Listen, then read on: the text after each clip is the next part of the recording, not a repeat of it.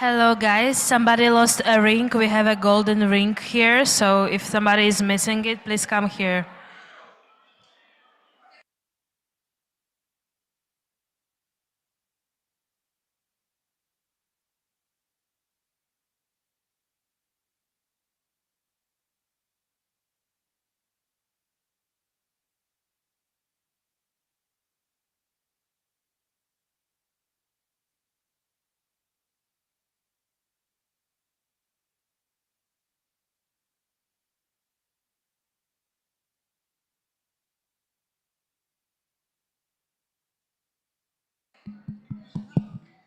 Everyone, please get seated so you can receive your voting cards.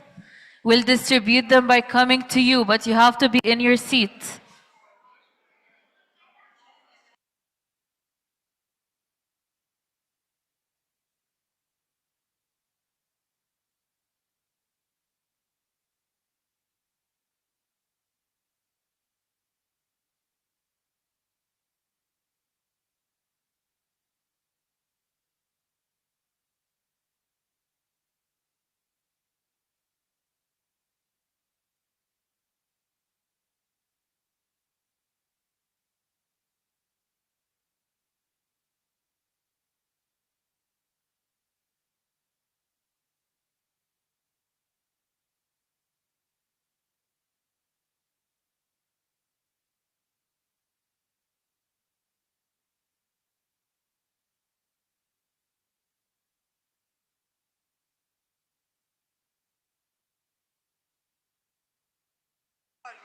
Guys, please sit down. We have an entire half empty.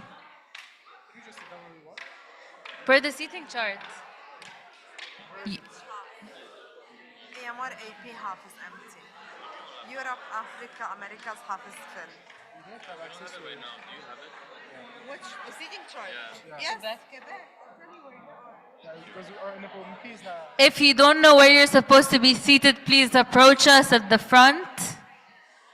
But you have to be seated. I'll come to you. Uh-huh. Sit in your seat and I'll come to you. Okay? You don't have to wait.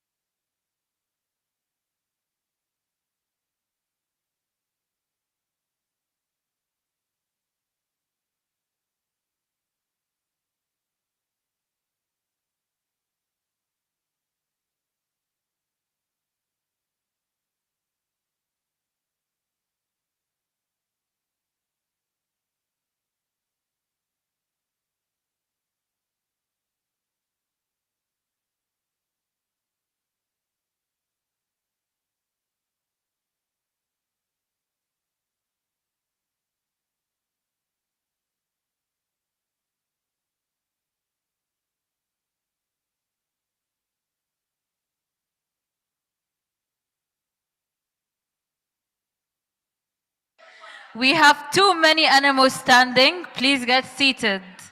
If you want to finish early or even on time today.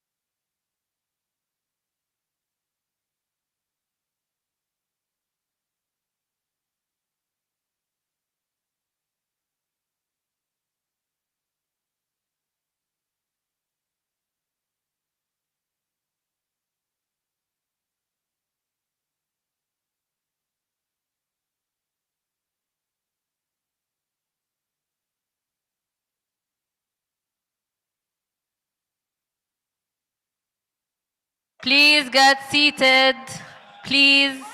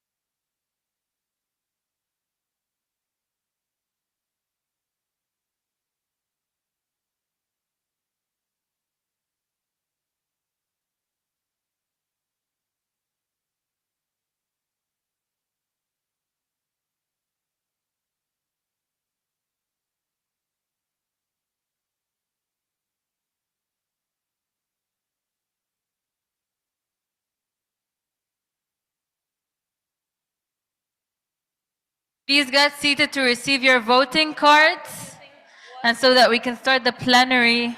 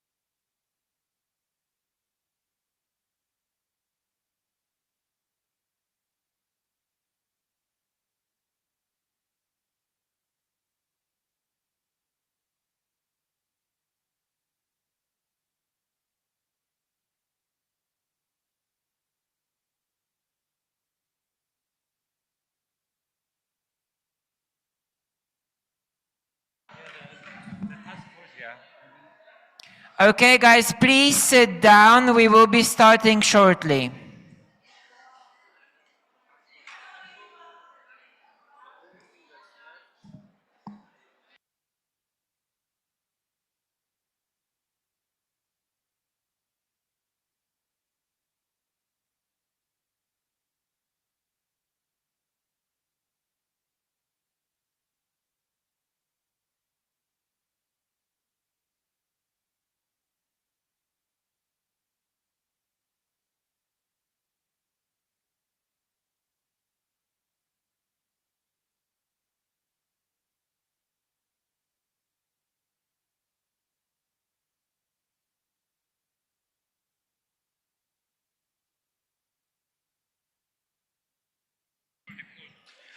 Hi everyone, this is Laura from the Financial Committee again.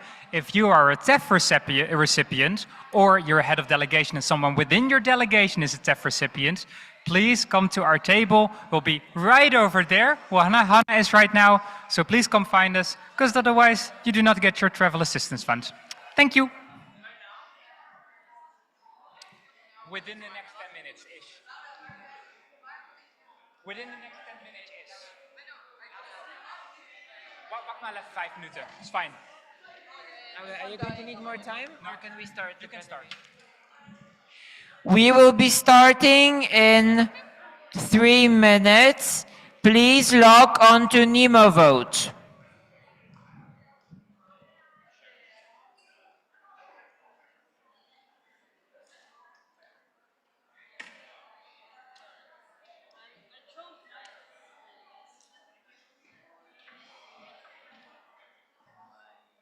Also, we had something added to the beginning of it, right? It was the Portugal thing. No.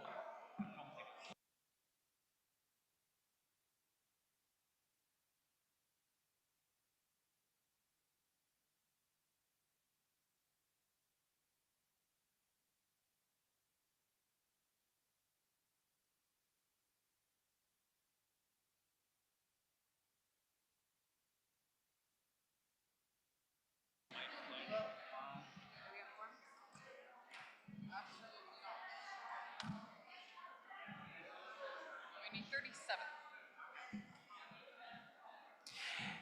We do not have quorum yet. Please log on to Nemo Vote. But we have CCC quorum. That's good. Do we? Yeah, 1, 2, 3. They also asked though to wait until they're like seated down and not randomly.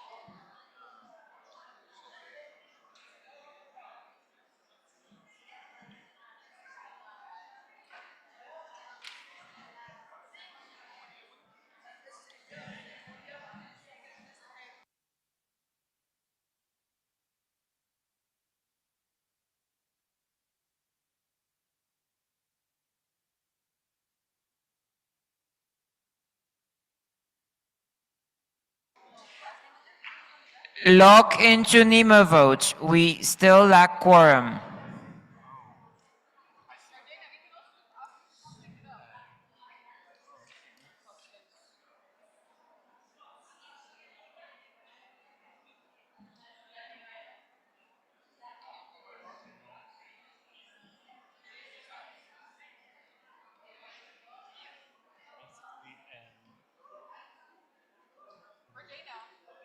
Why don't we just let them come? Because otherwise we don't know when they come in.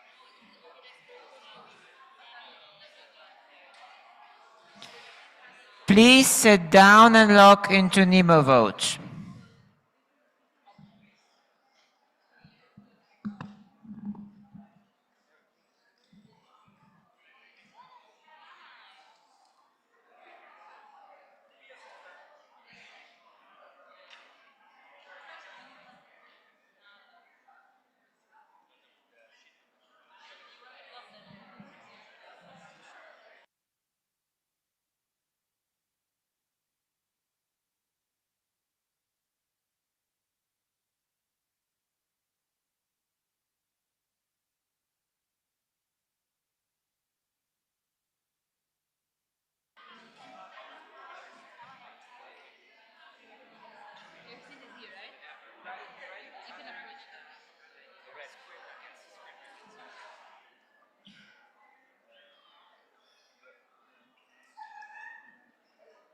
Please log into Nemo Vote.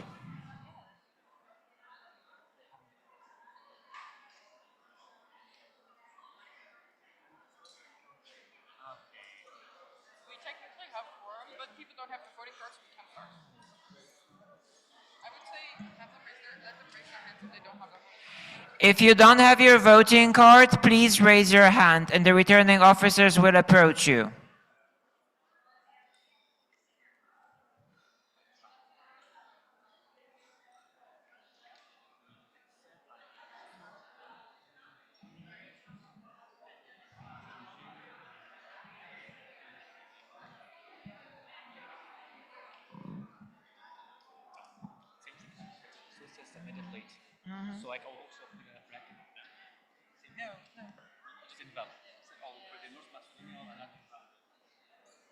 It was just not proposed by that second animal.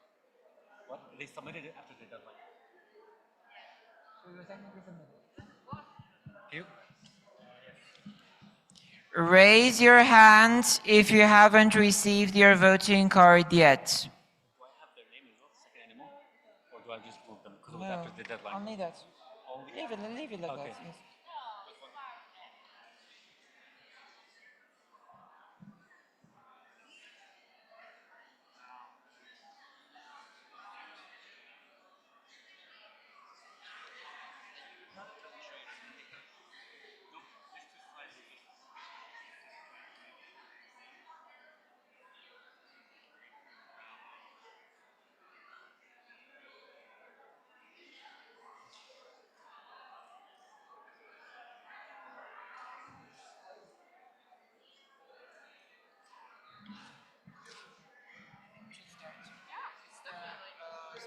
Anyway. All right. We are starting plenary 6, the last plenary of this General Assembly.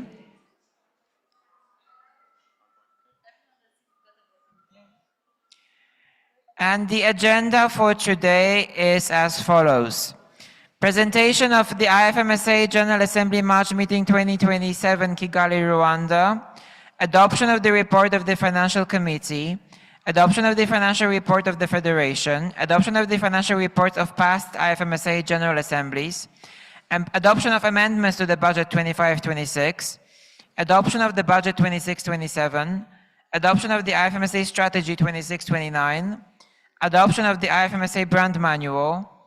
Adoption of the reports of the IFMSA task forces. Changes to the status, opening and closing of standing committees and task forces. Any other business. Adoption of the final report of the CCC, and adjournment of the meeting. And we have now received a speakers list 33, and it relates to the SCORP plenary. So if you would like to be on this speakers list, please raise your voting card. Yes, I have you, Anna in Portugal. Thank you. Anybody else? I do not see any, but before allowing Anna in Portugal, please stay quiet. Thank you. Anna in Portugal, you have 2 minutes. Carlos Matos Carvalho, him, and Portugal.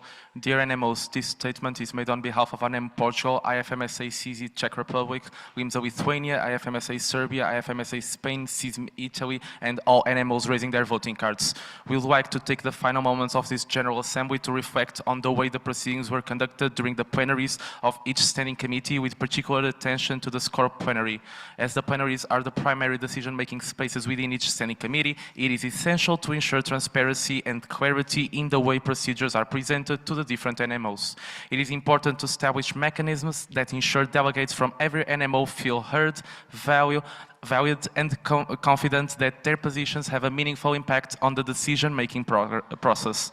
Furthermore, we believe it is important to highlight that for the past year, NMOs have not had the opportunity to make decisions within SCORP due to the absence of a SCORP plenary during March meeting 2026. In this context, fostering discussion among NMOs should have been prioritized over the speed at which the plenary was conducted. The way this situation was managed today represented a serious breach of the principles that underpin not only this federation, but also the Standing Committee itself. The credibility of this federation must be built upon full respect for the procedural rules that ensure an inclusive and comprehensive approach to the issues under discussion. Today we witnessed what we believed was a clear violation of and disregard for the rules governing the conduct of proceedings during the different plenaries. Upholding these values requires close collaboration not only among NMOs but also between NMOs, the TO and the SUBCO. When this issue was raised, the SCORP director did not acknowledge the mistake or take responsibility for the way the situation situation was handled or even changed the course of what was happening, which further undermined delegates' confidence in the fairness and transparency of the process. We urge all the General Assembly to reflect upon this. Thank you. Thank you. And we close this speakers list. We received another request for a speakers list, and this time it relates to the topic of the resignation of the VPE 2526, which was shared via email on the NMO server earlier today. And we have Crossley, Croatia on the list. Would anyone like to speak?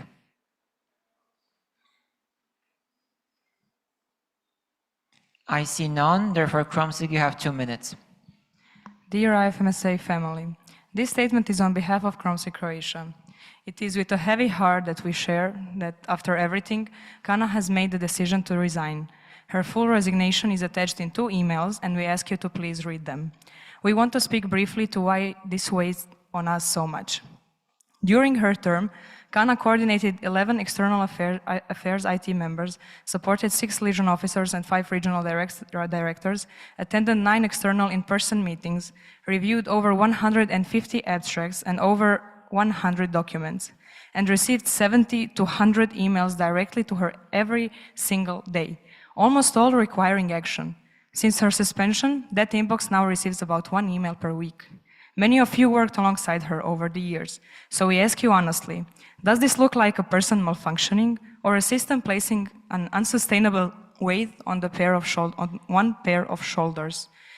And that is why Cromsic stands behind her. Kana has been one of our most active members for nearly 7 years now, not just in IFMSA, but within Cromsic too. She wouldn't have received our credential form if she wasn't doing her work well, and we don't give those out lightly. She asked for feedback all through her mandate and was told there was nothing to worry about. Then it went straight to investigation and suspension. She never got to tell her side. I remember her calling me in tears, worried not about herself, but about the ongoing processes and the promises made to our external partners. That is the kind of person she is. We are not against accountability, and neither is Kana. Our concern is the process and whether it was fair and consistent, especially given how the VPs before her were treated. Thank you. Thank you, Cromsic, and we close the speakers list.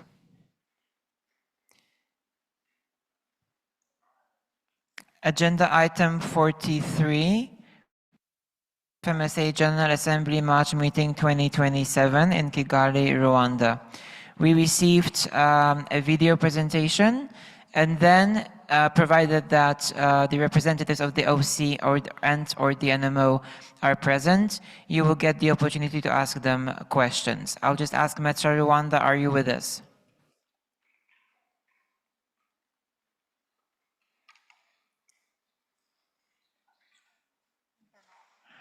They are not. Okay.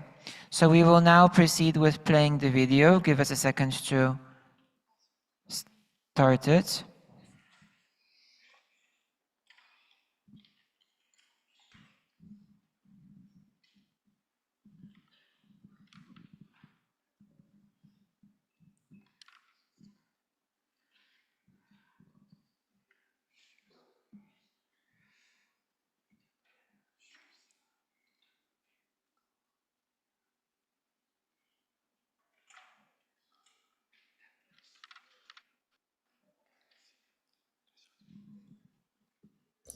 Hello, welcome to the presentation of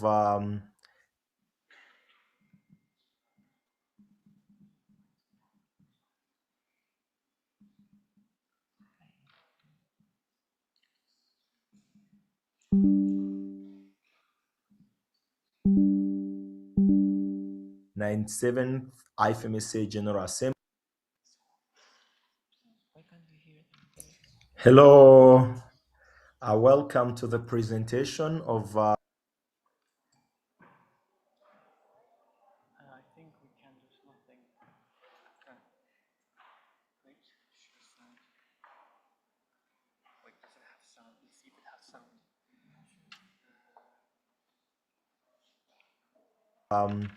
97th IFMSA General Assembly March meeting 2027 that is scheduled to take place in Kigali, Rwanda from 1st of March to 7th of March with a pre-conference.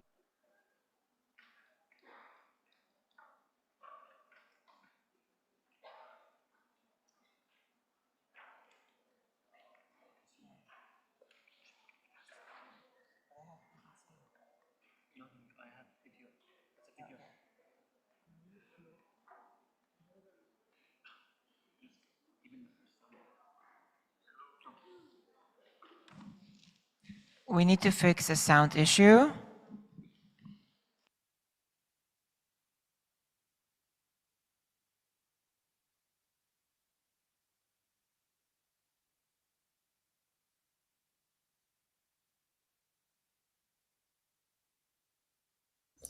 Hello, welcome to the presentation.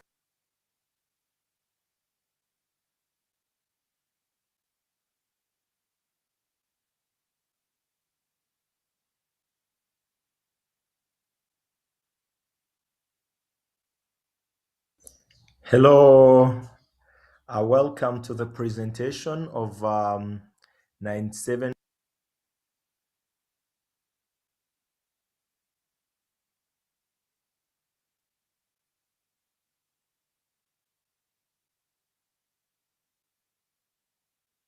IFMSA General Assembly March meeting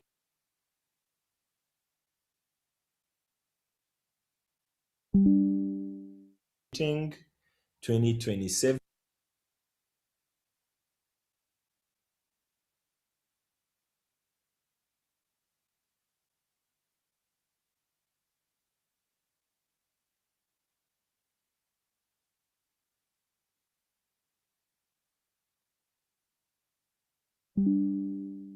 March with a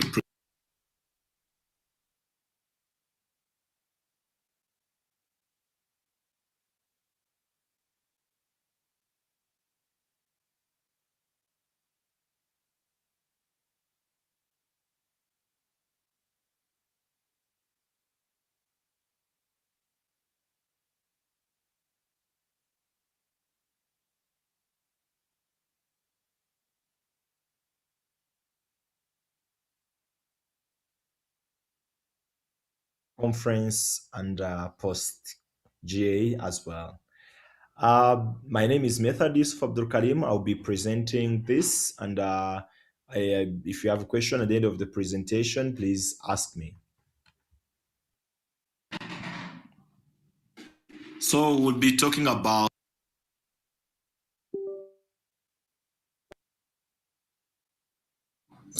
hello. Welcome to the presentation of 97th IFMSA General Assembly March meeting 2027 that is scheduled to take place in Kigali, Rwanda from 1st of March to 7th of March with a pre-conference and post-GA as well.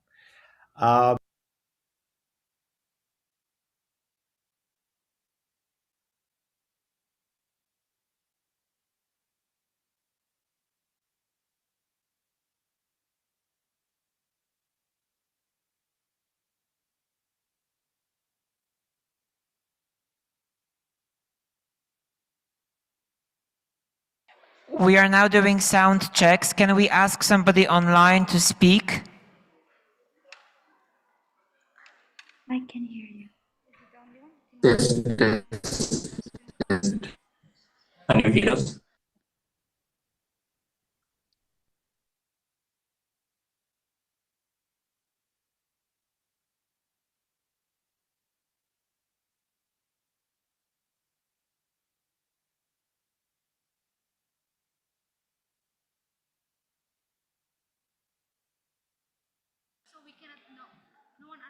Okay, can you speak? Can someone from the online people try speaking now? Hello. Otherwise, we will not know what the issue is. Hello. Can you hear us? What? I'm trying to talk. Okay, we're here. Okay. Okay. Let's try playing the video. Okay, thank you for the person Can you speak? Can someone from the online people try speaking now? Hello. We will not know what the issue is. Hello, hello. Can you hear us? What? I'm trying to talk. Okay, we're here. Okay. Okay. Let's try playing the video. Thank you for the person speak. Can someone from the online?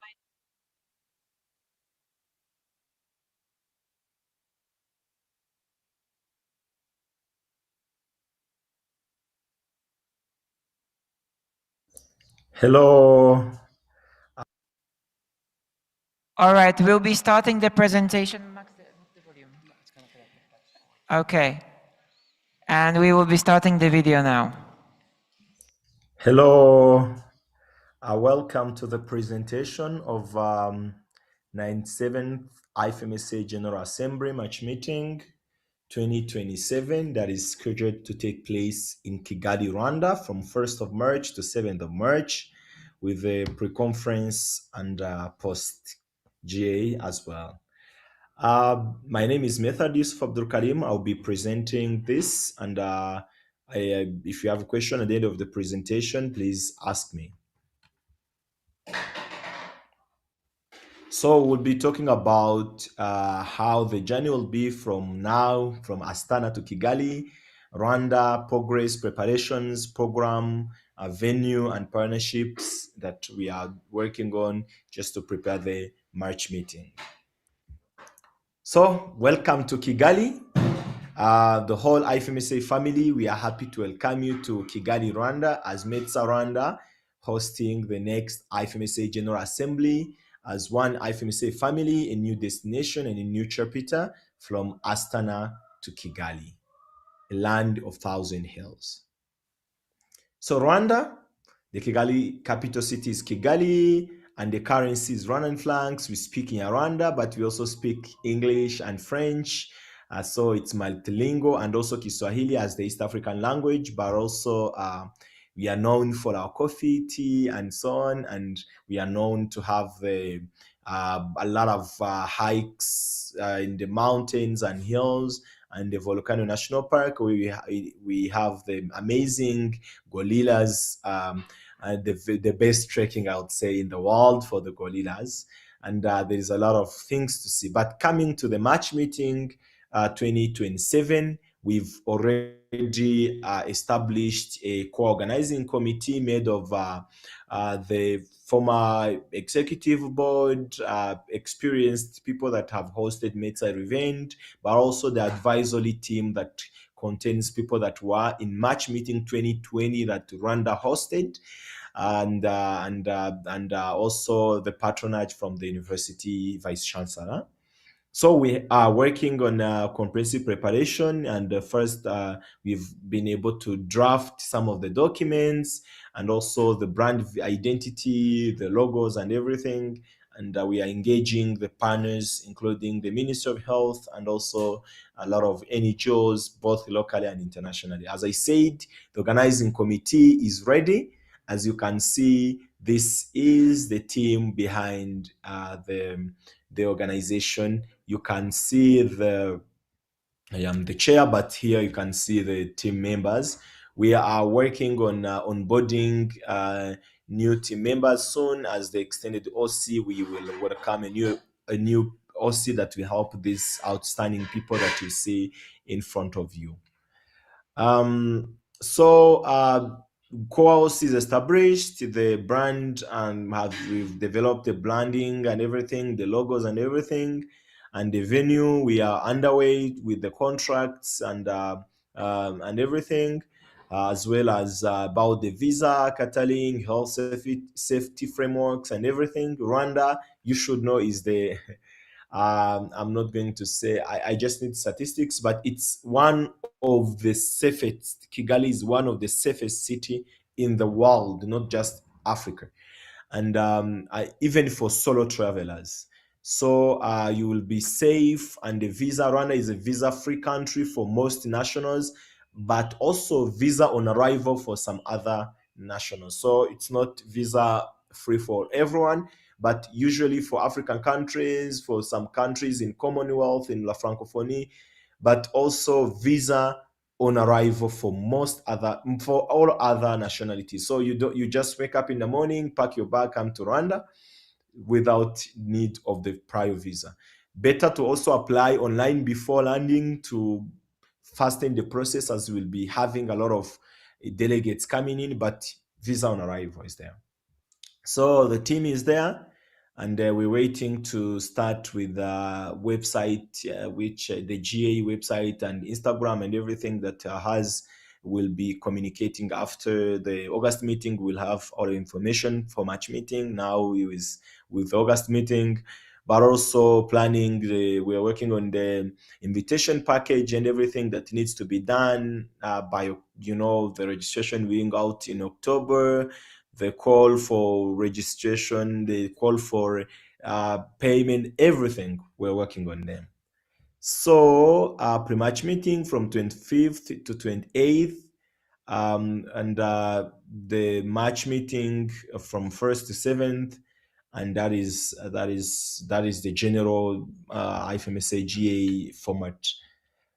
So the program, we will have opening and closing ceremony at different place from the accommodation, but the accommodation will have everything. We are hoping to have everything at the same hotel. If depending on the number of participants we will have, if we have more participants, then we will have to have two separate hotels, but one hotel that we are proposing is able to host a lot of people, more than 800 participants. So yeah, that is it. So the opening ceremony will be at iconic Kigali Convention Center, a dome-shaped king's shaped type of venue. It's a world class. It's a very nice place. As you can see, Match Meeting 2020 was the opening ceremony place at this venue. But also the hosting hotel. Now we've had quite a number of options, but we are finalizing, as I said, which we will. I've been looking at the best venue with the best availability and the best things considering our requirements. There was Rapalis, but now we have the Lemigo Hotel as the host, as our main venue, because it shows that to be the competing venue now. And as I've said, the preparation with the contract and everything and a finalization is yet to come out. So this is not yet something we can share more about, but after the August meeting, once everything is settled, we'll be sharing them.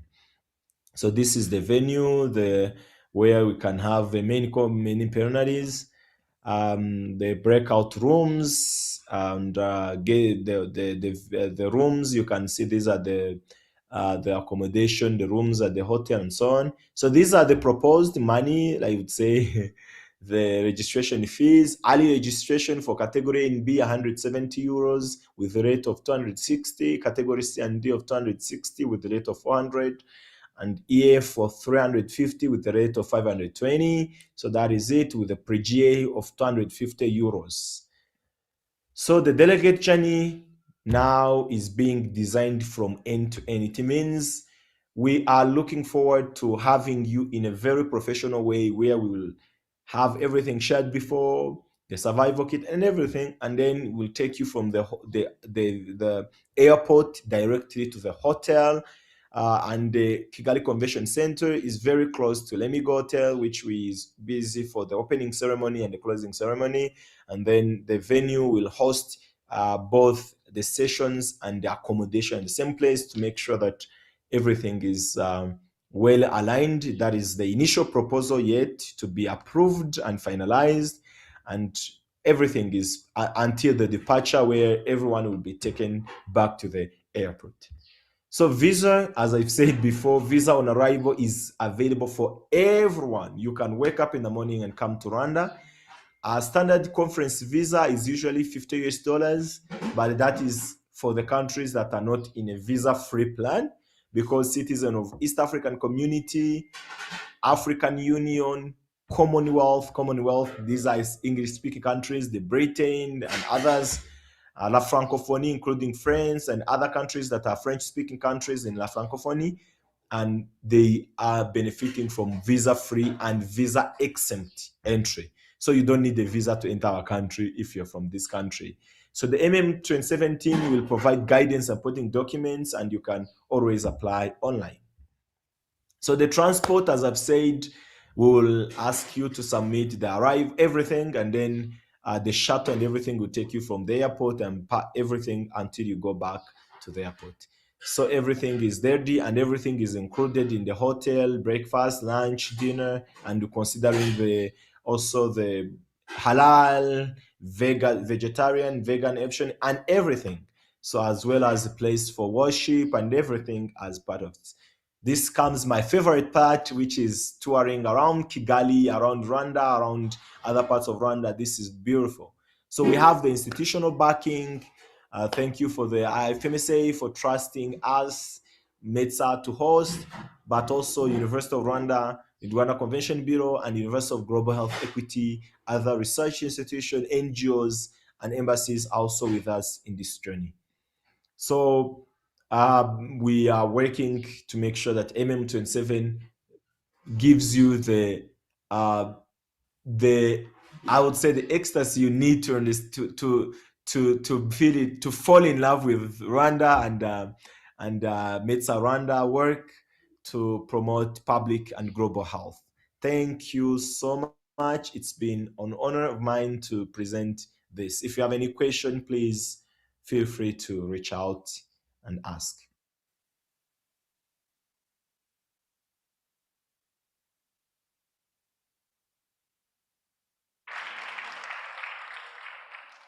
Thank you, Mr. Rwanda, for the presentation. Now we can proceed to questions to the host.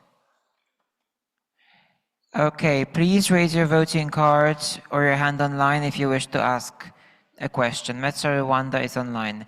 BVMD Germany, please. Mic to Germany.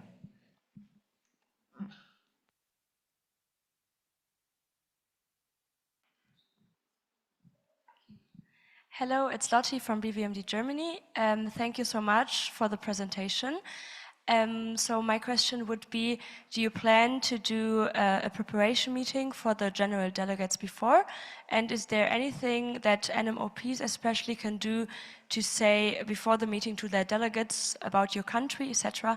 Thank you so much.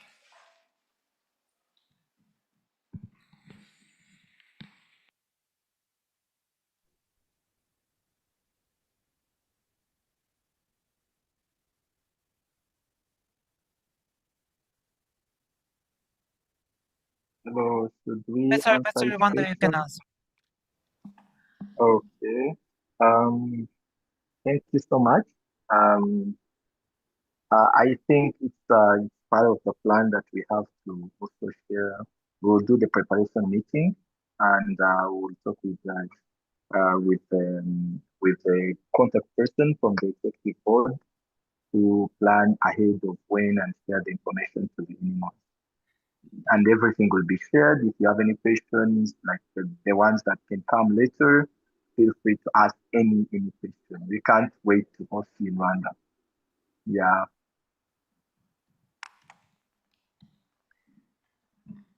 Thank you so much for the answer. Do we have any other questions?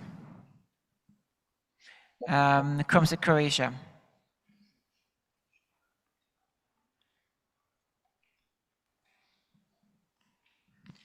Our question is regarding the LGBTQAI plus community. Is it safe in the city where the GA?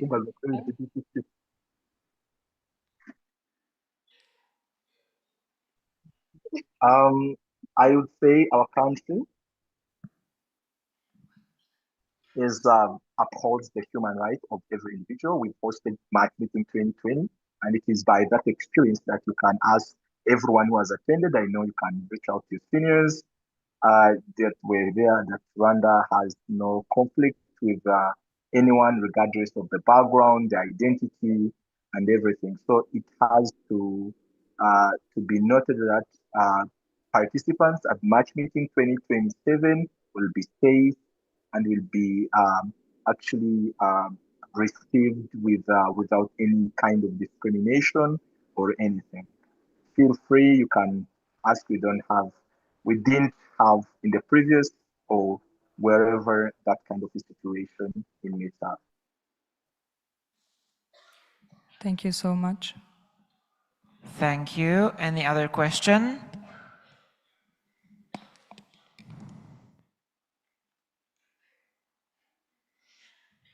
I see none, therefore we can move on.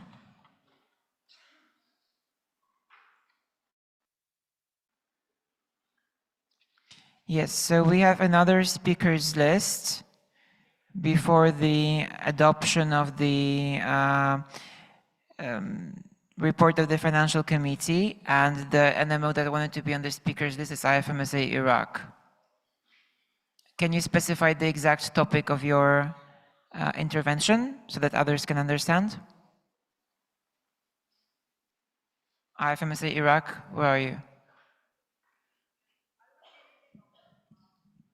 Okay. All right. So are you requesting 3 minutes or is 2 enough? 3 minutes. Okay, you're allowed 3 minutes and you may start now. But first specify the topic. Yes. So please specify the topic first so that others can understand. And they will join and then you will start. It's about accessibility of GAs. Okay, it's about accessibility of GAs. So who would also like to be on the speakers list? We have SISM Italy, then in Brazil. You want to go last, Zainab, or first? First. Okay, so the RD EMR, 3 minutes. Thank you. This statement is delivered on behalf of IFMSA Iraq. Dear IFMSA family, before we begin, we would like to extend our sincere appreciation to IFMSA Kazakhstan and the organizing committee for their remarkable efforts in hosting this August meeting.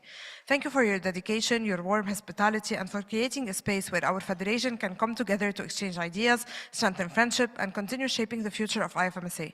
We would also like to wish the future hosts every success in their preparations, and we look forward to gathering together again in the meetings to come. Every General Assembly reminds us that one of IFMSA's greatest strengths is its ability to bring medical students together, regardless of where they come from. It's in these spaces that we learn from one another, build partnership, and strengthen the global community we proudly belong to. However, for some NMOs, being present in these spaces is not as simple as registering for a meeting or booking a flight. By the CCC. Point of order, CCC. Speaking rights. In this issue, we cannot have the statement read by you specifically, as you cannot speak on behalf of your NMO, on this NMO. All right, so we are moving on to, so we are deleting IFMSA Iraq for now, maybe they can connect online, and we are moving on to SISM Italy. Are you requesting 3 minutes or is 2 enough? 2. Yes, then in Brazil may go first, Lemsik. All right, yes. So after then in Brazil.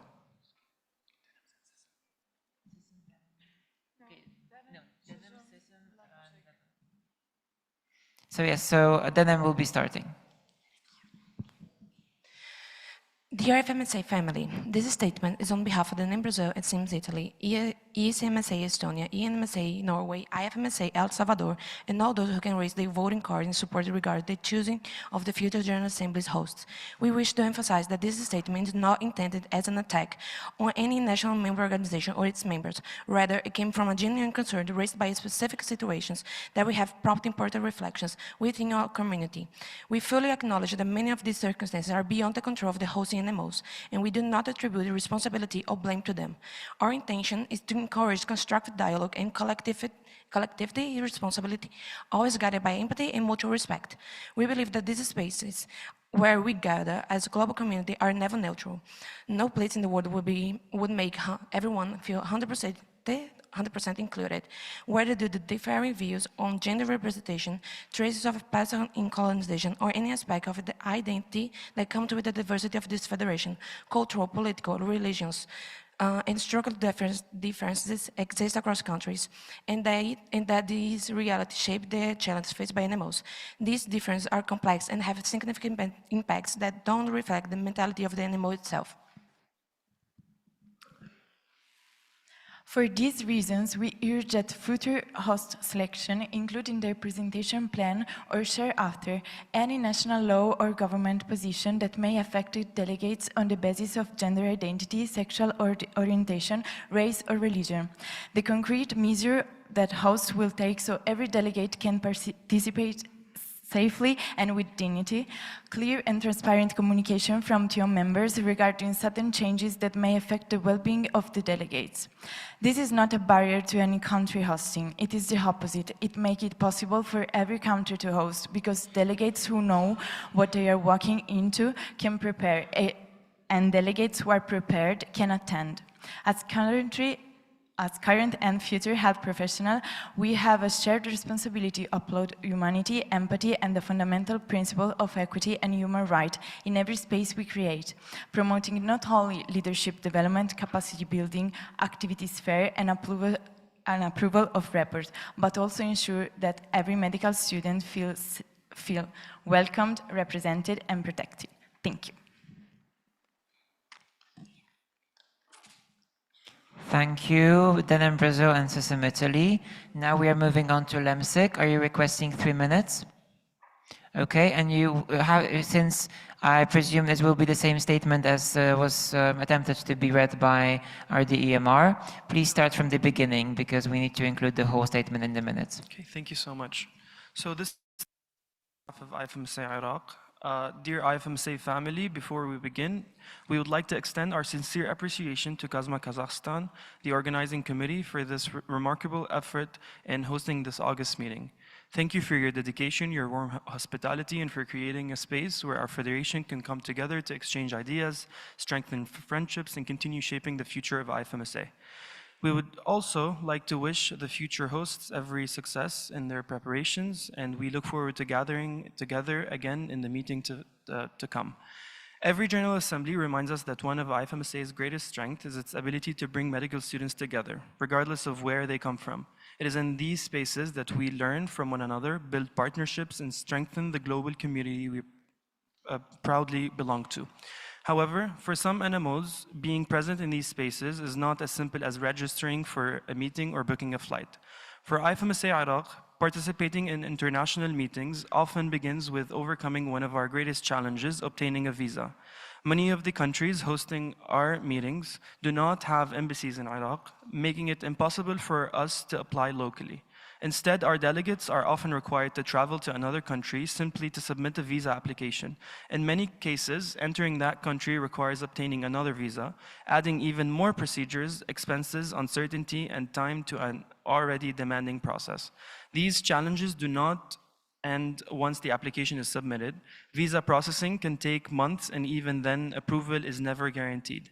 As a result, IFMSA Iraq has missed several General Assemblies physically, despite completing registration and paying the physical meeting fees, leaving online participation as our only option. As medical students, we are committed to contributing to this federation. We dedicate our time, energy, and personal resources to participate in its activities and represent our NMO. Yet, despite completing every required procedure and planning months in advance, attending an international meeting can still become impossible due to circumstances entirely beyond our control. We recognize that visa regulations are determined by national authorities and remain outside the responsibility of organizing committees. However, we also believe that there are meaningful ways to make our meetings more accessible to our NMOs facing these challenges. We encourage future hosts to consider visa accessibility from the earliest stages of planning, issue invitation documents as early as possible, maintain close communication with affected delegations, and explore every available opportunity that may help facilitate visa procedures whenever possible. As a federation that values equity, diversity, and inclusion, let us continue working towards international meetings where participation is shaped not by limitations of a passport, but by the willingness of every member to contribute to our shared mission. Thank you. Thank you. And we close the speakers list. We move on to agenda item 44, adoption of the report of the Financial Committee. And we have received regular motion 85 to adopt the final report of the March meeting 2026 Financial Committee as last shared over the NMO server on March 6, 2026. It's proposed by the Financial Committee. Would you like to explain?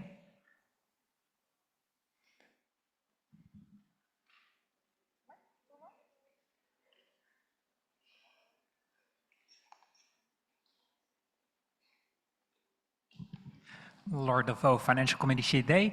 Yes, as explained during President sessions, this is still the one from the March meeting. As due to a technical error, this motion could not be submitted, and therefore we're doing this now. Thank you. Do we have a seconder to the motion?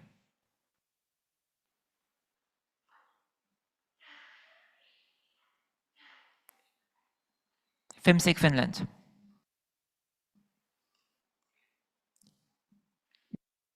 Amendments.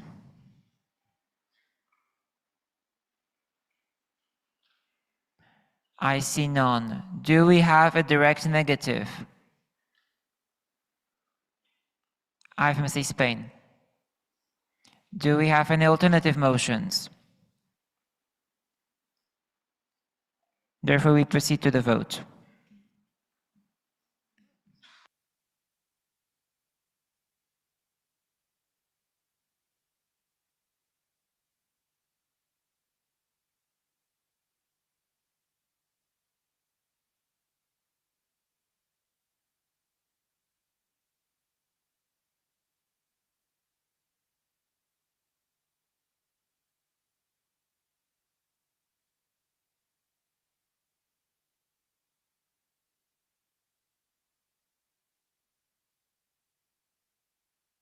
The vote is on. Please vote.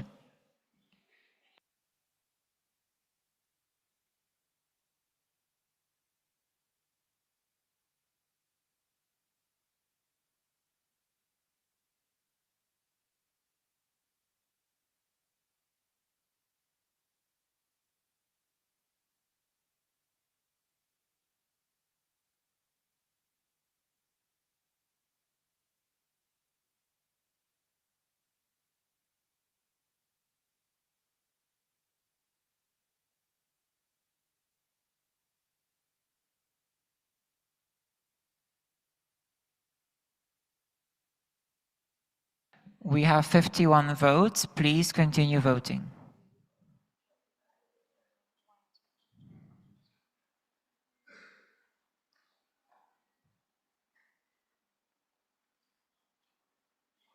Are you facing any issues while voting? Okay, Swimsa, internet?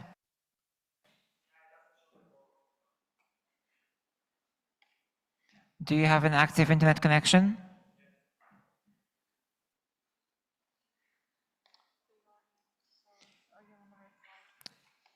Are you on the right cloud, IFMSA 1?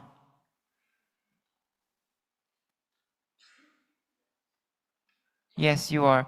Okay, we have you included, and we have you as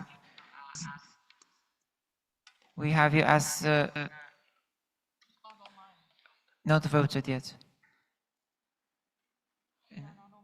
And you're not online. We don't see you as online right now. Okay. We're gonna wait.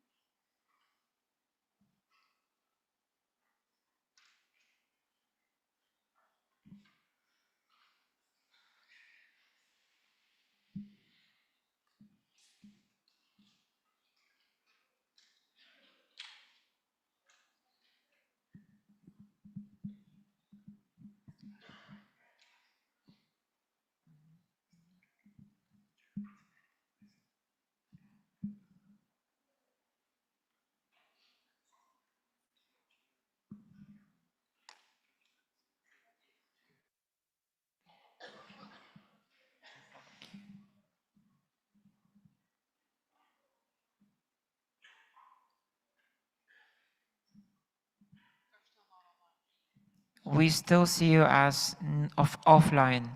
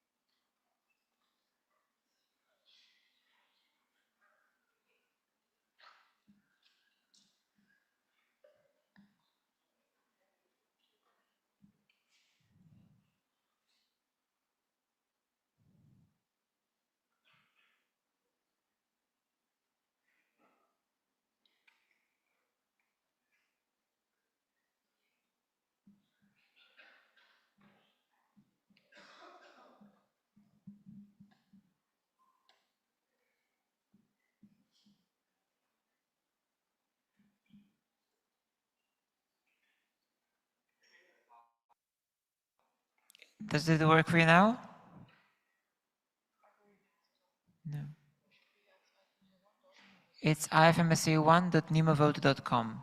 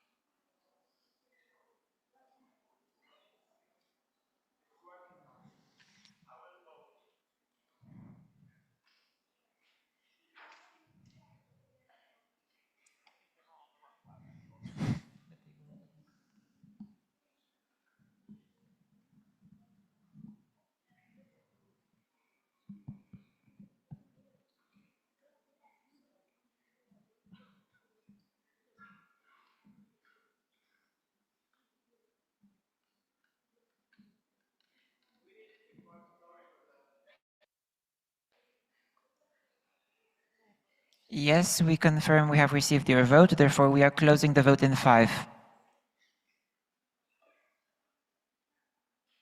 Please close the vote. We have received 62 votes, 51 in favor, 4 against, and 7 abstentions, which means that motion passes with simple majority.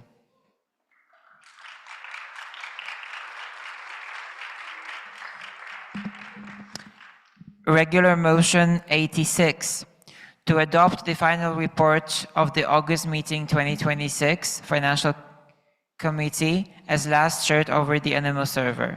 Proposed by the Financial Committee. Would you like to explain? Yes, Laura Delvaux, Financial Committee Sheet A. We've just shared the latest version about an hour ago, which we've already explained in precedent sessions. So all the things that are amended aren't anything new, except for the withdrawal of a motion, which has been explained in the email. Thank you. Do we have a seconder?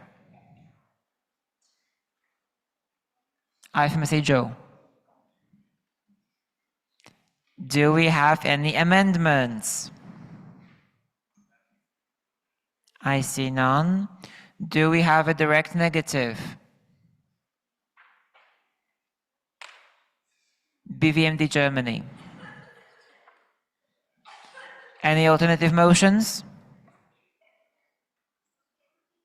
I see none, therefore we proceed to the vote.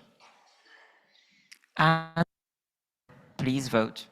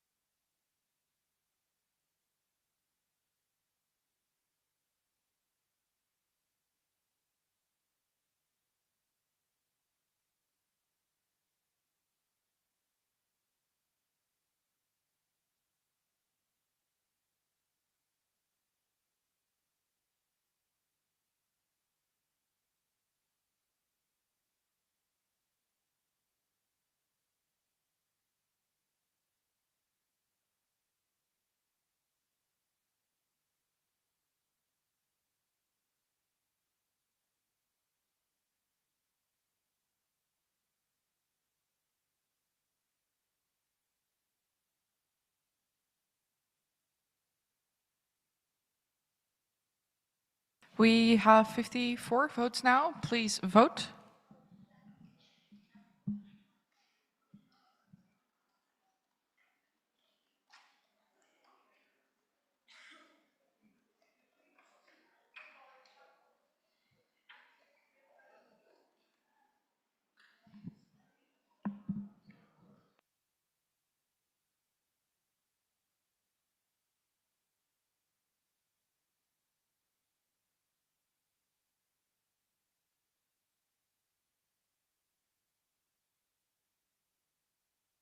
Any issues in voting? If not, we will be closing in 5.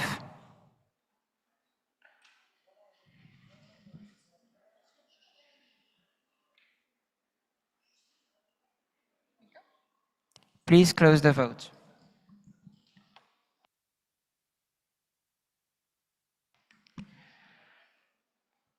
So we have received 58 votes, 48 in favor, 4 against, 6 abstentions, which means that the motion passes with simple majority.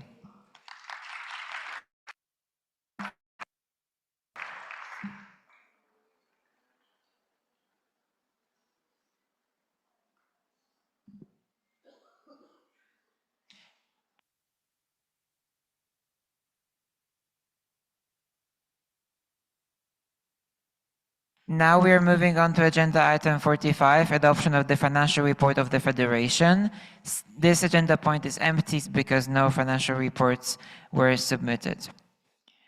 Agenda item 46, adoption of the financial reports of past IFMSA. And before we proceed to the vote on the report of the 75th General Assembly March Meeting 2026 financial report, we will be hearing a presentation by IMCC Denmark, and they have requested 3 minutes and also have to help them. So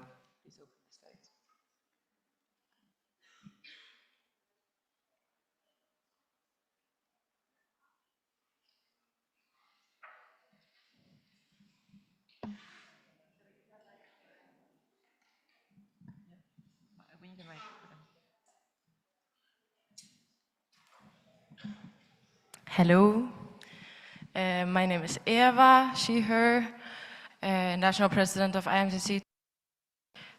Very nice to see you all. We just wanted to do a simple presentation. I'm sorry, we don't have the slides yet. Give us a second, okay? Okay. We need to open them.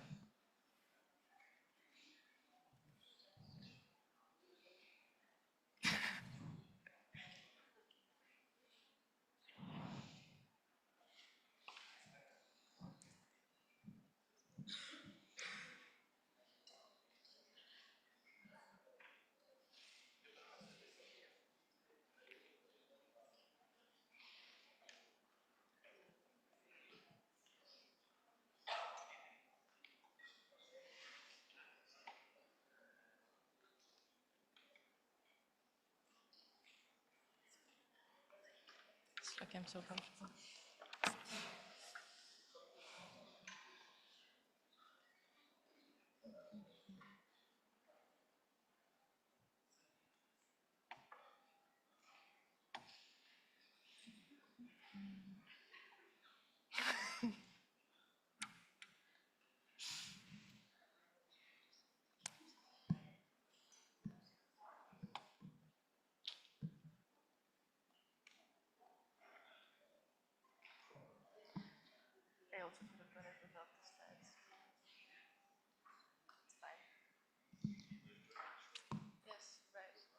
All right, we have the slides. You may start again. And the clock is back at 0. Yes, thank you. So we just wanted to show you a little bit how the financials went for March meeting 2026. We were happy to host you. If you switch the slides. So next slide, thank you. Yeah, next one.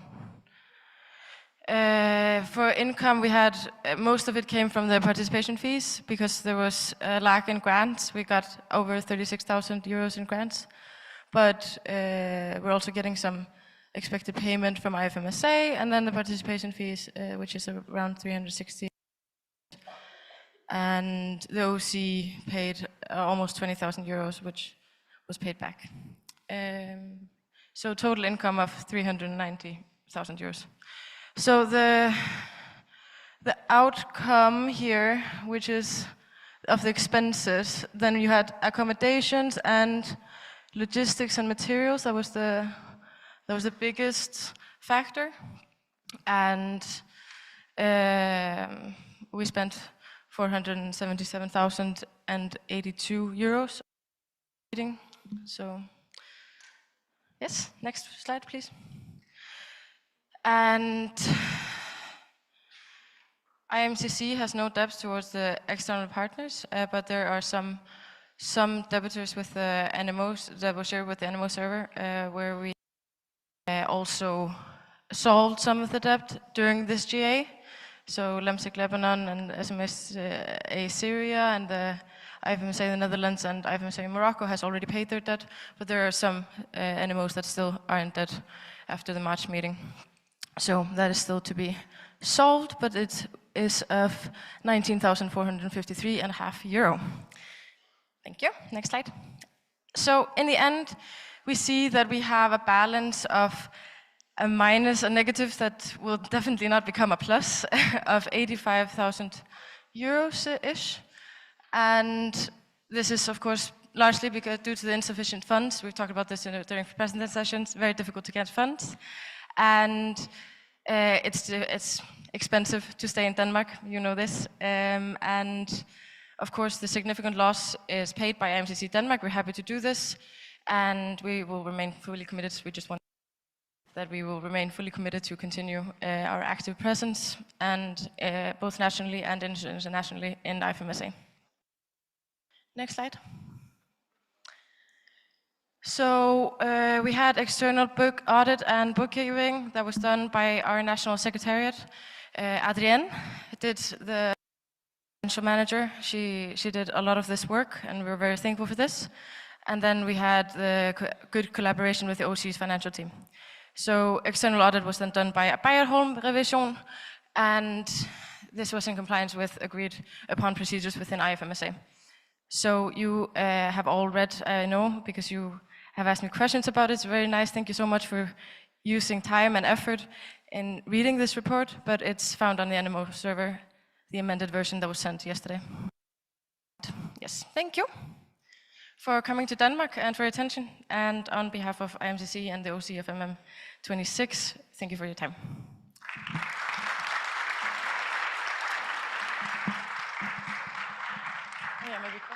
Thank you. In case there are any questions, we can open the speakers list. Okay, let's open the speakers list. Slumsa Slovakia.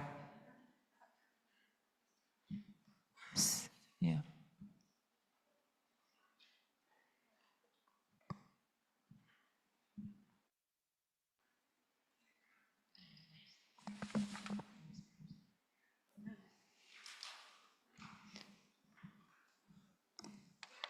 Hello, Eva. Thank you for your presentation. This is Eva, she, her, Slumsa Slovakia. In your report, we saw that the sum for accommodation was 173,000 euros, around that sum. And I would just like to confirm, what was the price per night you got for that accommodation? Because based on our calculations, the price per person per night would be higher than what we can commercially find on Booking. Are you counting pre with this? Can you repeat that? Do you have pre-GA within, like, with the dates? Ah, okay. I believe that this is a merged accommodation. Okay, okay, that's the issue, okay. I think so. Thank you. Thank you. Any other questions?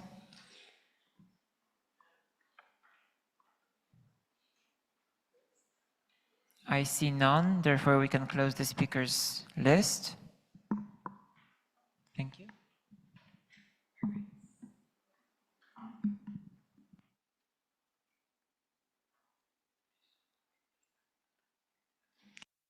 We now have regular motion 87, which reached to adopt the 75th General Assembly March Meeting 2026 financial report as last shared over the server.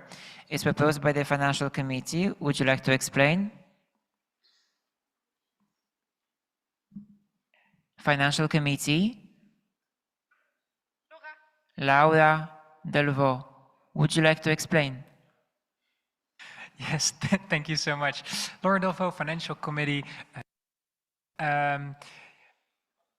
Yes, this was also explained during president session and just explained by IMCC Denmark. We motioned to adopt their financial report as it was last shared over their server. Thank you. Do we have a second?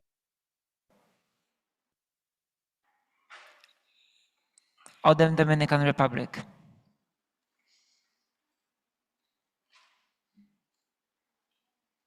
Do we have any amendments? Do we have a direct negative? AMSB Bulgaria.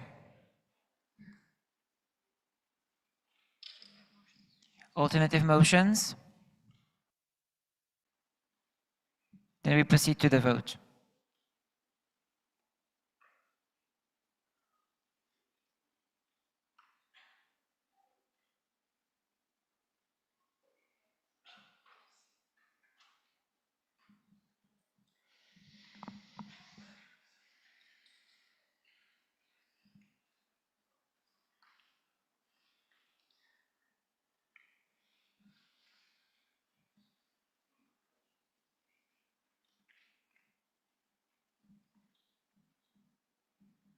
Nobody wanted to speak about the...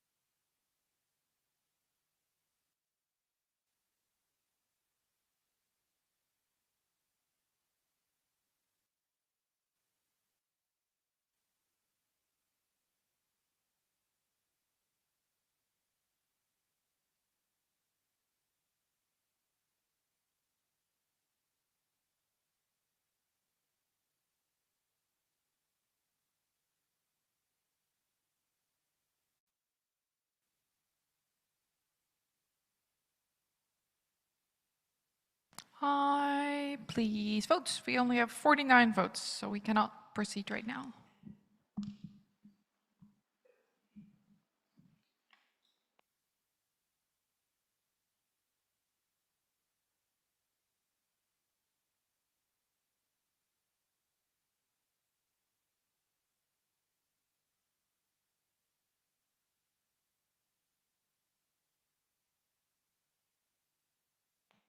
We have 56 votes.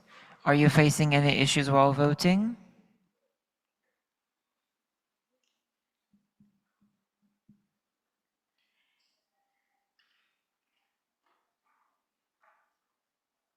We will be closing in 10.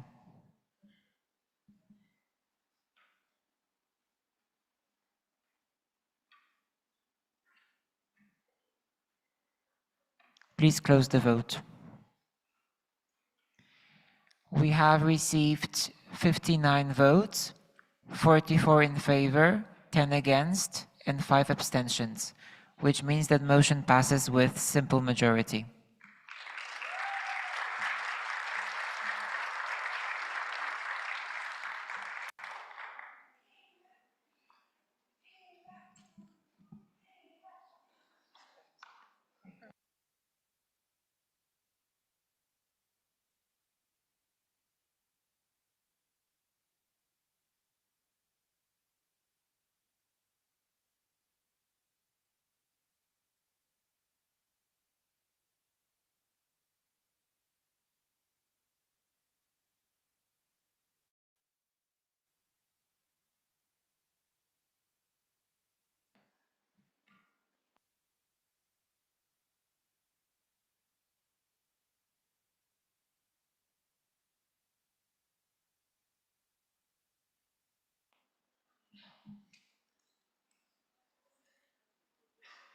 We have also received a request to open a speakers list with regards to the motion to adopt report of the March meeting 2022. So who would like to be on the speakers list? okay, the Financial Committee, and IFMSA EB. No, only IFMSA EB. Point of information, PPA.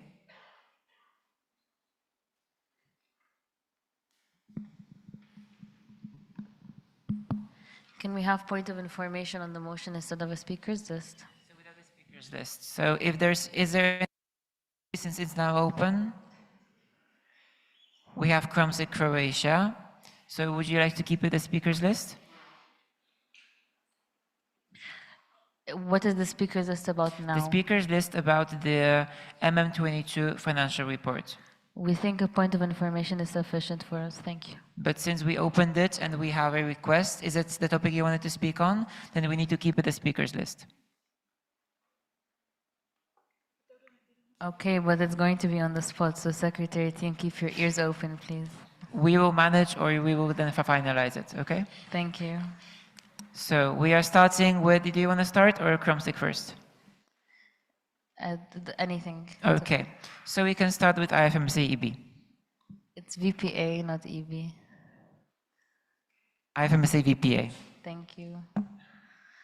So this is explanation for the next motion ahead, which was to adopt the report by Northern Macedonia. They have decided to withdraw the motion after reflecting on today's president sessions. They want to take additional time to get a legal consultation since there are pro bono avenues, and to try again to get confirmation if this report can be audited. They also take additional time to add to the report every single detail they had for accounting and everything they could do with regards to the financial state. They want to also hold Road to MM27 discussions with you guys and to work on a way to find ways to prevent this from happening again. And I thank the NMO for all their effort, and I hope we can continue supporting them to resolve this chapter. Thank you. Thank you. Crossley, Croatia, you have 2 minutes. Dear IFMSA family, this statement is on behalf of Crossley, Croatia, Slomsik, Slovenia, IMSB, Bulgaria, IFMSA, Serbia, Slomsa, Slovakia, IFMSA, Czech Republic, and all of the NMOs raising their cards alongside us. Regarding MMSA, the Republic of North Macedonia, and their outstanding financial report. We understand the concerns. A missing report and an unresolved surplus of around 75,000 euros are serious, and questions about accountability are valid. What happened? Funds were buried by a former president, and that is unacceptable. But we ask you to look at who is carrying this. The current executive board did not create this situation. 4 years ago, many of them were not even medical students. They took responsibility for what they inherited, investigated it, and chose transparency over avoidance. They are trying to correct a mistake, not only one they did not create, but one that they had no knowledge of, starting from zero. The report openly acknowledges the full extent of it, including a debt greater than many of us understood. That was not the easy path, it was an honorable one. So we ask you to consider honestly, what would your NMO do if this happened to you? Would it be fair for future generations of your organization to carry a debt they did not create indefinitely? Left unresolved, this weight will only pass to the next executive board and the one after, punishing students who were children when the wrong was done. We are not asking anyone to decide anything at this moment.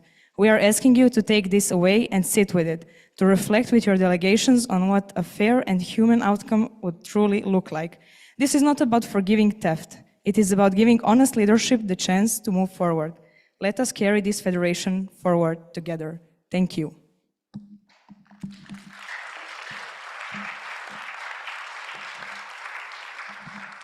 Thank you, Crossley, Croatia, and we also received a request from the Financial Committee to be included. So, Laura, please, you have 2 minutes.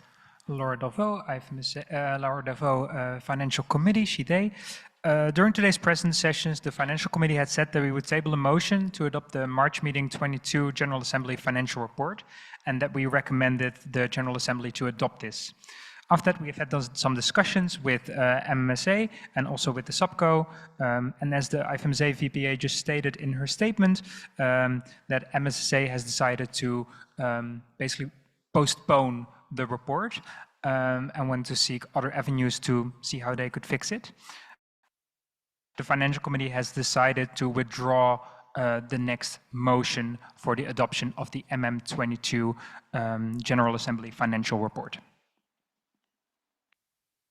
Thank you, Financial Committee. We are now moving to the regular motion 88 to adopt the 71st General Assembly March Meeting 2022 Financial Report as last shared over the server, which was withdrawn. Agenda item 47, adoption of amendments to the budget 2025-2026. We received a motion 89 to adopt the amended IFMSA budget 25-26 as last shared on the NMO server. It's proposed by IFMSA Executive Board. Would you like to explain? No. Do we have a seconder? Bill Armenia. Do we have any amendments? Do we have a direct negative? FIMS Israel. Any alternative motion? Then we proceed to the vote.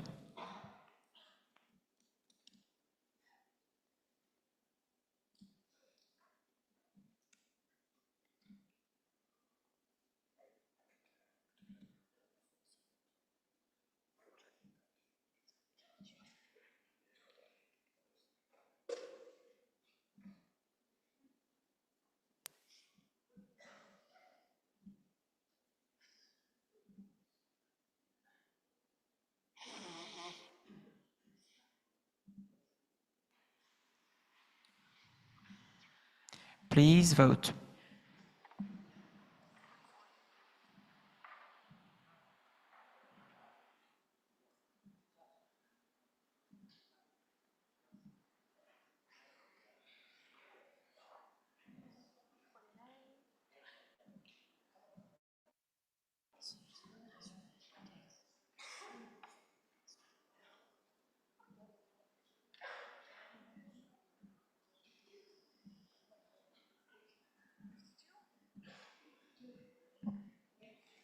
Is anyone facing issues voting?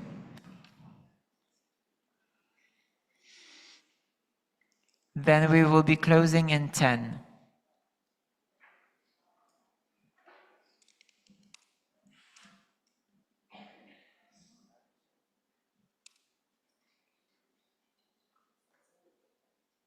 Please close the vote.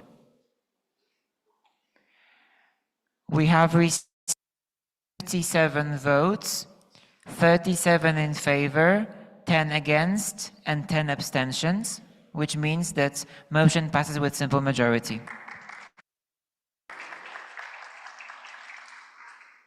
We are now opening agenda item 48, adoption of the budget 2026-2027. We have received motion 90 to adopt the IFMSA budget 2026-2027 as last shared on the NMO server. And this motion is invalid. Would the CCC like to explain why it is invalid? Eline Shiher, CCC. This budget was sent in after the deadline and therefore is invalid. Lemsig Lebanon. Point of information.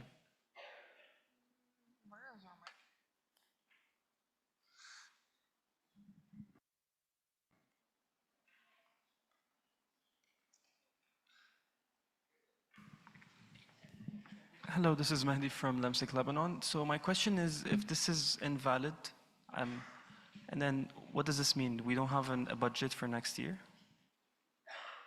IFMSA CCC, So can they you can- deliver an answer? So the EB can spend as much as they want or not spend at all? Eline Shiher, CCC. We've also briefly explained this in precedence, but we'll repeat it here. A budget is what mandates or allows the executive board to spend money on behalf of IFMSA. Given that there is no process in the CMB about what happens if there is no budget, the entire consequences of it are not entirely overseeable. It does, however, not mean that they can spend whatever they want. In fact, it's closer to the opposite. It will be anywhere from not being able to spend any money at all to only being able to spend the bare minimum to keep the federation going, such as banking costs and costs on any properties. But how far those minimum requirements would reach is something that we as CCC in our scope cannot possibly determine. So it would be up to EB to seek legal consultation as to which amount of money they are allowed to spend, if any at all.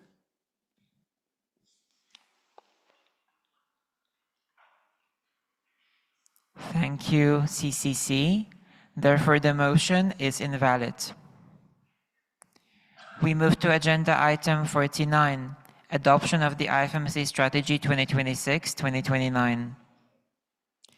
Motion 91, to adopt the IFMSA Strategy 2026-2029 as last shared on the NMO server, proposed by the IFMSA EB. Would you like to explain? Do we have a seconder? FMS Taiwan.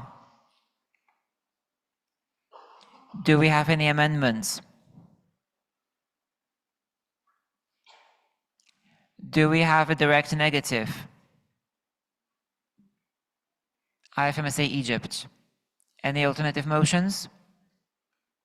We proceed to the vote, and we need 2/3 majority.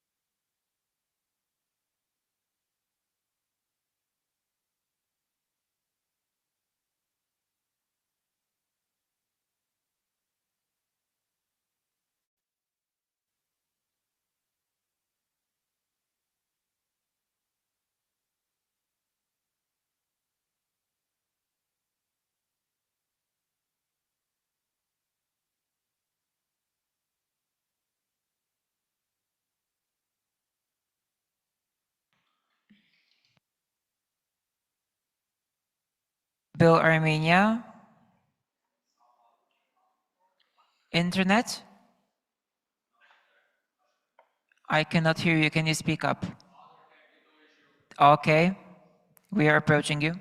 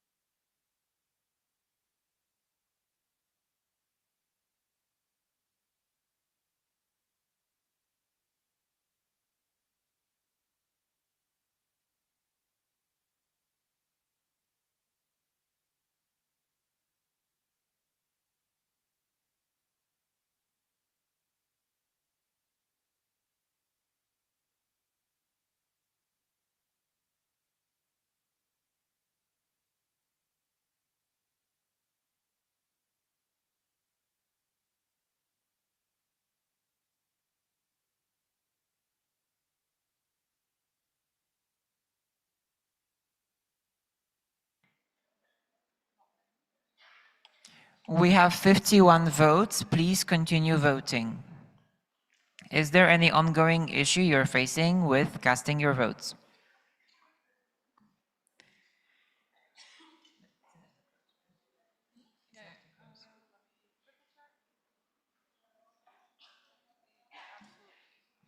We will be closing in 10 seconds.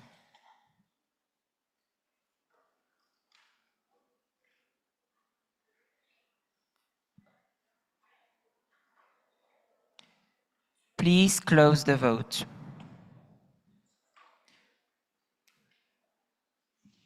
We have received 56 votes, 44 in favor, 6 against, and 6 abstentions, which means that the motion passes by 2/3 majority.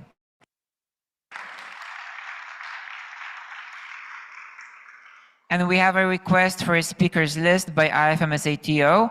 The speakers list regards the adoption of the strategy. If there's anybody willing to be on it, please let us know before we start. I see none, therefore IFMSA TO. 3 minutes? 2 is enough, okay. Please go on. Dear NMOs, with the adoption of this strategy, a new chapter for IFMSA begins. A document like this is written through conversations, different perspectives, difficult questions, and a shared belief that our federation can always. To the members of the Strategy Small Working Group, thank you for believing in this process from the very beginning. Thank you for your dedication, your thoughtful debates, and your countless reviews. Thank you to our teams and our members who have shared their expertise, challenged assumptions, and ensured this document remained both ambitious and realistic. Today we celebrate the adoption of the strategy, but tomorrow the real work begins. This document is not the destination, it is a starting point. Over the coming year, IFMSA will begin translating this strategy into action through implementation plans and further work on specific areas that deserve deeper attention. A strategy has little value if it remains a document on a website. Its value comes from the decisions we make, the priorities we set, and the actions we take together over the next 3 years. Thank you all for your trust, your ideas, and for believing in the future of IFMSA. Thank you. Thank you. We close the speakers list and move on to agenda item 50, adoption of the IFMSA brand manual. And we have received motion 92 to adopt the brand manual submitted to the 75th General Assembly August meeting 2026. It's proposed by the IFMSA Executive Board. Would you like to explain? No. Do we have a seconder?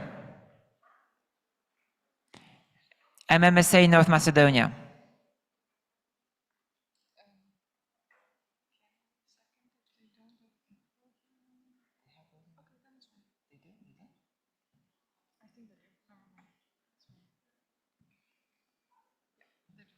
Do we have any amendments?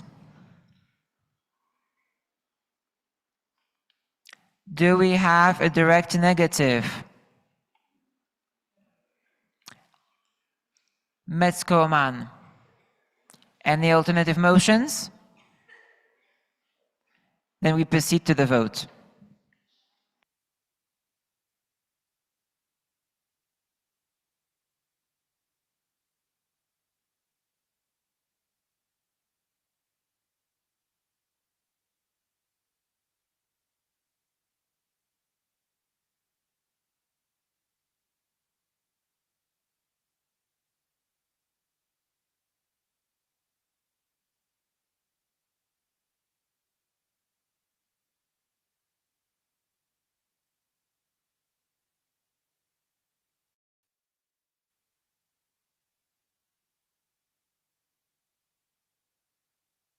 We only have 37 votes, and we continuously trust in you that we can deliver more.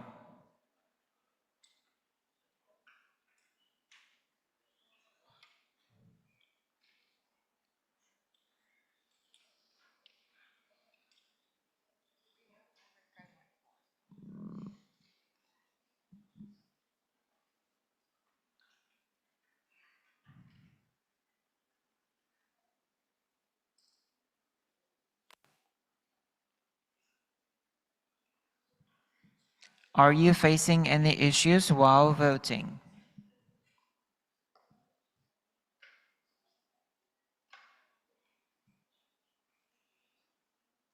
I see none, therefore we will be closing in 10.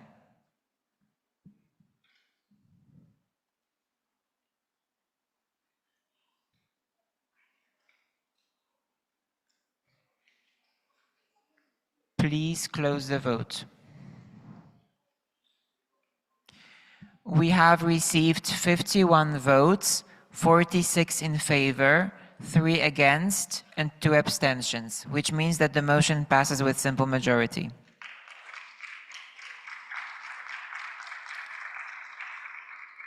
And we have received a request for a speakers list, IFMSA TO, IFMSA VPPRC. The speakers list is about the adoption of the brand manual, if I understand. VPPRC first. Okay, first VPPRC. If anyone would like to be on the speakers list, please raise your voting card or hand online. I see none, therefore we give the floor to IFMSA VPPRC. You have 2 minutes or you want more? 2 minutes. Sure. Dear IFMSA magicians, it is my distinct privilege as your VPPRC to stand before you today for a milestone moment in our Federation's communication history. For the very first time in IFMSA history, we are bringing a comprehensive brand manual directly to the plenary floor as a formal agenda point. 5 years ago, our Federation operated under what was then titled Corporate Identity Guidelines, anchored around our legacy logo, while those guidelines laid the groundwork for our visual identity. Our Federation has since grown exponentially in scale, digital presence, and global impact. Today, our communication needs demand far more than static guidelines. They require strategic, modern, and unified brand framework. With this adoption, we take a moment to step forward by standardizing visual identity elements across the entire breadth of our Federation's work. Crucially, we have adopted the inclusion visual identity of IFMSA programs, SRTs, and IFMSA exchanges. But this transition transforms our communication strategy in 3 vital ways. From identity to impact, it moves us from basic logo placement to a holistic visual identity system that reflects our diversity, professionalism, and global unity. Cohesion across all platforms, it ensures that whether an asset originates from a standing committee, regional of an exchange campaign, or an SRT, it is instantly recognized as part of our powerful collective movement. Empowering NMOs, this manual designed to support you along with the guideline. The PRC team is committed to provide adaptable template, visual assets, and toolkits so that branding compliance is seamless and accessible for every delegate. Our visual identity is the face of our advocacy. When we represent 1.5 million medical students before the World Health Organization, the United Nations, and our local communities as strong and consistent brand and reinforce our credibility and amplifies our voice. By bringing this brand manual adoption, we place the stewardship of IFMSA visual identity into the hands of General Assembly, ensuring accountability, continuity, and shared ownership. Thank you. Thank you, IFMSA VPPRC. Now IFMSA TO. 2 minutes enough? 3. Okay. IFMSA TO. Okay. Think about the last time a cookie banner popped up on your screen. Did you pause to read the private terms, or did you hit accept all just to go to the pop-up out of your way? Most of us click accept without a second thought, trading digital privacy for effortless convenience. That exact autopilot reflex has quietly invaded how we interact with artificial intelligence. Late at night, when deadlines loom, entire confidential budget spreadsheets get fed into AI prompts just to sum up the numbers. Private photos uploaded into generative image tools for a quick graphic. Or perhaps, most common of all, past organizational archives, reports, or internal notes dumped into a prompt unaware of the names, contacts, and confidential details hidden within. Simply to ask AI to draft a summary, simplify a complex project, and generate key talking points for upcoming speech. The second confidential records or internal documents enter an unvetted public model, control vanishes. We feed sensitive assets into a black box without realizing it. But the trade-off goes deeper than data privacy. It touches the very integrity of our ideas. When we let AI generate our statements or structure our arguments without disclosure, we risk presenting algorithmic synthesis as genuine human thought. AI should be a collaborative partner that helps us brainstorm, organize thoughts, or refine prose. But true originality requires total transparency. We must explicitly disclose when and how AI was used in our process. ensuring that genuine human effort, critical analysis, and intellectual honesty remain clear. This dangerous habit of blind consent and blurred authorship is precisely why IFMSA released the Responsible Artificial Intelligence Guideline in IFMSA Works. This document is an urgent call to break our digital autopilot.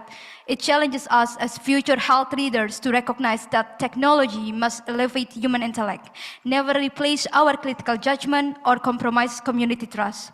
We cannot let convenience outspace our ethics or obscure our authentic voice. Before hitting enter on your next prompt, pause. Ask yourself if you are protecting private data and whether you are ready to be transparent about how the tool assisted you. Treat every document with caution, disclose AI usage openly to honor true originality, and keep human judgment at the core of everything we build. Let us lead not by blind acceptance, but by conscious, transparent responsibility. Gemini AI has been used for grammatical and wording refinement. Thank you, IFMSA TO. And we now have a point of information by the IFMSA CCC. Yes, Eline Sheher, CCC. We've been approached by multiple NMOs about potentially reopening the motion on the budget. We can, for this, look at bylaws paragraph 3.58. Since this motion has not been seconded, it can be reintroduced by a procedural motion to reopen the debate on a motion to be reopened. Just look at 3.58 for the exact text for this, if people are interested in this. However, this motion does for now still remain invalid, since it was still submitted past the deadline. But we wanted to address everyone who had questions about reopening a motion at once. So since, okay, ex-Catalonia? I can't hear you. I can't hear you. Okay, can you repeat? Yes, we've been approached by multiple of if it's possible to reopen the motion on the budget that was deemed invalid because of its late submission.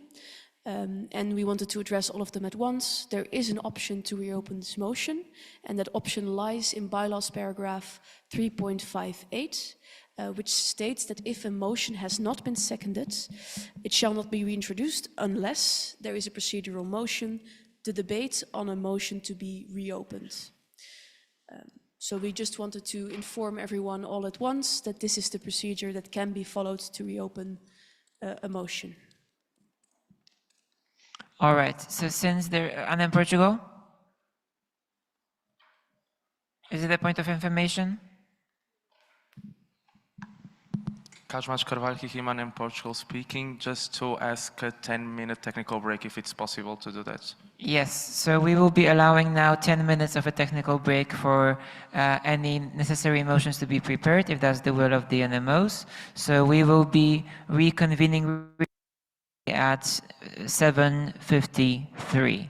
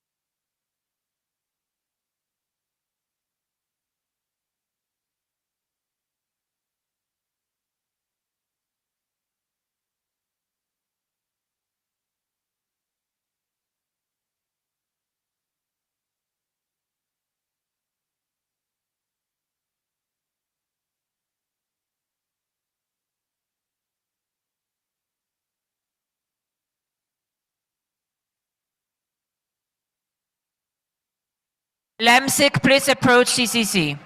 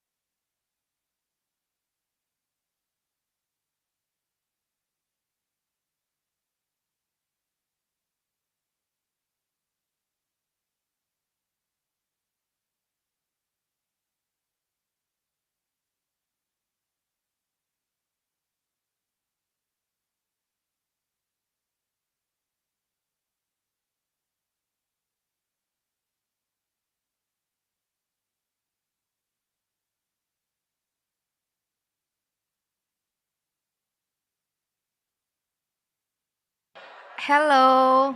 I need someone from Denim, Brazil to come to TO table to pick TO t-shirt. Hello, I need someone from Denim, Brazil. Okay. What is this? No clue. I am tempted to start drinking it. Drinking this? The way the plenary is going.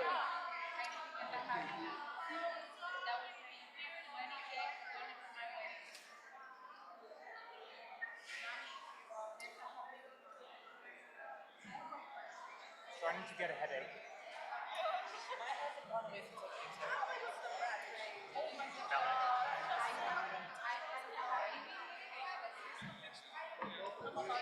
There is nothing in this passport.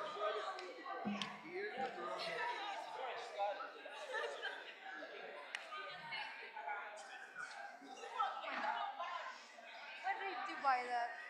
In the coffee shop. Pablo. Hmm? Which coffee shop? If you go down, Yes. the one on the right. Yes. Pablo? No. Espresso to go or something like that. Okay. It's like on the second floor. Ah, okay. Espresso shop. It's like a milkshake. Yeah. Because they didn't have a strawberry smoothie anymore. Did you buy the strawberry milkshake? Or? Yeah. There's also vanilla. I would like real berries. It keeps me cool.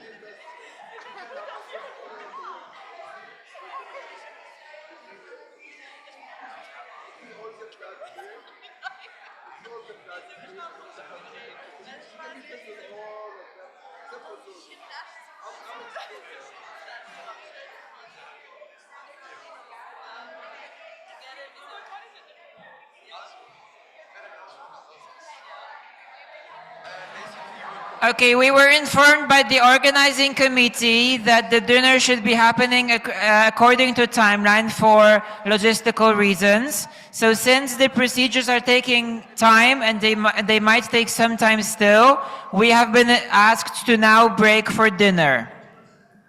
So we will be returning at 9 to the hall. Please be on time.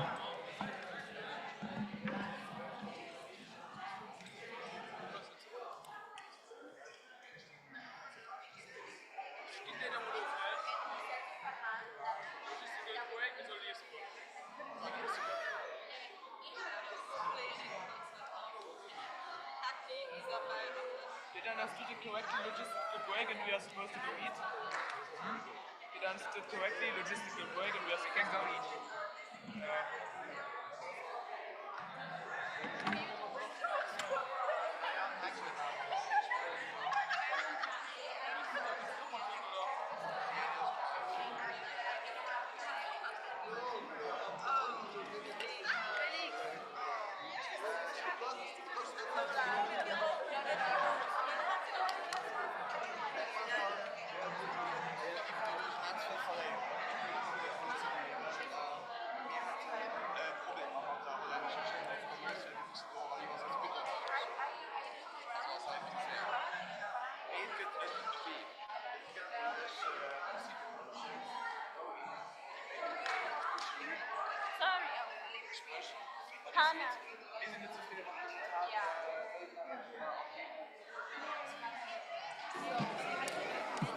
Please return your voting cards on the stack here. Please return the voting cards and go for dinner break. Enjoy dinner. Thank you.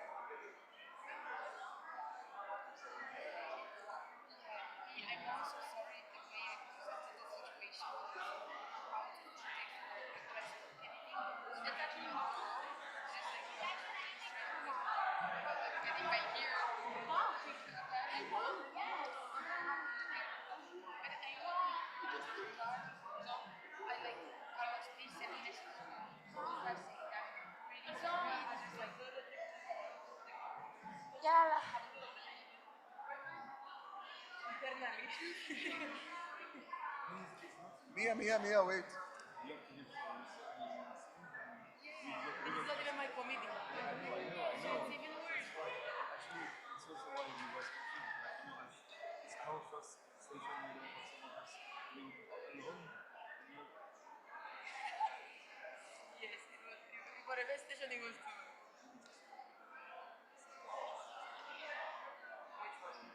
The last one. The one that's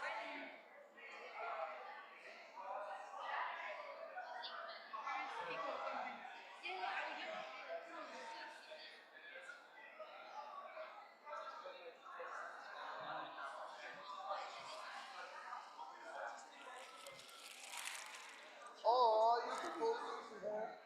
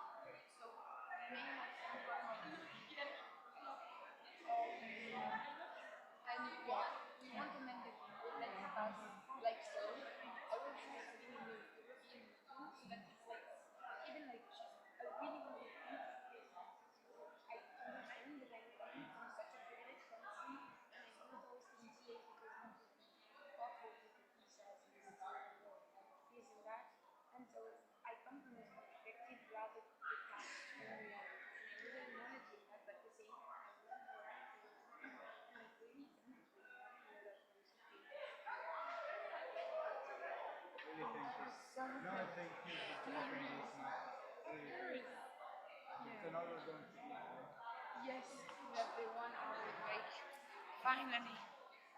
Do you think? No. Well,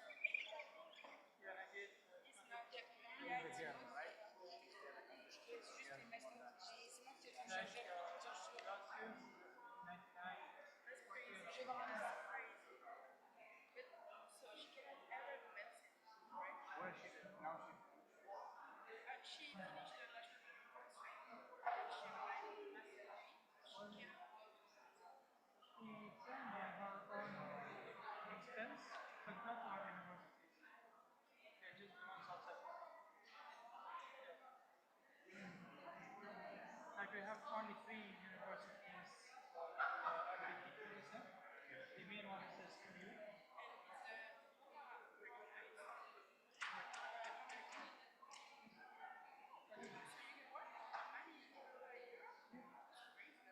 We are accredited. Basically, it was like, when we're coming back, it's fine, Accra.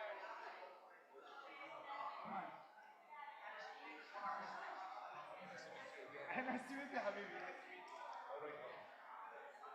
You did a good job.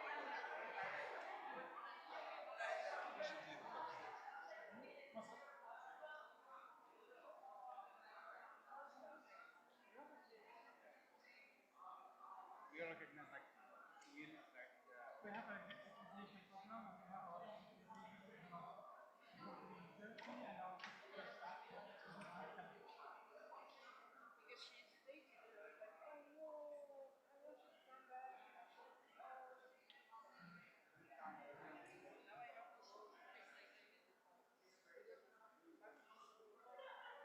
Of course.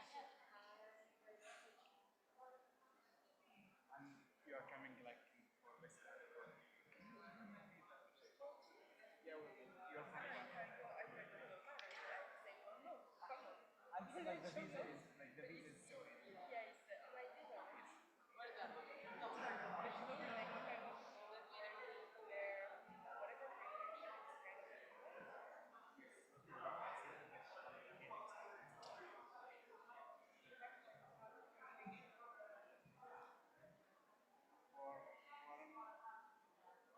Depends on the company.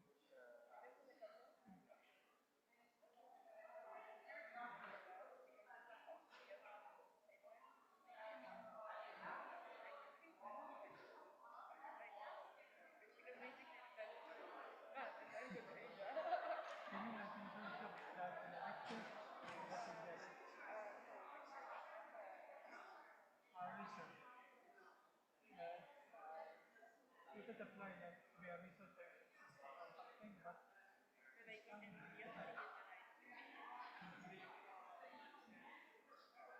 no, it's international. Like medical research, right? It's in German English. Yeah. Most of our, actually all of All our our things, medical research is anything related to health and medical, it's all in English.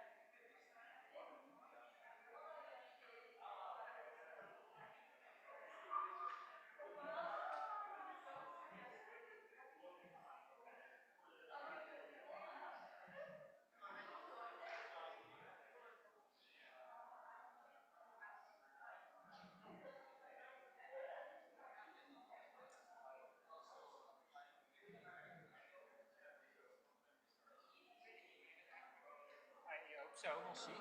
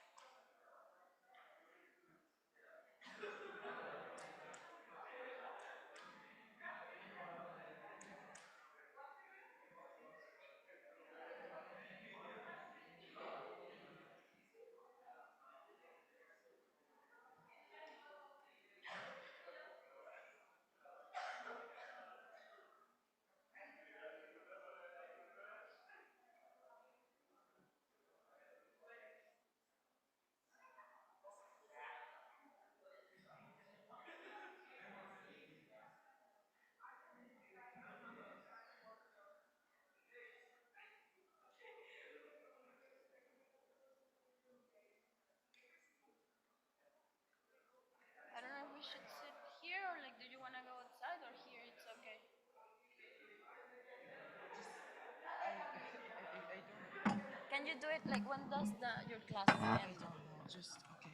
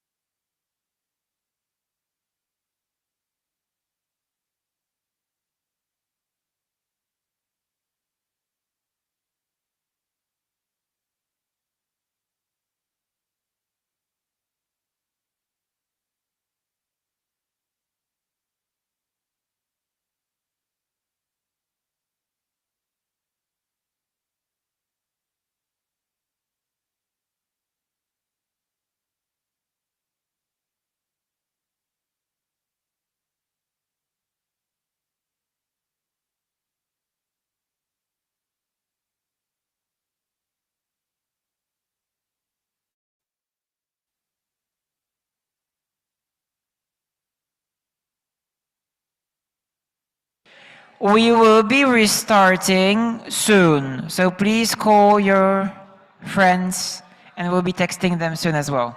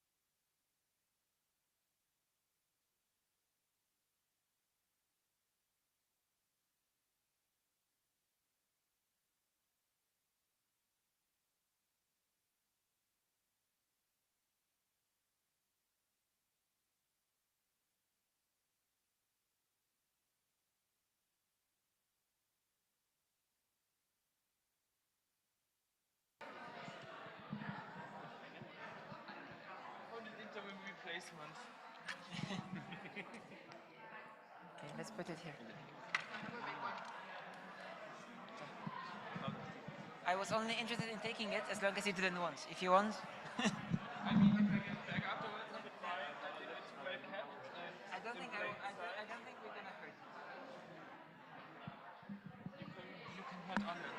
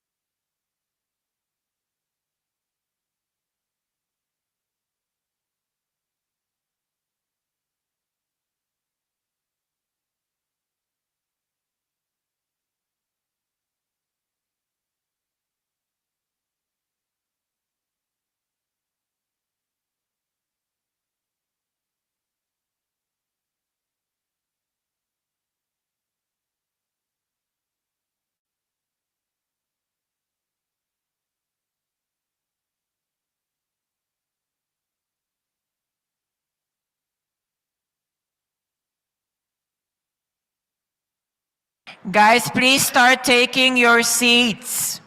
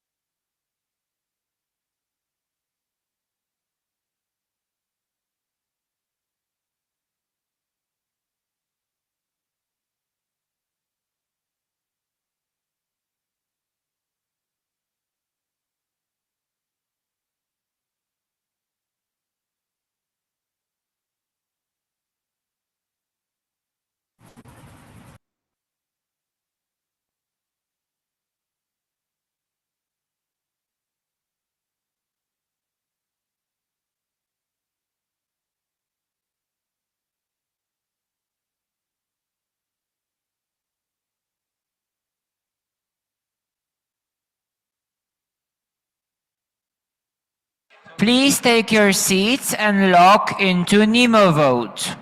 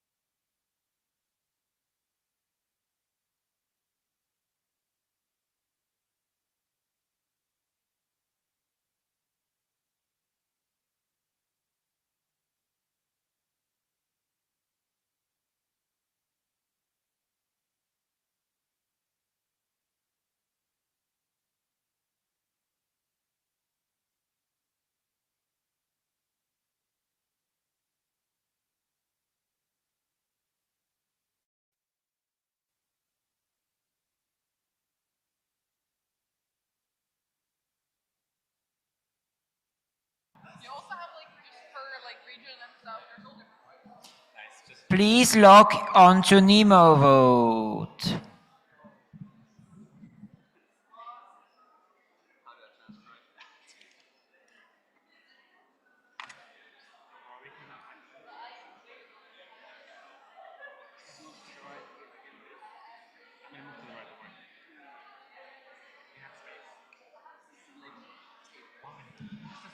We don't have quorum yet. Please log on to Nemo vote.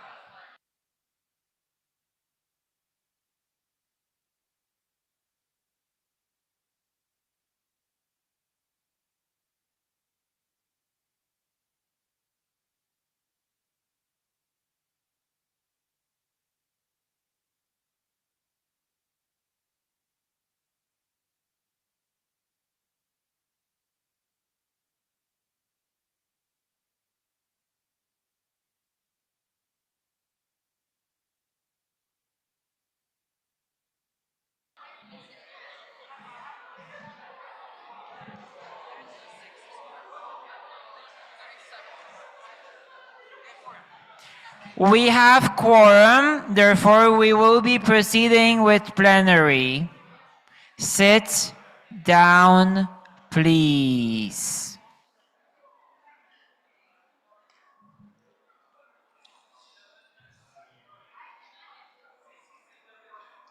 We don't have CCC or we can't start. Okay, we are waiting for CCC. Nayan, can you call them? Thank you.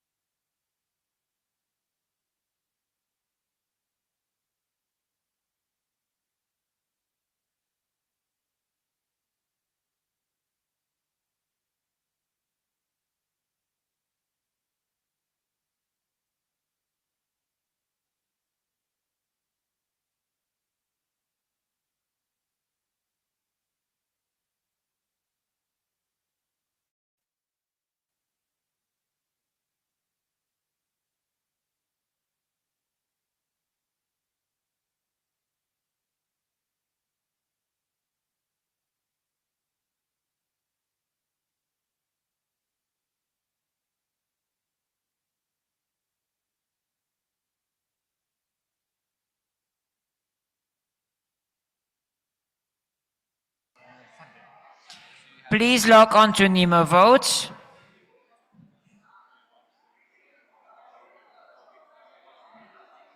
We are still awaiting, okay.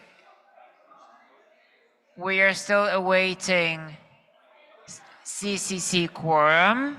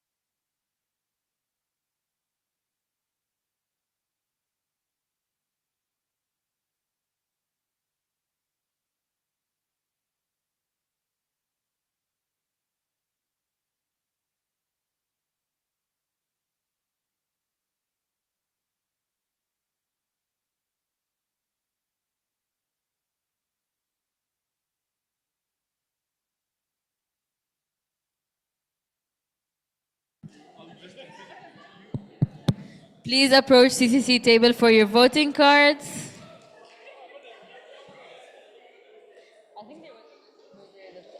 They won.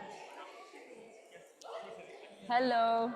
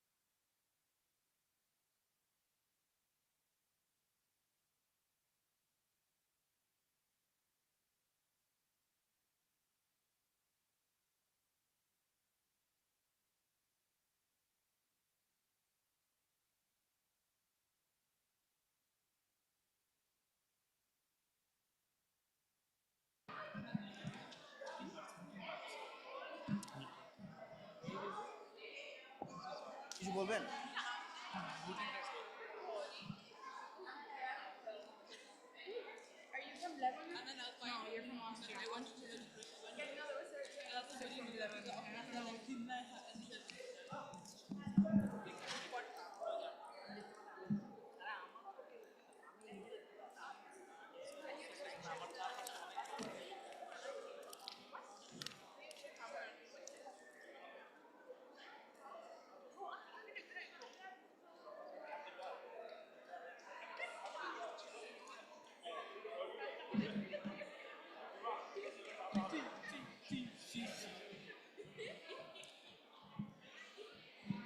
If you are here to vote, you need your voting cards.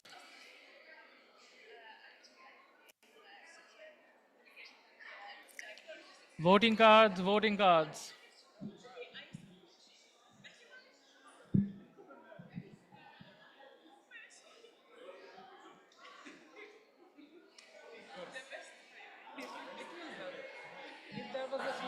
All right, we are proceeding with the plenary, and we are now moving towards a procedural motion that was submitted by Lemsik Lebanon and IFMSA Joe. And the motion, we are not in the motion maze, I'm just reading it out so that then I can give the floor to IFMSA CCC to explain the consequences of the vote if the motion is adopted. So, IFMSA Joe and Lemsik Lebanon are proposing to suspend Bylaws Annex 1 August meeting table paragraph 1.35, right? Until the end of the 75th IFMSA General Assembly August meeting.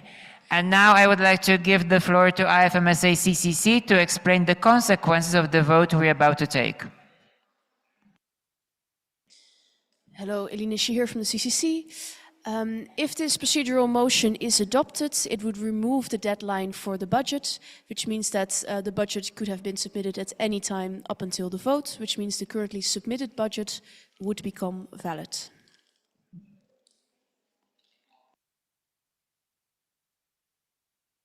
All right, we are not in the motion maze yet. Is there anyone willing to take the floor? I see none. Therefore, we are proceeding.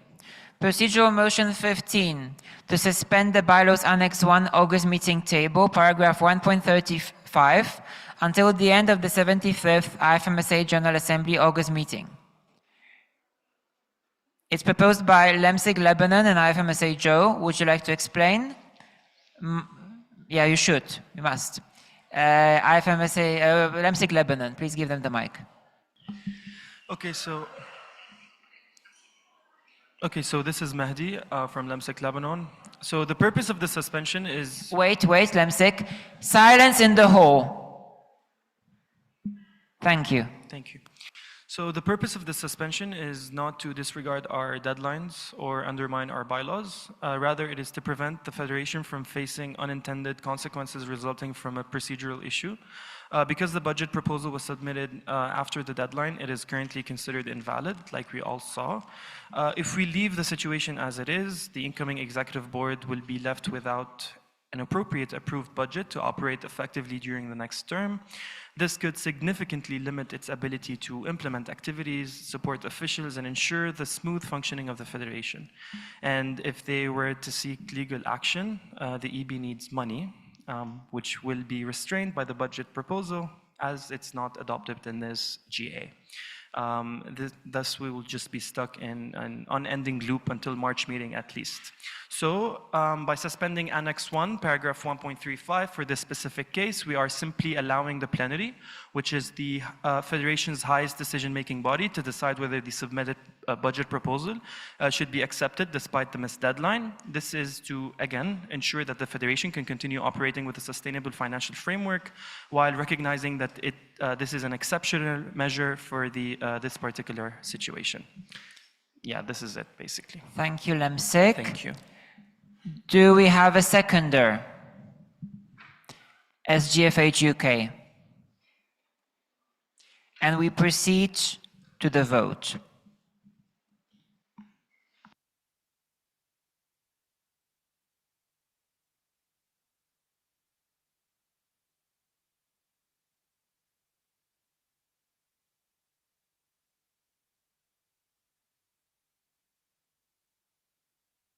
Okay? All right, we'll be waiting for you. Please resolve them. If you can't resolve them, request that we approach you.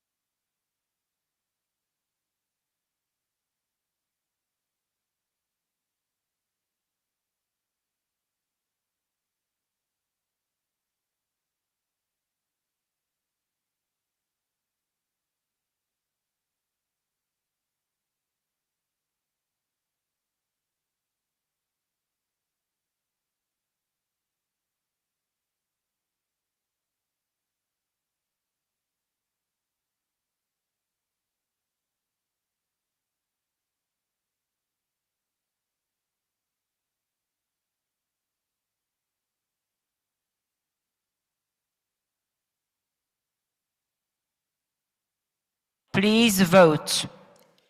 Norway, okay, you're fine. How about the rest?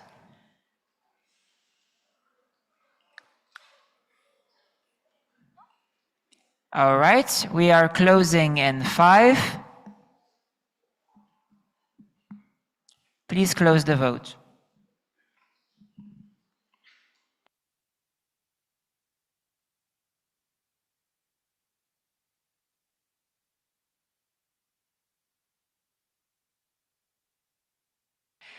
We have received 60 votes, 41 in favor, 13 against, 6 abstentions. Motion passes by 2/3 majority. We do not clap for bylaws suspension.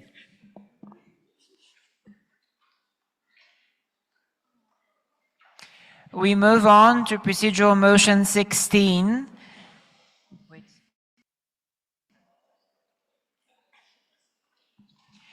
To a procedural motion 16, submitted by Anne Portugal. This is not the motion made, I'm just showing to you the text so that then I can give to the CCC, just for this point of information by my side.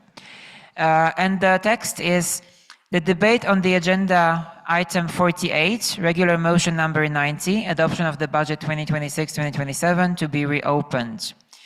IFMSA CCC, would you like to provide us with the context of what would happen if this procedural motion passes?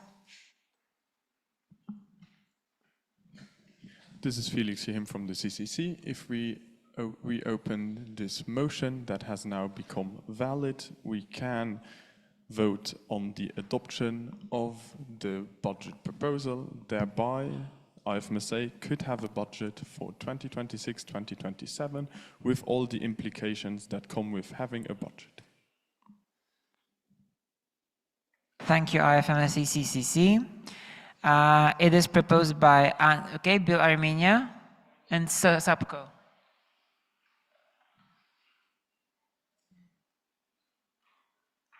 Point of order by IFMSA Sapko. We do not believe that the debate on agenda item can be reopened. The debate on motion can be reopened and agenda can be changed.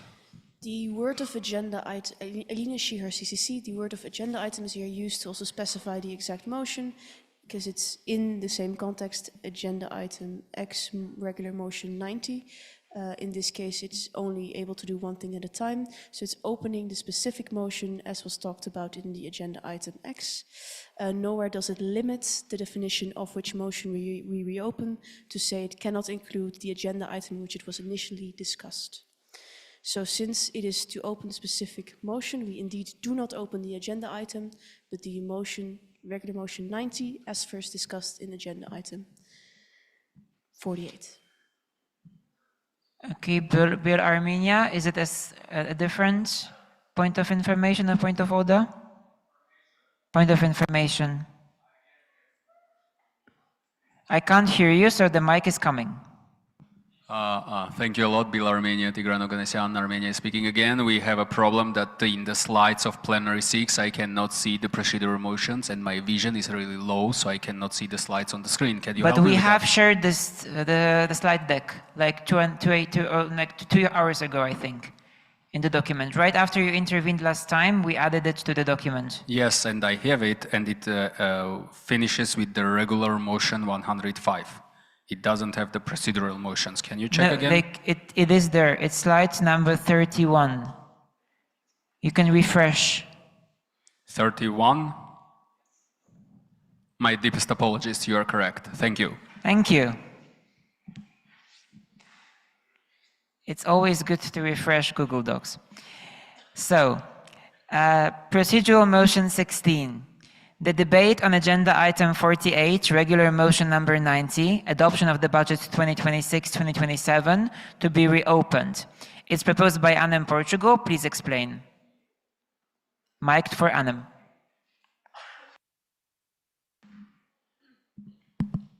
Kazmás Carvalho, I'm in Portugal. We think it is important to reopen the debate on this agenda item once this could have serious consequences for the next TO. Thank you.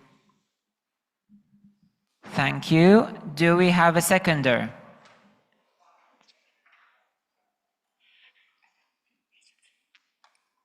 IFMSA no. Let's proceed to the vote.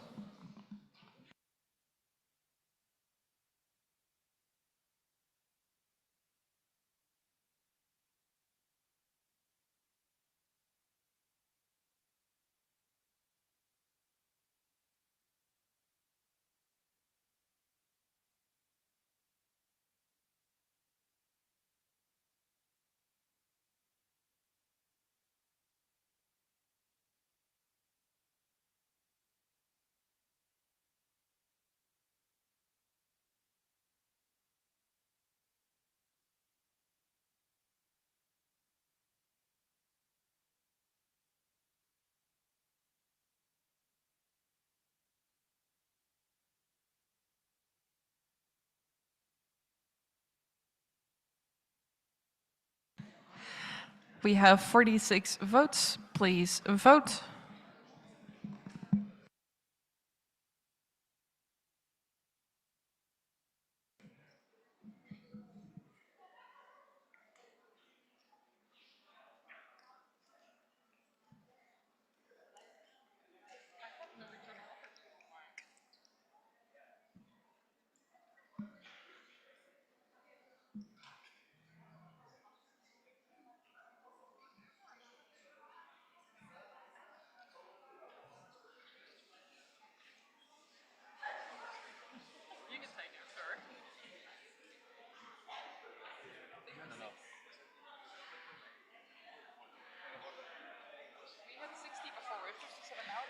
Okay, is anyone facing voting issues?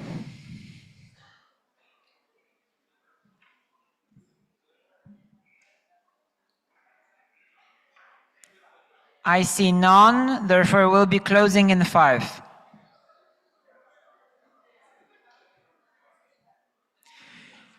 Please close the vote. We have received 58 votes in total, 46 in favor, 10 against, 2 abstentions. Motion passes by 2/3 majority. So we are moving back to regular motion 90.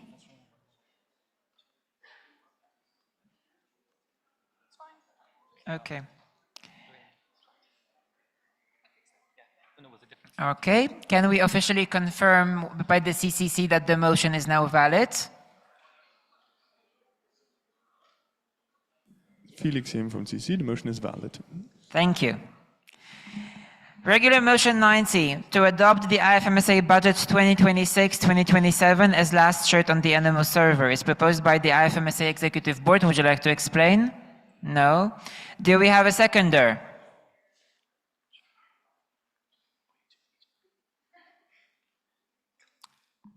PMSA Palestine?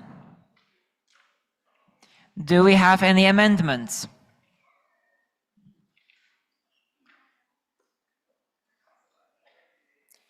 Do we have a direct negative? Bill Armenia. Do we have any alternative motions? Then we proceed to the vote.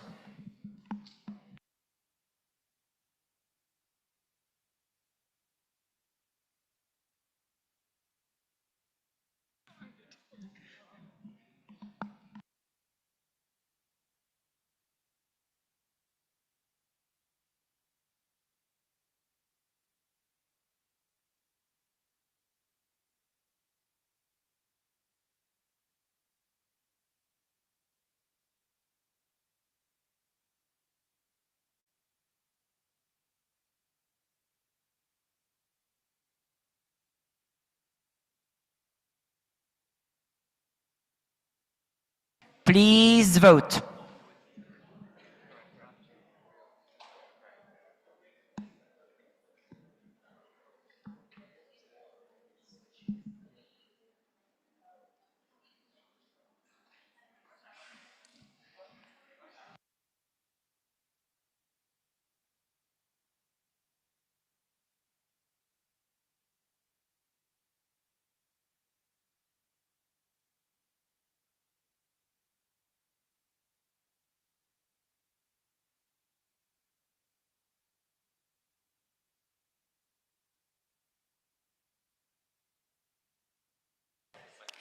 Is anybody facing voting issues? Okay. IFMSA Joe, was that? Okay.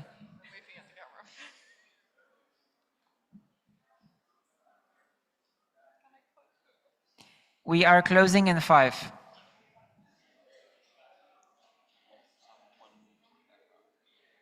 Please close the vote. And we have received 58 votes in total, 51 in favor, 3 against, 4 abstentions. Motion passes by simple majority.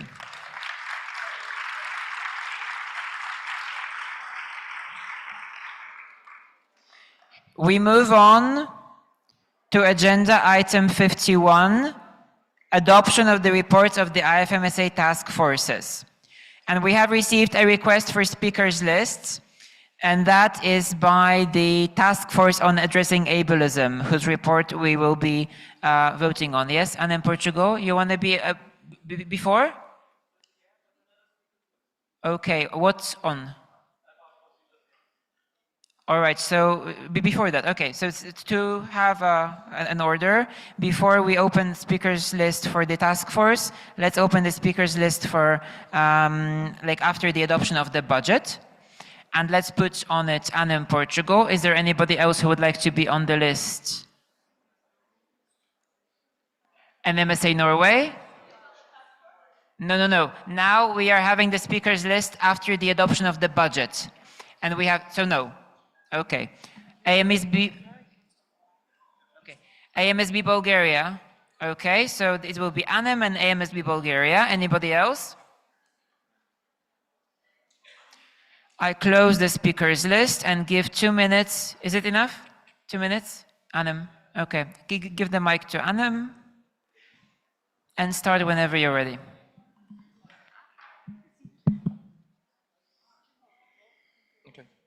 Cosmas Carvalho, Hihiman in Portugal. This is a statement on behalf of ANEM Portugal, ANEM France, AX Catalonia, IFMSA Spain, and all the NMO raising their voting card. We want to briefly highlight the critical importance of actively following up on ongoing discussions. The recent issue regarding the budget could have had severe repercussions as it was deemed invalid, and this has not been addressed promptly. It could have resulted in disastrous consequences for the functioning of the incoming team of officials and for the operational stability of the IFMSA as a whole. We strongly urge all NMOs to stay engaged, vigilant, and accountable during these proceedings to safeguard our federation's governance. Thank you.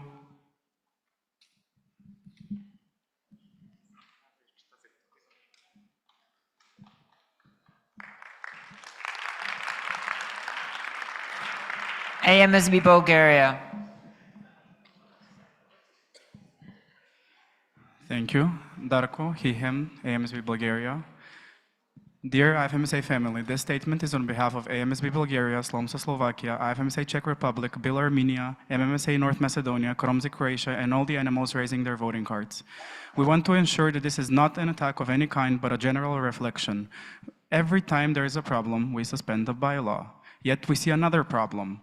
Bylaws are suspended only when someone has something to gain. The same NMOs that are so against suspensions of bylaws have in the recent past supported such suspensions. So where do we draw the line on hypocrisy? Should we stay silent when it suits us, but be loud when we have nothing to gain and have to uphold the prestige of the Federation?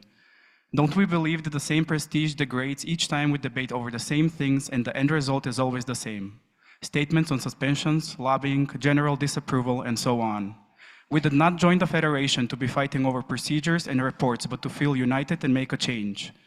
What change are we making if every year we are making this a harsher environment to be in? In the past few years, the GAs have become too centered around plenaries and the focus from standing committee sessions has strayed away. Isn't the knowledge and connections we make during the sessions the most valuable takeaway we can go back to our countries with and help our NMOs? We strongly believe we all want the same thing, for all of us to be connected and work together towards making a change. So let's not stray away with that. With respect, AMSB Bulgaria. Thank you.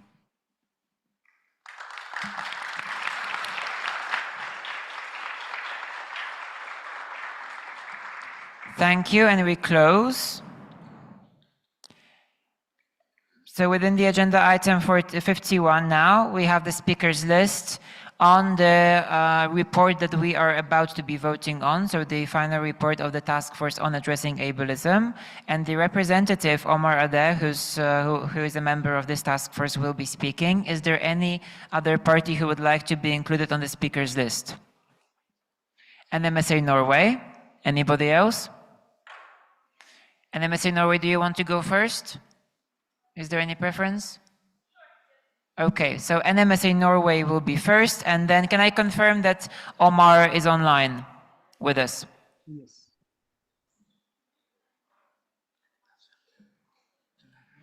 Yes, Yeah. I see you. Okay, perfect. So let's give 2 minutes to NMSA Norway first. Thank you. Omar Fares from NMSA Norway.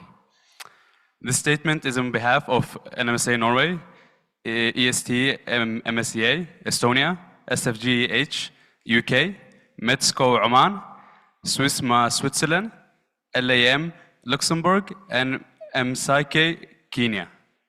Dear IFMSA family, we would like to express our appreciation for the many people who have dedicated their time and energy to working to address ableism within our federation. We affirm our commitment to the EDI and to working towards a more accessible federation. We are concerned that closing down the task force will bring this work to an end. Months of efforts and the trust of the members who invested the effort are at stake.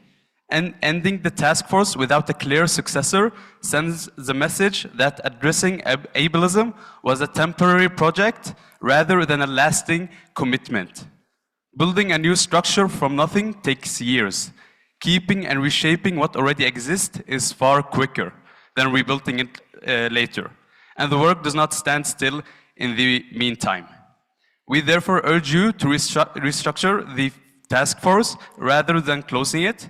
It means mapping and documenting the work already done so that nothing is lost and future efforts starts from what has been built. This can't happen without giving the group a clear mandate and the resources to act on it. With solidarity, thank you.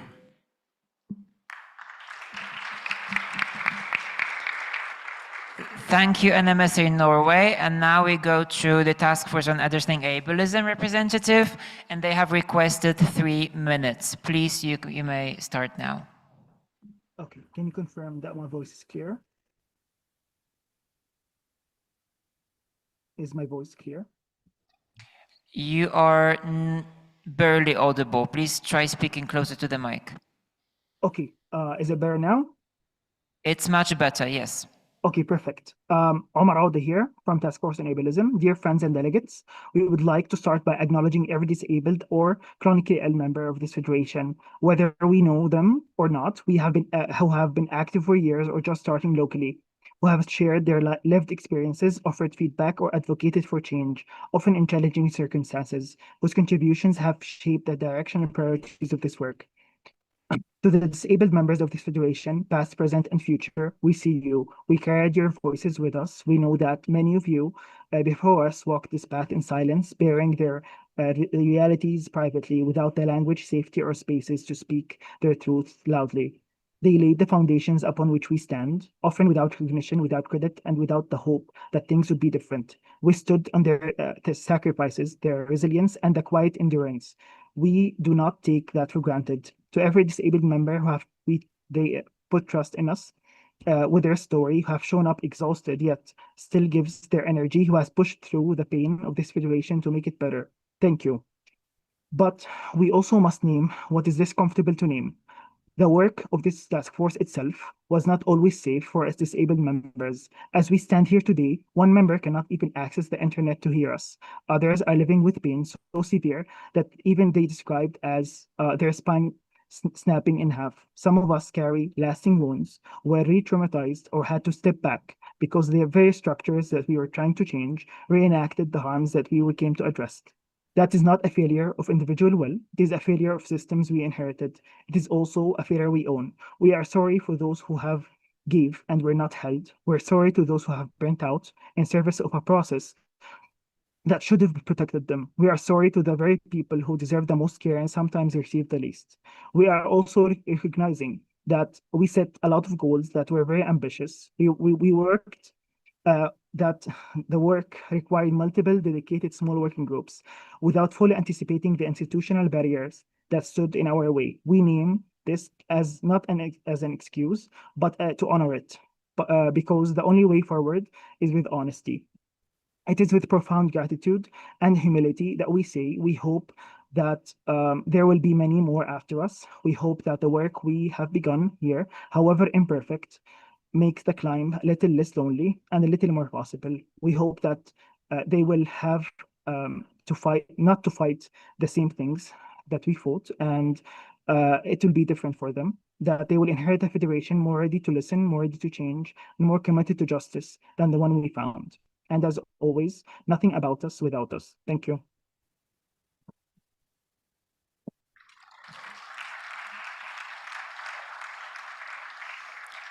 Thank you, Task Force on Addressing Ableism. And we are closing the speakers list and moving on to regular motion 93 to adopt the amended report of the Task Force on Addressing Ableism written for the 75th General Assembly August meeting 2026 as last shared on the NMO server, proposed by the IFMSA EB. Would you like to explain?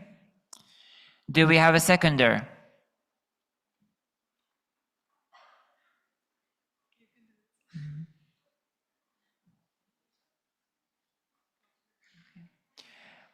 Then in Brazil, do we have any amendments?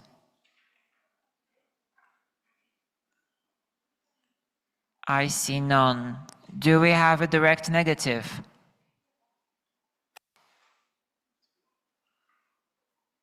IMCC Denmark. Any alternative motions? I see none, so we will proceed to the vote.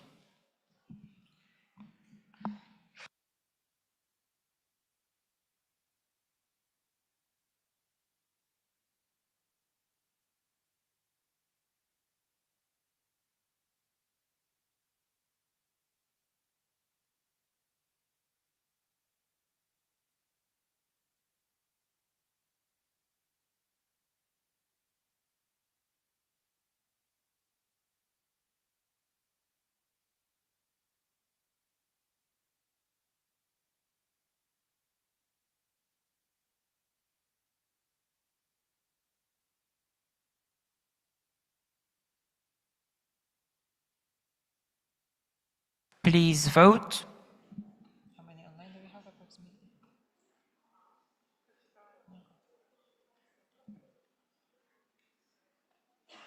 If you're facing any issues with voting, please let us know as soon as possible.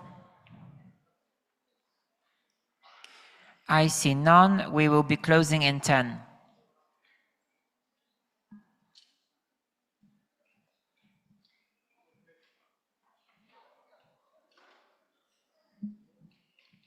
Please close the vote. We have received 61 votes, 39 in favor, 17 against, and 5 abstentions, which means that the motion passes with simple majority.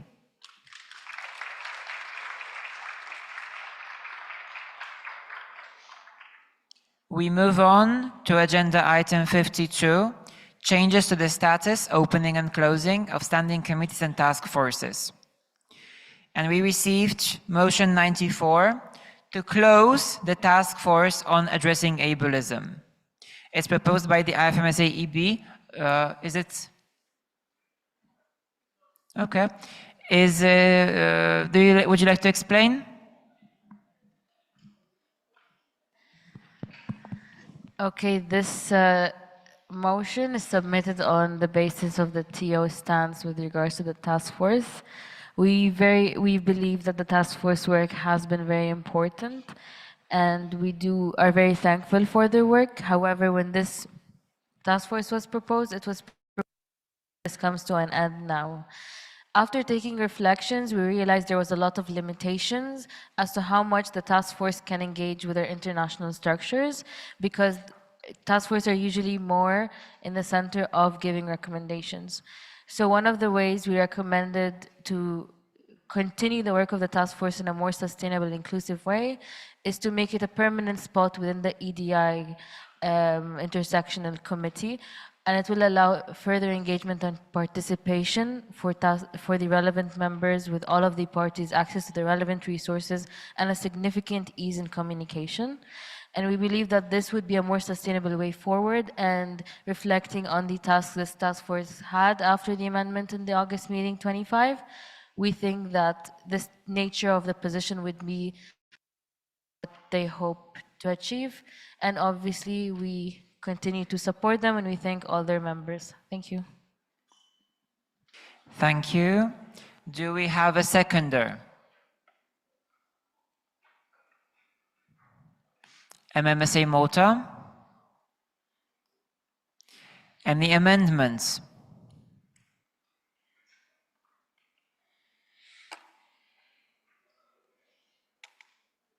Any direct negative?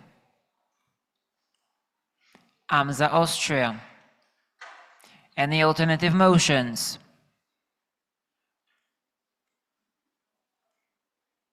Then we proceed to the vote.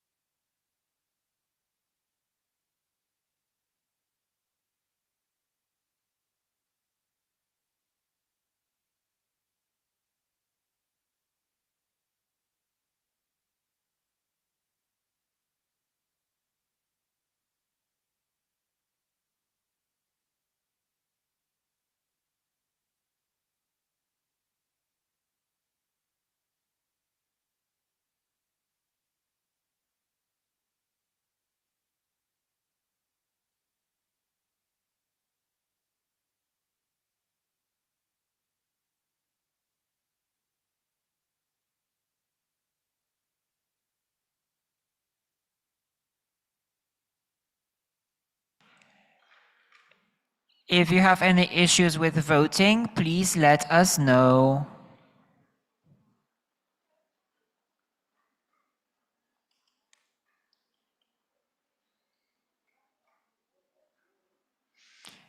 We are closing in 10.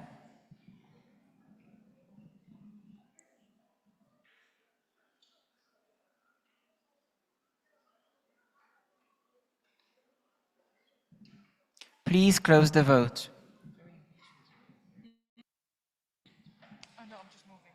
We received 57 votes in total, 35 in favor, 15 against, and 7 abstentions, which means that motion passes with simple majority. And we have received a request for speakers list. Is it IFMSA EBTO?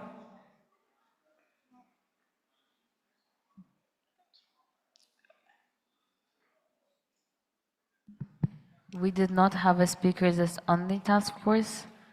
We had one on any other business. All right, then this is void. Let's delete it.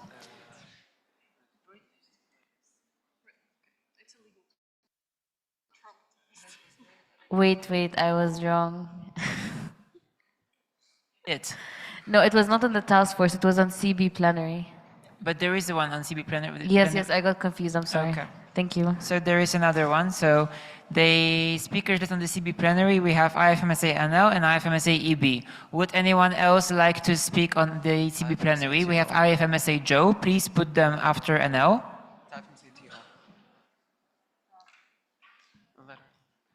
Anybody else? I have a tiny correction. TO instead of EB. IFMSA TO. Thank you. Welcome.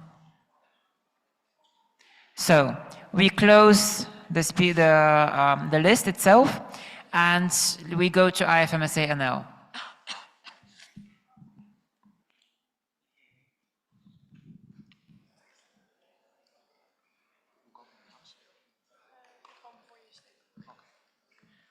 David Woldemariam, IFMSA the Netherlands. Dear NMOs, this statement is on behalf of IFMSA the Netherlands, all NMOs who joined, and any other NMO who raised their voting cards. Earlier today, the CB plenary took over 6 hours. This is not a singular incident. Over the last several years, every single CB plenary has experienced significant and continuous struggles to reach quorum, more so than any other plenary, leading not only to delays, but also added stress to all involved. This point was already raised at the end of the CB plenary itself. However, we believe it deserves to be brought before this broader audience as well.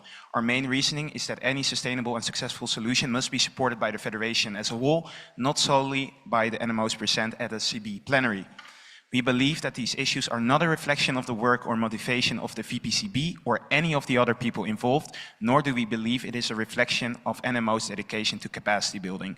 We do, however, believe that it is at least partially a reflection of NMO's view on the necessity and added value of this particular plenary. We will therefore like to call on everyone to critically reflect on the mechanisms with which we govern our CB and think constructively about what changes in governance mechanisms could improve NMO engagement. Within that, we would also like to encourage you to think outside the box and consider other mechanisms such as internal operating guidelines as used within our external affairs. IOGs provide the opportunity to act on any changes as needed, discuss topics easily outside of the GA, and include more representatives in the decision-making and shaping of CB. This could not only reduce delays, stressors, and workload, but also leave us with more time for fun and interesting training and sessions, which is what CB is all about. Thank you.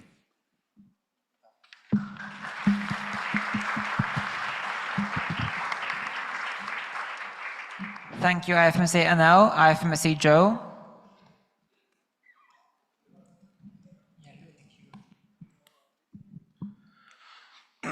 Dear NMOs, this statement is on behalf of IFMSA Joe and every NMO raising their voting cards. In this statement, I would like to highlight the issue of CB plenary from our perspective and why is it being very long and inefficient. But before that, we would like to thank the current and previous CBITs for all their efforts made in this CB plenary.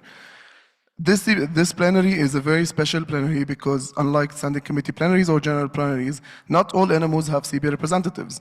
This could cause extra burden on NMO presidents to attend and engage in a plenary where their knowledge is limited. Previously, all the NMOs that has voting rights and regular plenary can vote in CB plenary with no extra requirements. But back in March meeting 2025 in Istanbul, there was an RCP that removed this and made the voting right depend on filling the NMO reports only, which raised the number of NMOs voting and therefore made it very hard to reach the quorum. Let's engage more with the CB plenary and propose a reasonable way to determine the voting rights in this plenary to be able to reach quorum and have an efficient plenaries. Thank you. Thank you, IFMSA Joe. IFMSA team of officials. Okay, I have 2 minutes or 3 minutes? You may request 3. Do you request 3? Okay, perfect. Okay, 3 you're is awarded 3. Okay. Dearest IFMSA family, we would like to take a moment to reflect on what we experienced during the CB plenary. Today, we waited around 2 hours just to reach quorum with the CB plenary. Even after achieving quorum, individual votes would take around 20 to 25 minutes because delegates were not opening the NEMO vote or casting their votes. This is not the first time that capacity building has faced these challenges. We've seen them across multiple terms, which tells us that this is a systemic issue. This is the responsibility belonging to all of us who make capacity building possible. Thank you for the Capacity Building International team for their amazing dedication. Every recurring challenge has become an opportunity to build stronger systems so that lessons are not lost with each new term. Representation means being present when decisions are made. Had only a few more NMOs consistently participated today, we could have completed our work on time. What is most concerning is the contrast we witness between plenaries. Our other general plenaries reach around 80 voting NMOs with ease, yet in CB plenary we struggle to reach the minimum quorum. The voting rights are the same. The difference could be the value we collectively place on this space. There are 73 NMOs represented in person in Kazakhstan in this GA, yet only 20 showed up in person to the CB plenary. So we need to ask one question: what place does capacity building truly hold within our federation? Because capacity building is the foundation that equips every leader, every standing committee, every international team, and every NMO with the knowledge, skills, and confidence to fulfill their roles and continue developing, if we overlook capacity building, we endanger the development of our federation. Finally, we want to speak about respect. Behind every proposal discussed today are volunteers who dedicated countless hours to preparing these discussions. As we move forward, we hope we leave this meeting with more than adopted proposals. We hope we leave with a shared commitment to being present, to strengthening accountability around participation, to encouraging NMOs to prioritize capacity building spaces, and to ensuring that our theme event, our sessions, receive the engagement that they deserve. If we want capacity building to continue strengthening IFMSA, we must also strengthen the way we participate in capacity building and come up with further solutions in the future, such as more dedicated options for obtaining voting rights within the CB plenary, ensuring CB representatives worldwide are tracking and working towards attending the plenary rather than guaranteed voting with NMO report submission. There are many options. We need to make sure decisions made reflect the needs of our NMOs. We hope this is not just the end of a plenary, but the beginning of a conversation about giving capacity building the engagement, commitment, and recognition it truly deserves. Thank you on behalf of the team of officials.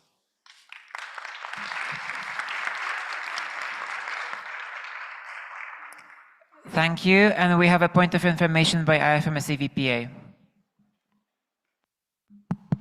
I want to remind NMOs you cannot invite unregistered members to this plenary or the GA at all. I just asked 2 unregistered members to leave and they were invited by an NMO. That is not okay. So please, if someone is not registered, they cannot enter the General Assembly.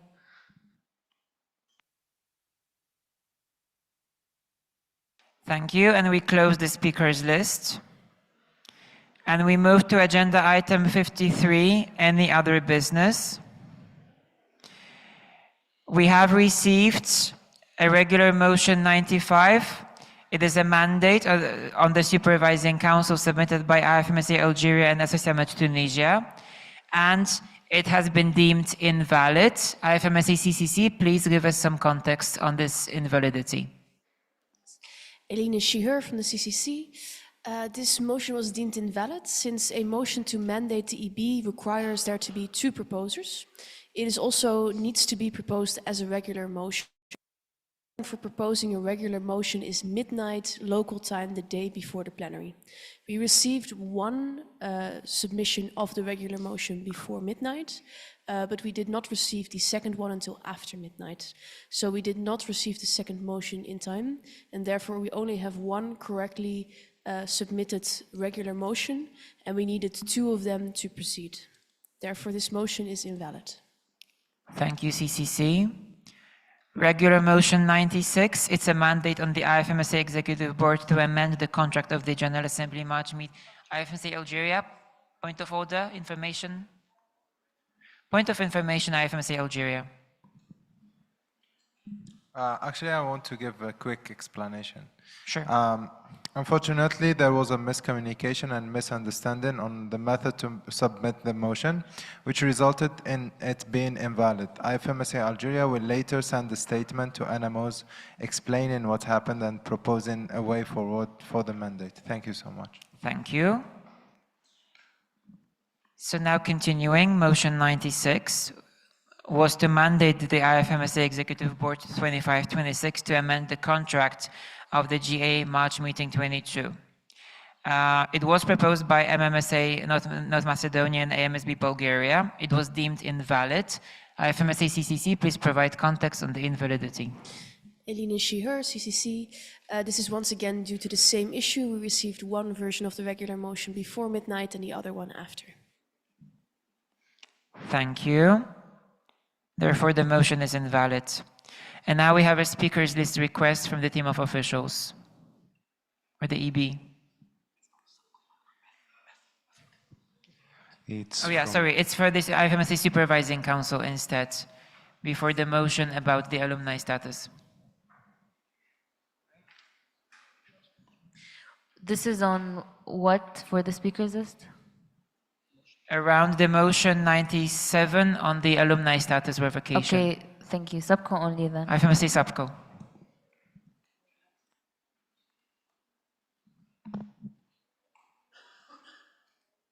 Mati Hihim on behalf of IFMSA SUBCO.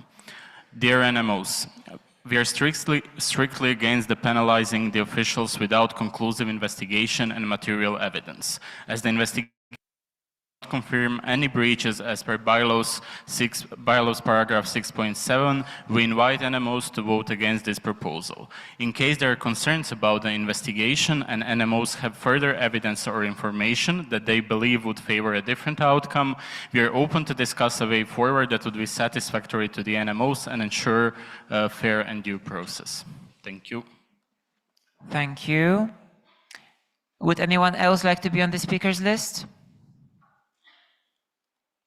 I see none. Therefore, we close the speakers list and move to motion 97 to revoke the status of alumni as used within the IFMSA for Beth Eleanor Stinchcombe effective immediately. It's proposed by Annem France. Would you like to explain? Bring the mic to Annem France.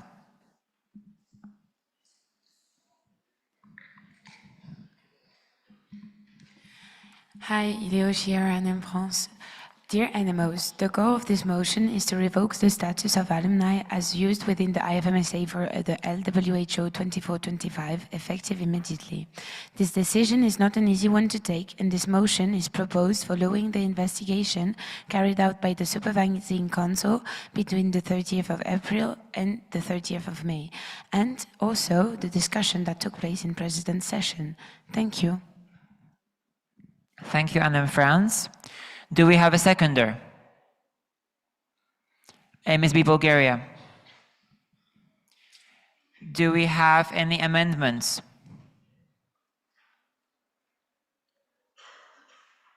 Do we have a direct negative?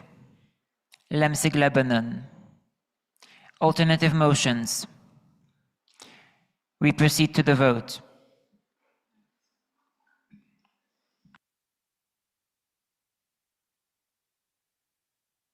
Please vote.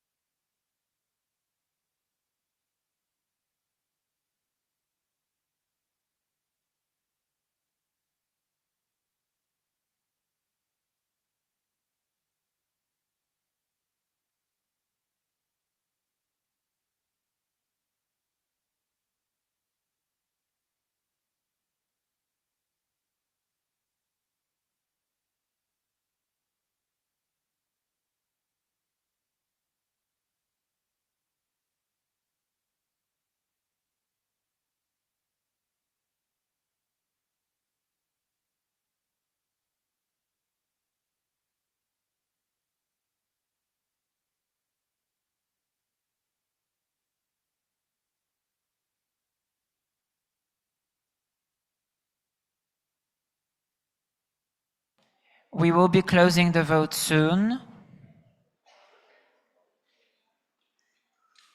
Do you have any issues voting? I see none. We will be closing in 5.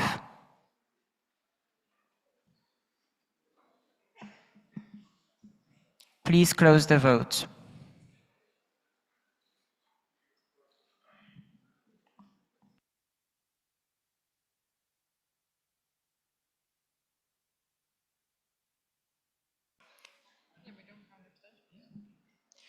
We have received 61 votes, 23 votes in favor, 17 against, and 21 abstentions. Therefore, motion passes with simple majority.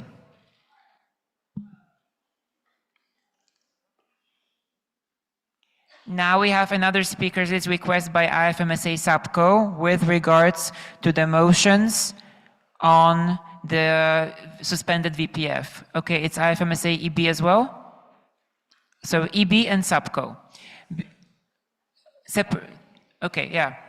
EB and SAPCO, separate two statements. Yes, and then sorry. Yes. The EB one is on all of the removal all of those motions. speakers lists. Yes. Okay, understood. So EB, then SAPCO. Okay, so then separately SAPCO, Janil, and Isadora, right? No, just Janil. Okay.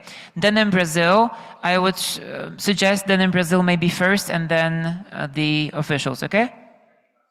Last, okay, EB last. So it's going to be then in Brazil, SAPCO collectively, SAPCO Janil, IFMSA Executive Board. Is it okay with everybody?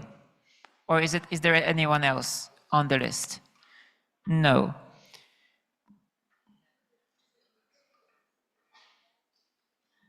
One second. Yeah.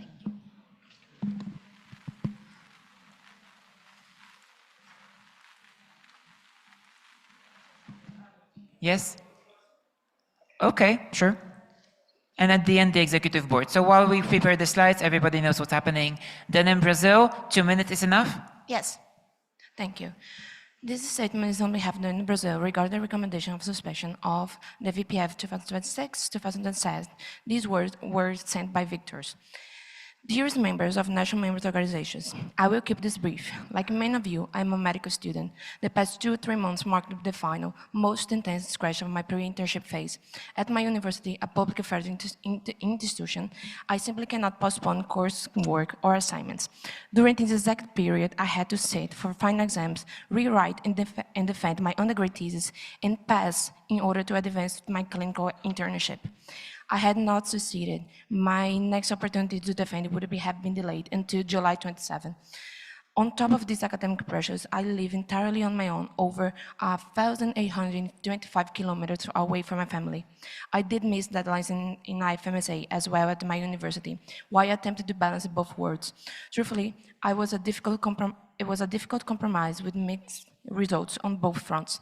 However, I never denied, never walked away from my duties, and never misled anyone. On the contrary, I have always taken ownership and offered my sincere apology to both the animals and my university professors. Today, I ask for you for nothing, as so much has already been given to me, and for that I will always be deeply grateful. However, I do not feel it is my place to step away from a trust that was granted to me by you, rather than assumed by myself. You elected me, and it is entirely within your rightful authority to decide my future for both positions across both terms. To update you on my personal note, my thesis was approved, I completed my final exams, and I passed. That is the only one check mark complete. If it is your wish, I would love the opportunity to complete check marks. To finish what I started, there is still so much to be done, and I know I'm not irreplaceable. No one is. But should you decide that my time in these roles has come to an end, I promise to offer my full support to ensure a seamless handover to those who step up next. With all my love, Vitor Ramos. Thank you. And before we continue with the speakers list, may I ask the whole we are now hearing statements that concern a vote that's coming on whether or not to remove an IFMSA official. So please, out of respect for the situation, please remain silent and refrain from any side conversations. Thank you. And we are now continuing with Janil Devani, member of the Supervising Council.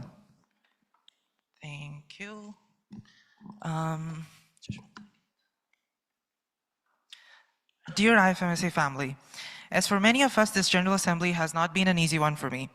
With this statement, I do not wish to take up focus or shift the conversation to an individual level. However, I request you to allow me this space to highlight the treatment I have faced and conduct a broader reflection of how we conduct this federation.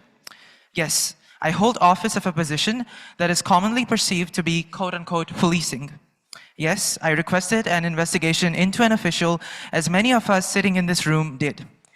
Did that mean that I deserve to be called with misconstrued claims in a professional official space? Did I, as an individual, deserve to be singled out and retaliated against for simply exercising my rights as provided for in the bylaws? I respect the decision of the SUBCO members that accepted, conducted, and completed the investigation. I fully respect the decision of this General Assembly. All I am asking is that my own purview, right to request investigations, and right to formally raise an issue also be respected. If we retaliate in such ways, and if we as a federation perpetuate a culture of such unfounded backlash, then we risk destabilizing the very safe spaces and accountability measures that we advocate for. I will not invalidate anybody's feelings. We have a code of conduct committee and set of ways to address such things. I would be more than happy to comply with any such measures.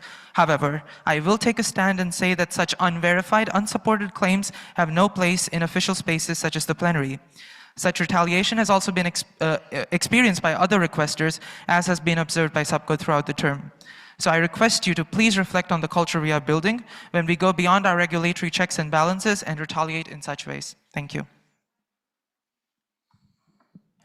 Thank you, Janelle. IFMSA SUBCO. Mati Hihim on behalf of IFMSA SUBCO.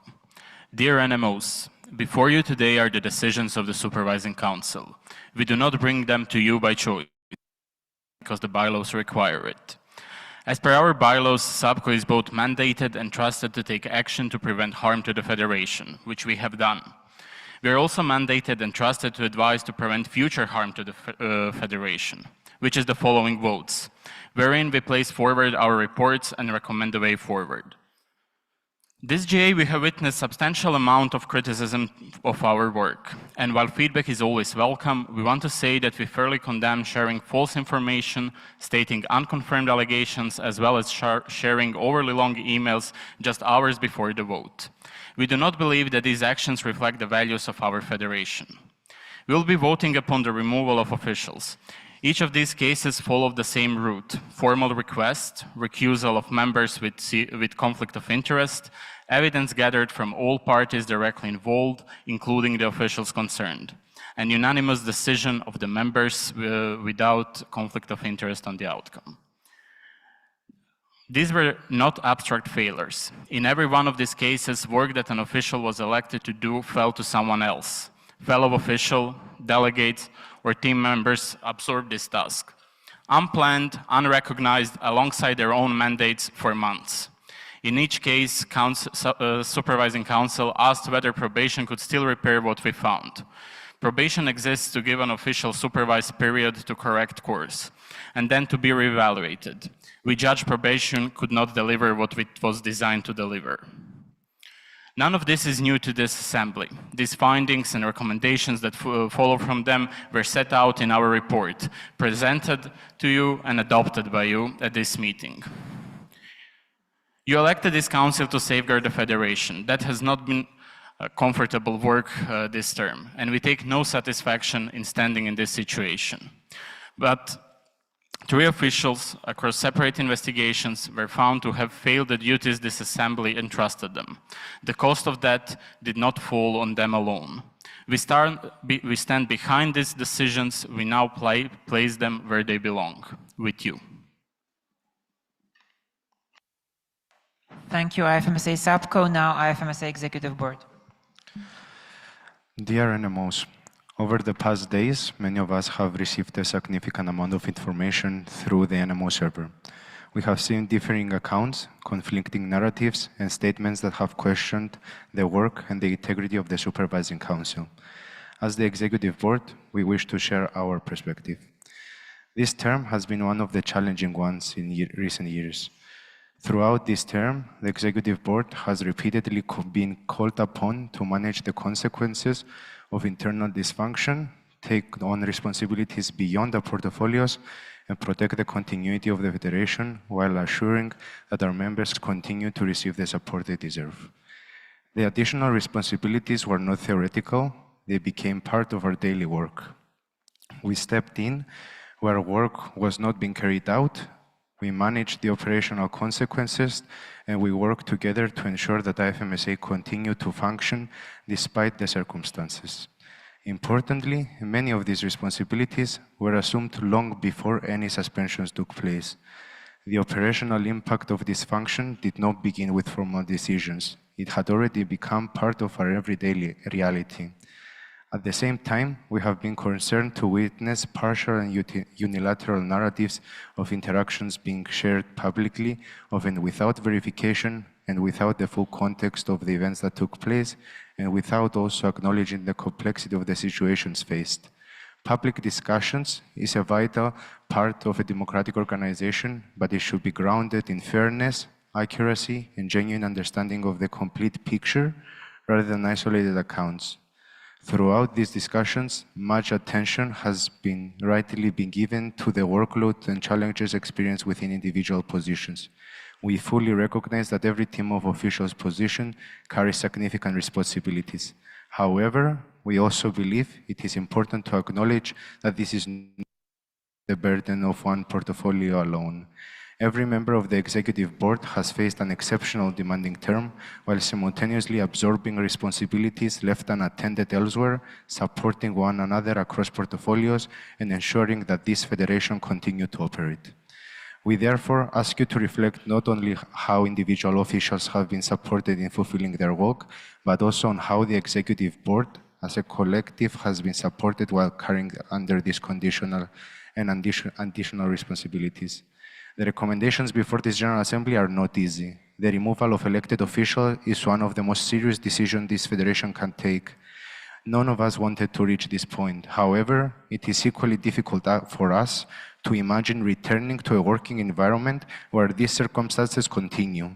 We have now experienced firsthand the realities that led to the Supervising Council's investigations and recommendations. We know the operational impact these situations have had on this federation because we have been the ones carrying that impact every single day. The Supervising Council is an independent body entrusted by our Constitution to investigate matters of governance and accountability.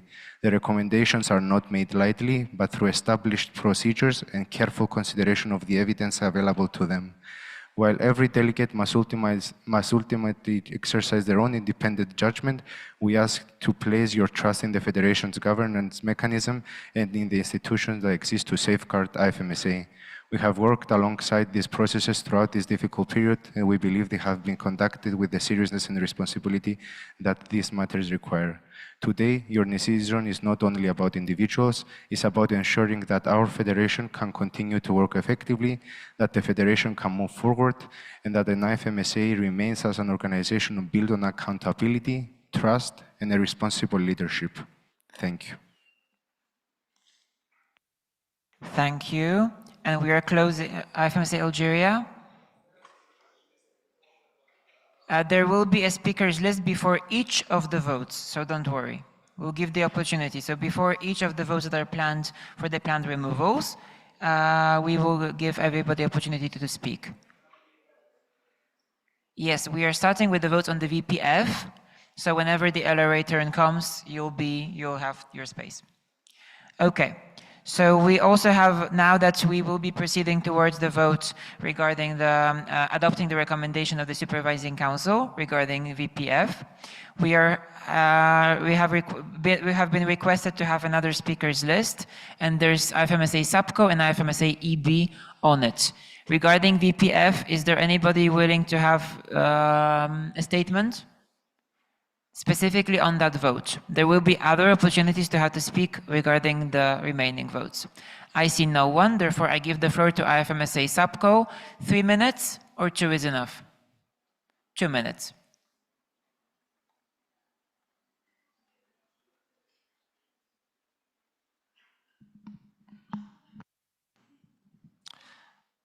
Dear NMOs, we wish to start by saying that the decision that is tabled before you is not about an individual, but about an issue that our Federation is facing. It is within our mandate as the Supervising Council to advise NMOs about issues, why they happened, and what steps to take to prevent them from happening. SUBCO received a request into investigation of potential malfunction and inability to fulfill duties by the Vice President for Finance 2526. Considering the seriousness of the issues reported, we duly, fairly, and justly conducted an investigation by assessing responses from EB, TO, IT, and our observations. The following findings were revealed. 17 bylaw paragraphs and 1 constitution paragraph were violated. There were multiple instances of not sharing financial information with NMOs. The Q2 financial officials, membership fee invoices, finalizing of membership fee calculations for some NMOs, solidarity fund deadlines, TAF application deadlines, bank statements, GNI per capita revision window, and other financial deadlines were violated. The IFMSA budget proposal was not shared on time, leading to the proceedings of this plenary. Multiple documented and evidence instances of erroneous or inappropriate communication, and all of these were supplemented by multiple reminders, support, and direct involvement of the SUBCO, which led to little to no improvements. The full details of the findings are present in our report. The required mandates of the VPF were repeatedly delayed, left incomplete, or not followed through. As a result, an overwhelming majority of the bylaws mandated financial deadlines were breached. There was documented limited transparency towards NMOs and prevented NMOs from receiving essential financial information within the required timelines. This has led to putting all financial operations of IFMSA in danger. We as SUBCO wish to very strongly state that we do not condone threatening the financial sustainability of IFMSA. This is the NMO's money, this is our collective responsibility, and we need to safeguard our financial operations. As such, we strongly recommend the removal of the position of the Treasurer in office, who is evidence to malfunction and being unable to fulfill duties, to ensure our finances are protected. We stand behind our decision and now place the final decision with you. Thank you. Thank you, IFMSA SUBCO. IFMSA EB, is 2 minutes enough? 3? Okay, I'll give you 3 and let's try 2. We didn't need to be on this one. Thank you though for the offer.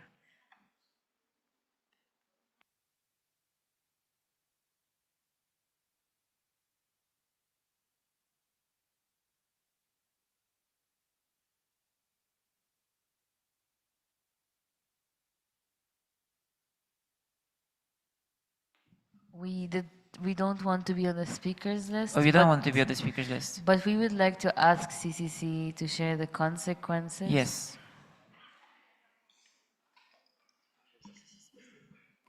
Hello, this is Felix, him from the CCC, for explaining if this motion goes through with the removal of office, we'd go to bylaws paragraph 6.13, 6.13, and if an official is removed from office by the General Assembly, they can never again be elected or appointed in any official position. As the election was done, but the appointment is still before us, as by our interpretation, this would mean that the VPF-elect also cannot come into office, and therefore, by removing out of office VPF for this term, automatically also removes him out of office for the next term. Was that understood? That would mean that the second motion you see for the next term would be invalid. Thank you, IFMSA CCC. Regular motion 98. To adopt the recommendation of the Supervising Council, confirm the suspension and remove Mr. Vitor Ramos from office of IFMSA Vice President for Finance, serving also as Treasurer 2526. It's proposed by the IFMSA Supervising Council. Would you like to explain further? No. Do we have a seconder?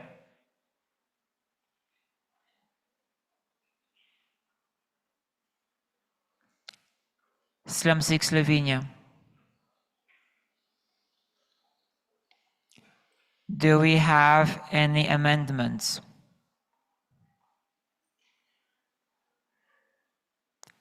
Do we have a direct negative?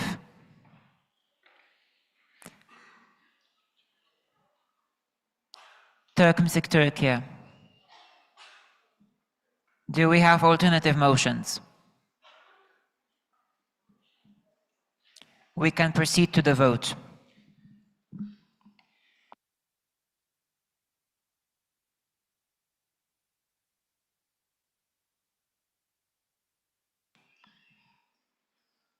Please vote.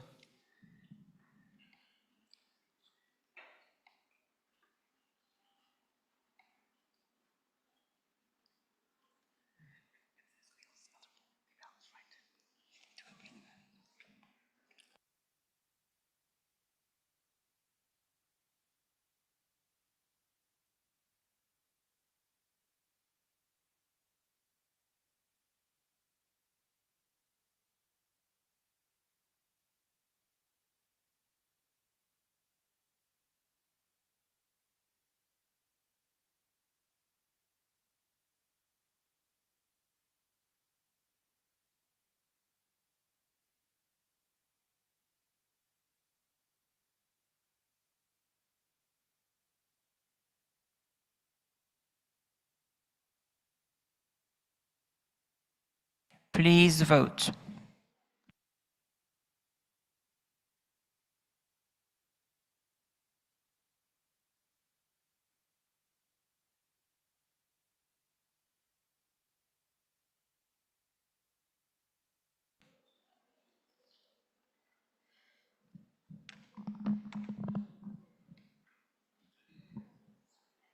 Is anybody facing issues voting? Okay, Ghana, what's happening? The chair, thank you. Kindly, the vote isn't reflecting in mine. Could you repeat? We couldn't understand you. Thank you, the chair. I was saying that the vote isn't reflecting in my NEMO. NEMO vote. Are you online on the right cloud? ifmsa1.nemovote.com.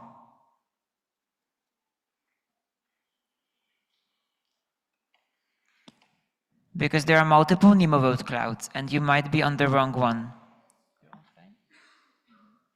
And we see you on the current NEMO vote as offline.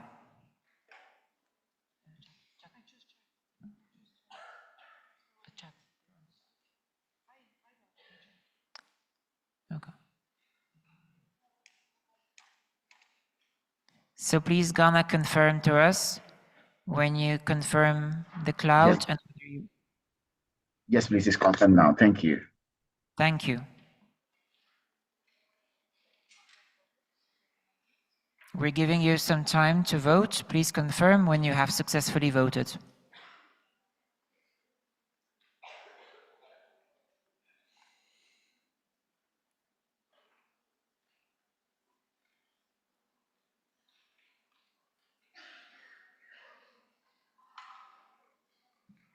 Yes, please, confirmed. Thank you.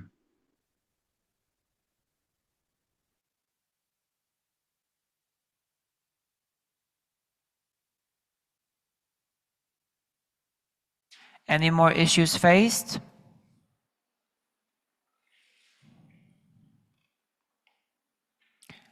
I see none, therefore we are closing in 5.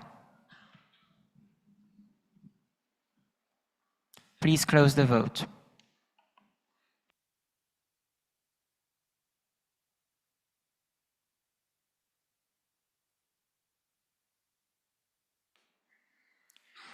We have received 70 votes in total, 48 in favor, 18 against, and 4 abstentions, which means that the motion passes with 2/3 majority and the recommendation is adopted and the suspension is confirmed and the VPF has been removed from office.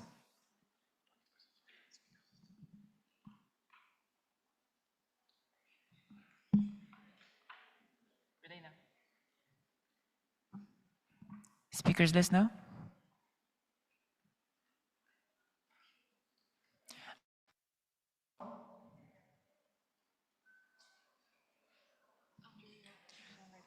Yes, but we are not at LRA yet, if this is... Okay. Approach us. We can't hear you.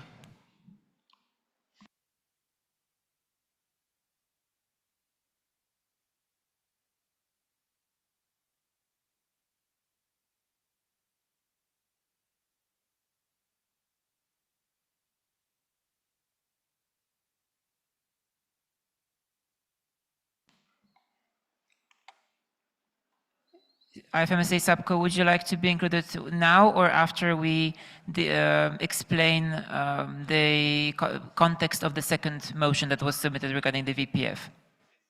Okay, so there is another motion that was submitted, motion 99, also regarding the VPF. So I'm going to give the floor to the CCC to explain what ensues following the interpretation that was done regarding motion 98. Eline Shihur from the CCC. As you can see, we've deemed this motion invalid. That's because with the previous motion, we suspended the VPF from the current term. And by our interpretation, as you can also read in our last version of the report, we believe the appointment has not yet taken place for the next term. And then according to our bylaws, if you are once suspended, you cannot be appointed to a team of official position ever again. This motion would be to remove them from office, but since they can never enter office again, we believe it is impossible to remove them from that office. Therefore, the motion is invalid. Thank you, IFMSA CCC. Therefore, we are now approaching motion 100 with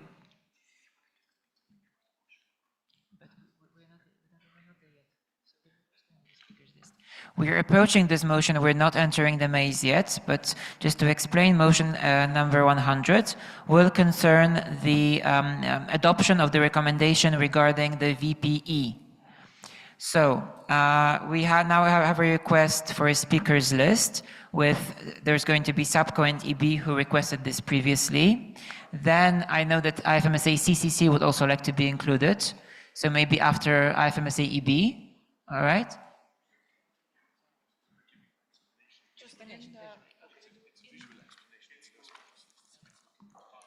Okay, SAPCO wants to be last. Can we be last and CCC first?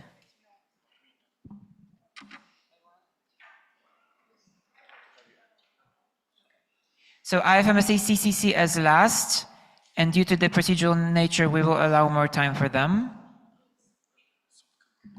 Okay, SAPCO last. Okay, sorry, can SAPCO be the last and CCC the first? Yes. Thank you. IFMSA CCC going to be the first, okay?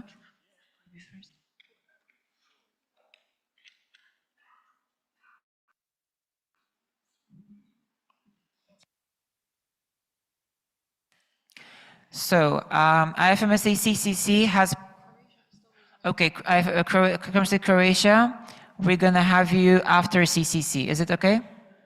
No? First. Last, is it okay with SAPCO? Okay, so it's gonna be CCC, IFMSA SAPCO, Crossley, Croatia. Okay. So IFMSA CCC wants to explain something, and a visual aid has been prepared and it's going to be shown to you in just a moment.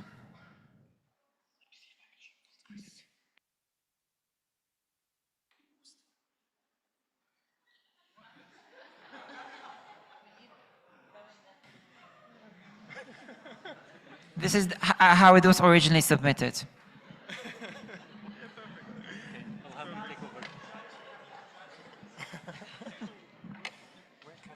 No generative AI. No generative AI. This one.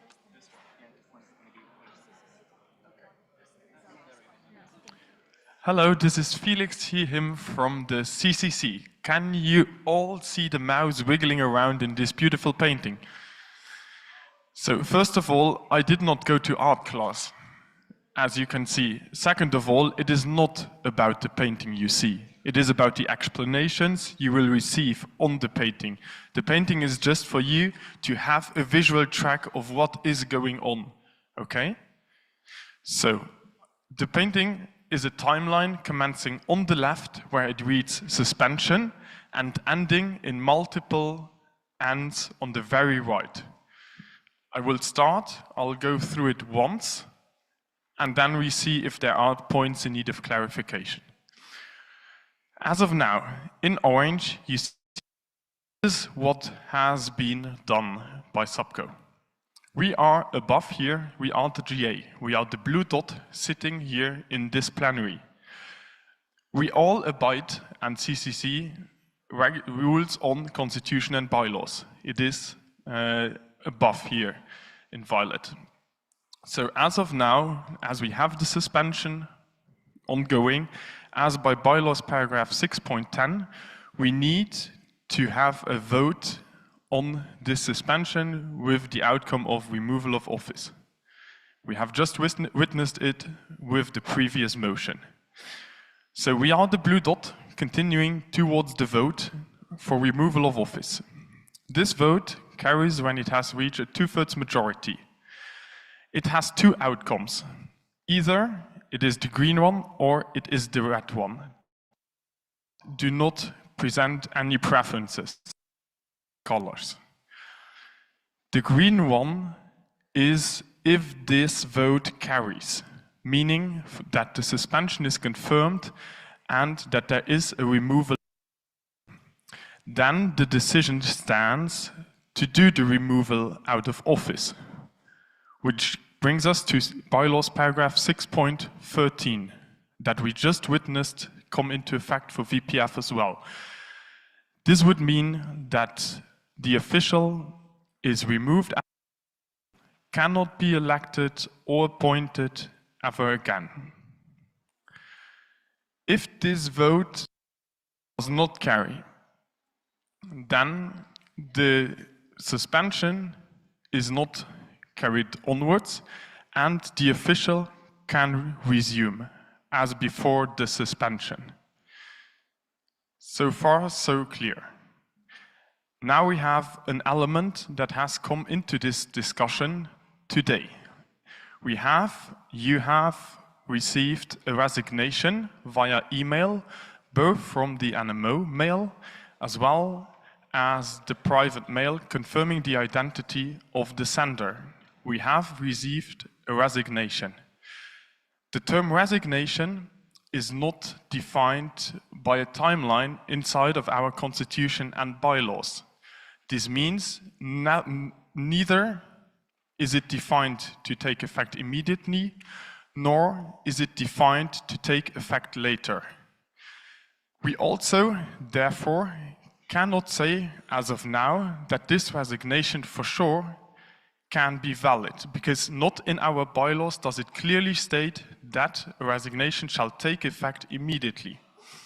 The only thing that is clearly stated is 6.10, that we need to have a vote after the suspension for removal out of office.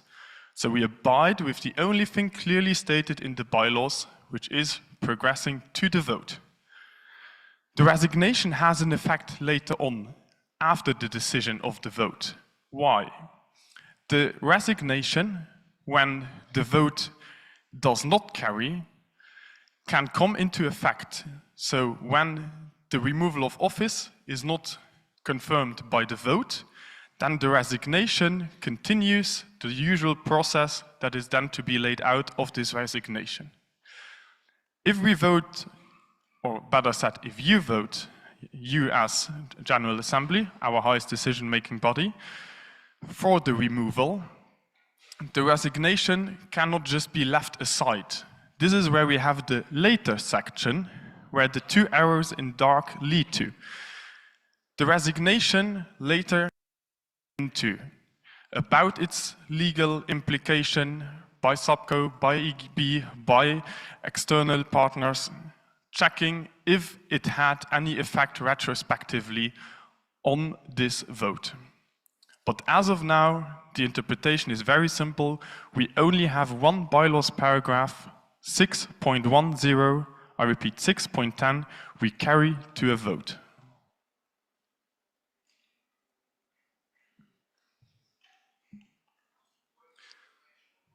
We first had the countries. Okay, so since the SUBCO is the proposer and they requested again to be the last on the speakers list, we have to prioritize the body that's proposing the motion.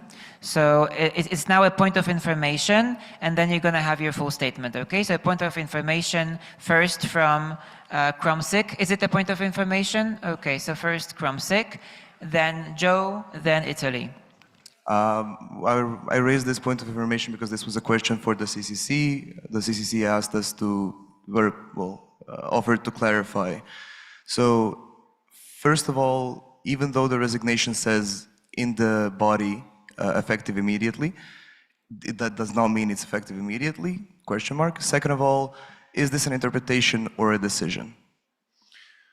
First of all, the content of the resignation is not determined in our bylaws, and therefore we have to look outside of these bylaws, and therefore the resignation cannot take effect immediately, as nowhere in the bylaws is stated that something like this exists.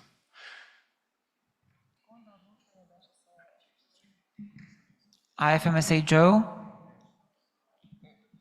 Point of okay, second question, can you repeat it? Was it a decision or interpretation?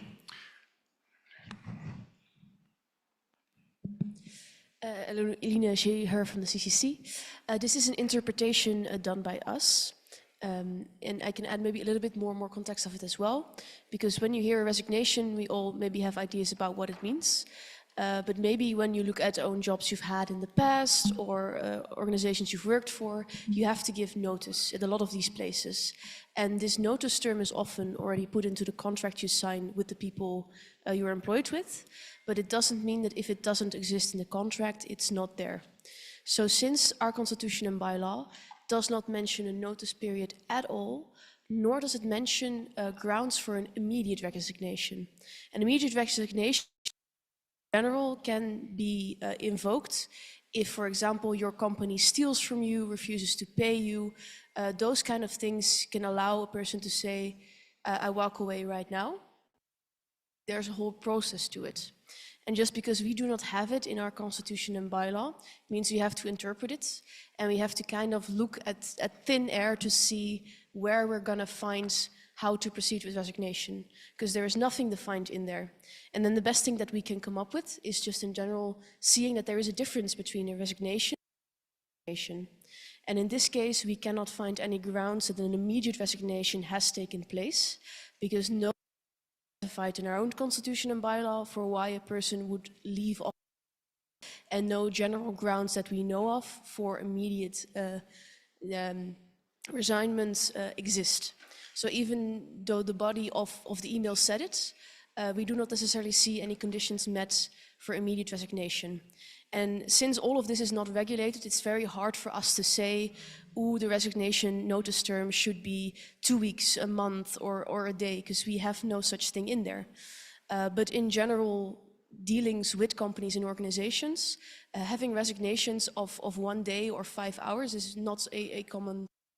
And since there is nothing to base what IFMSA would have wanted this resignation term to be ended up, and since there is no rule in it, it will always, always, always be an interpretation made by us.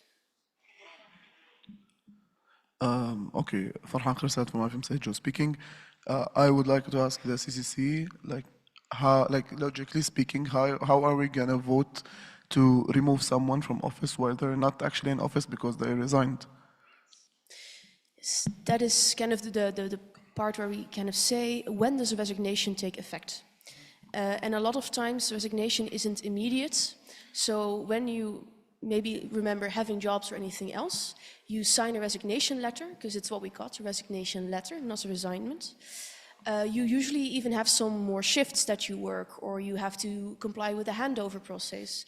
You don't immediately fully leave your office the moment you sign a resignation letter. That only happens with immediate resignation. And it was kind of a discussion we had made. Do we view this as such or not? And in this case, we interpreted that it's not very likely that a resignation of a 5-hour period would be a common process. Okay, but since it is not mentioned in the bylaws, all in the Dutch law article of associations, so that means there's no notification of time. Like, this is not a job, it's not binding by work law, let's say.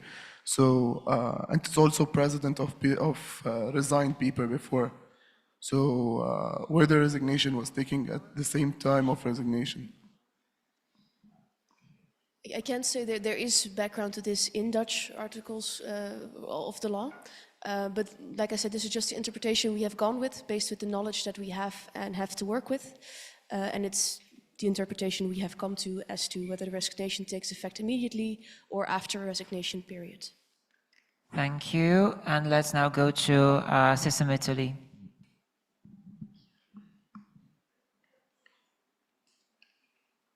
However, for points of information, we will be allowing the question and then the answer if that's warranted. So please.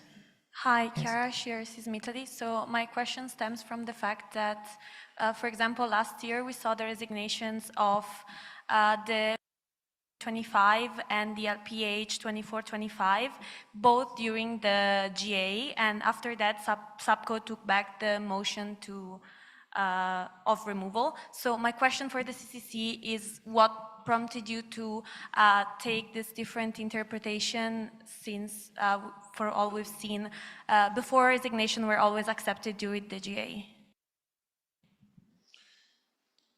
This is Felix here from.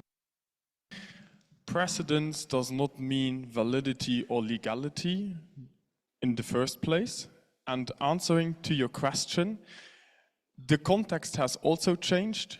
And when you really look at it in our constitution and bylaws, there's nothing regulating the resignation. There's only something regulating what has to follow after a suspension. As only one thing of both is regulated and is clearly stated with a vote, with a majority on it, and with outcomes, those are the ones we base our interpretation on. Thank you, IFMSA CCC. Therefore, we move on to the statement by Crossley, Croatia. Okay, sorry, IFMSA SAPCO is the point of information, point of order. It's SAPCO Journal. I have one final point of information to CCC. Point of information. I just wanted to ask, and maybe this can be a later consultation or reply by CCC, but if it is being deemed that this is not a valid resignation, then what would constitute a valid resignation? We, in general, cannot talk about validity of resignation, and it's indeed also not what we're saying. We're talking about period. We've received a letter, and we cannot estimate exactly how long a notice period following a resignation letter would be. But according to what we interpret, we would estimate it to be longer, at least, than 5 hours. So the resignation is not invalid. Therefore, if this motion does not pass, the resignation can continue. Is it a point of information? Point of information. IFMSA Joe. But remember that points of information should not turn into discussion, so it's a question, answer, maximum. Farhan Khoursat from IFMSA Joe speaking. Thank you so much, CCC. Just a question regarding the notice of resignation that you said. In IFMSA, what we usually witness, that a resignation has to be accepted by EB, by either EB outside GA or GA during GA.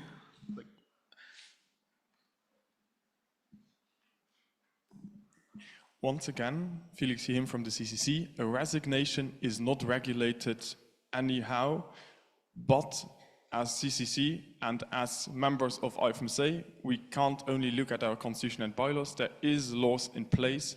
Those laws will take effect also and have to be considered separately, hence the 2 black arrows at the end for action needed to be taken on all of this, no matter the outcome.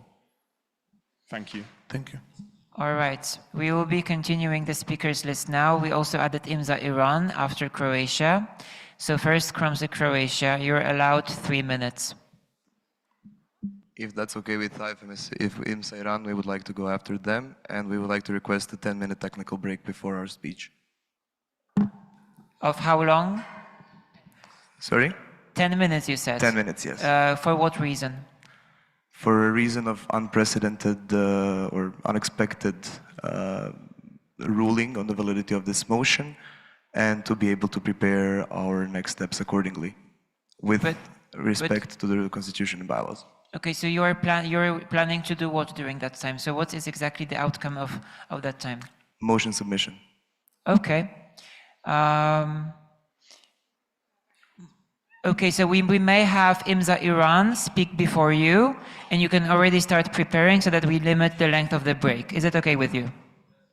Lemsik, Lebanon. Point of information, Lemsik Lebanon.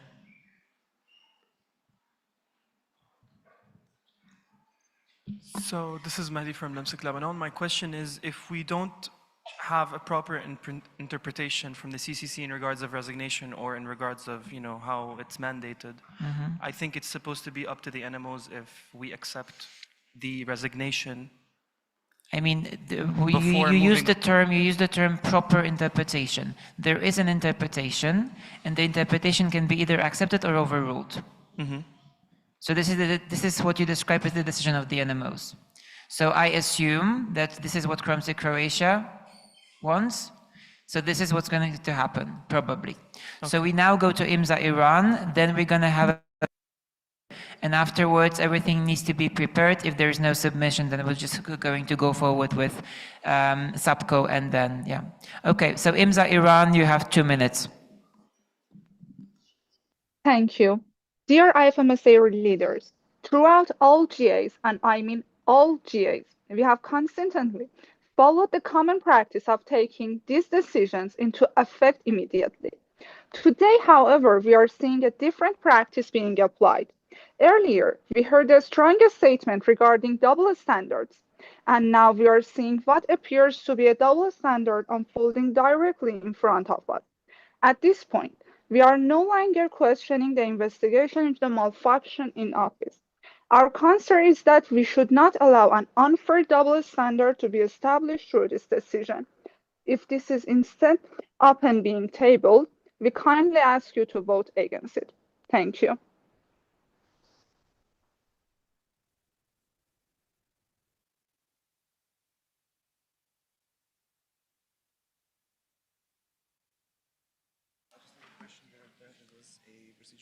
By IFMSA NL, yes. Yes, is it valid? Is the question to the CCC. Point of information from the chairperson, IFMSA CCC, please check the motion submission form. We have received a procedural motion. Please assess its validity.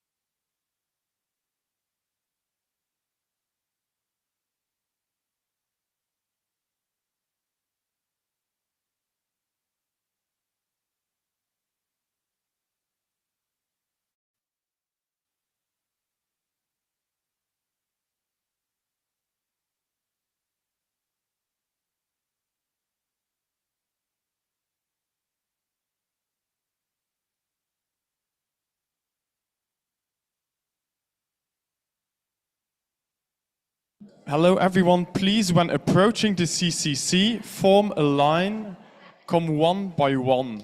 Thank you. Again. So now there's a technical break for the CCC to prepare an announcement.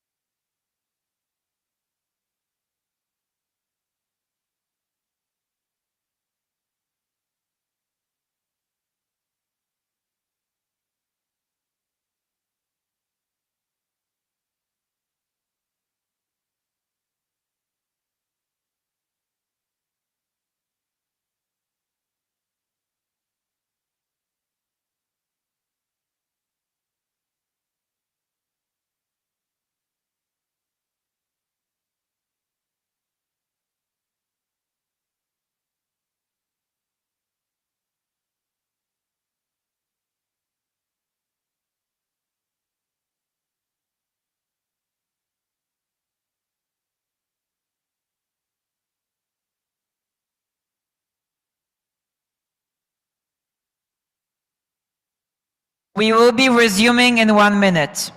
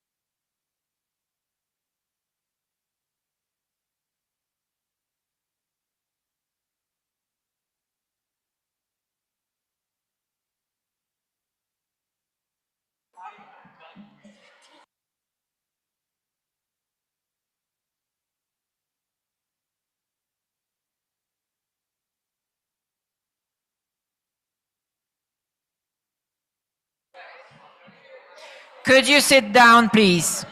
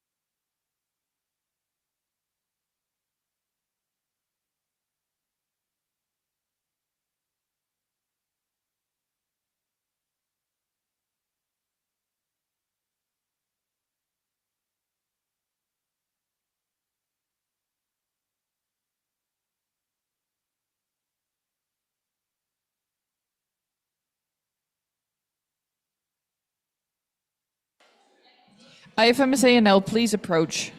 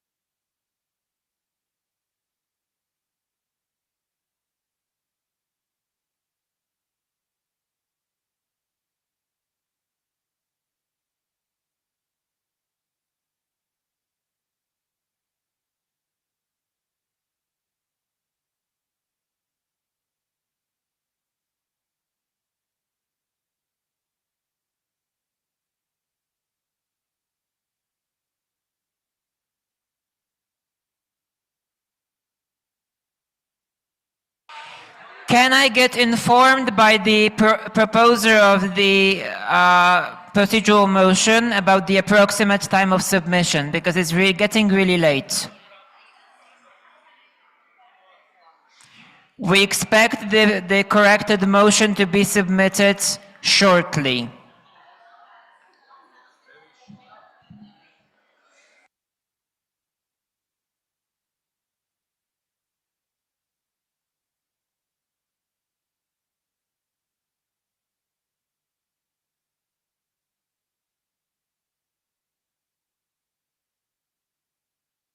Okay, a motion has been submitted. We are awaiting the CCC's validity interpretation. Please sit down. We will be proceeding shortly.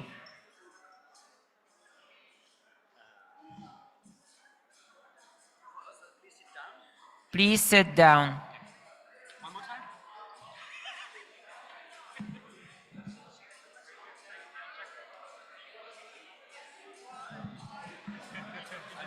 Invalid for saying appeal. Can we? No, it's overruled. The one at the bottom of the document. At the bottom of the document, row 77.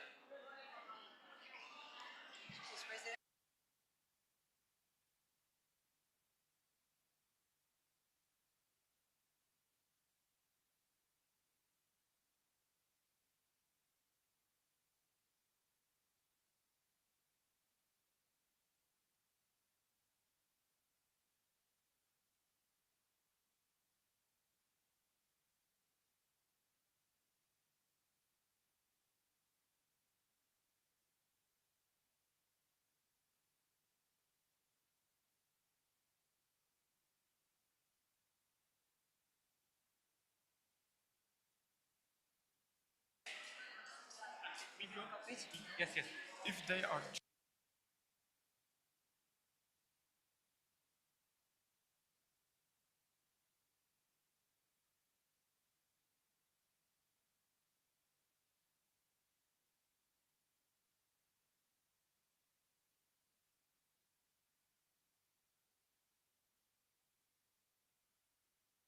But we care about not putting false.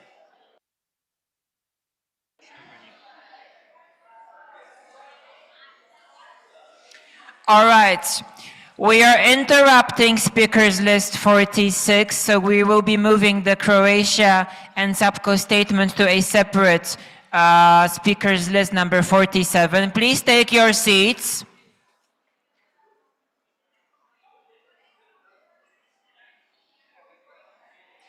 We have received a valid procedural motion from IFMSA the Netherlands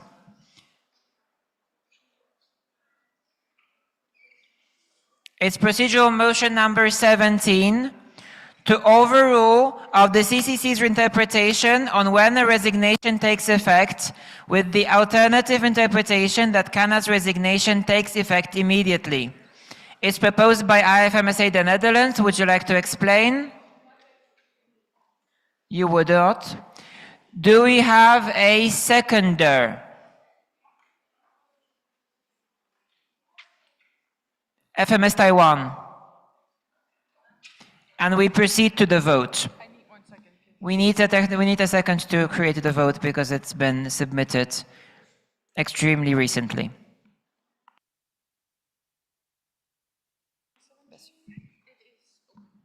The vote is open.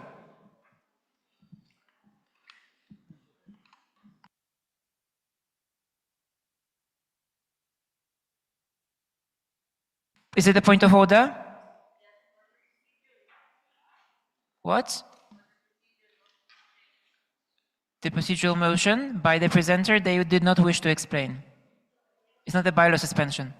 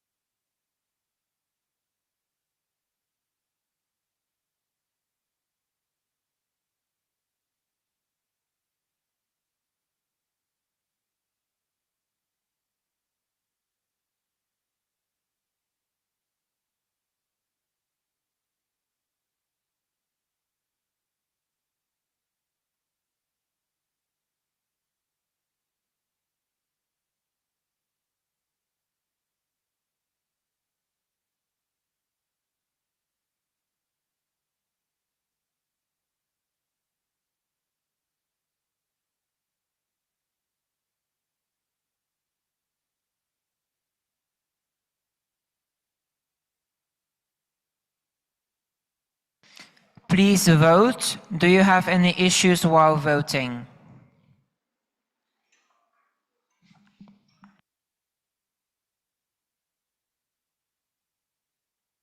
I see none, therefore we will be closing the vote in 10 seconds. Okay, IFMSA Algeria?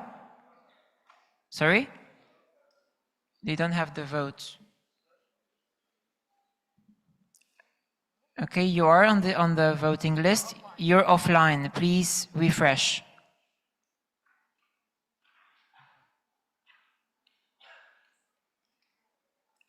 IFMSA Egypt, why are you raising your card?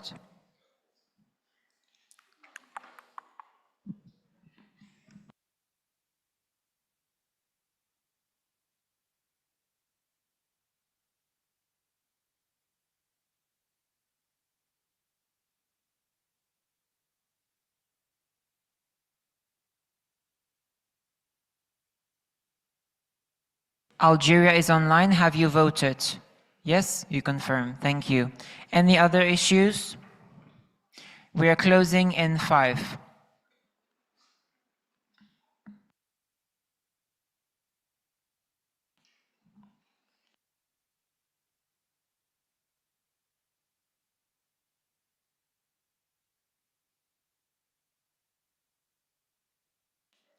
We have received 62 votes, 39 in favor, 17 against, and 6 abstentions, which means that the motion passes with 2/3 majority and the interpretation is overruled.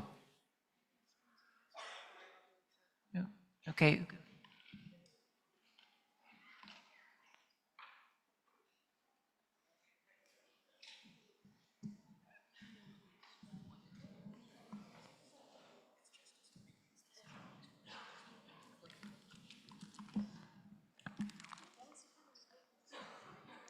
Point of information. Point of information, IFMSA SAPCO. Since this passed, we will withdraw this motion because this is what NMOs wanted.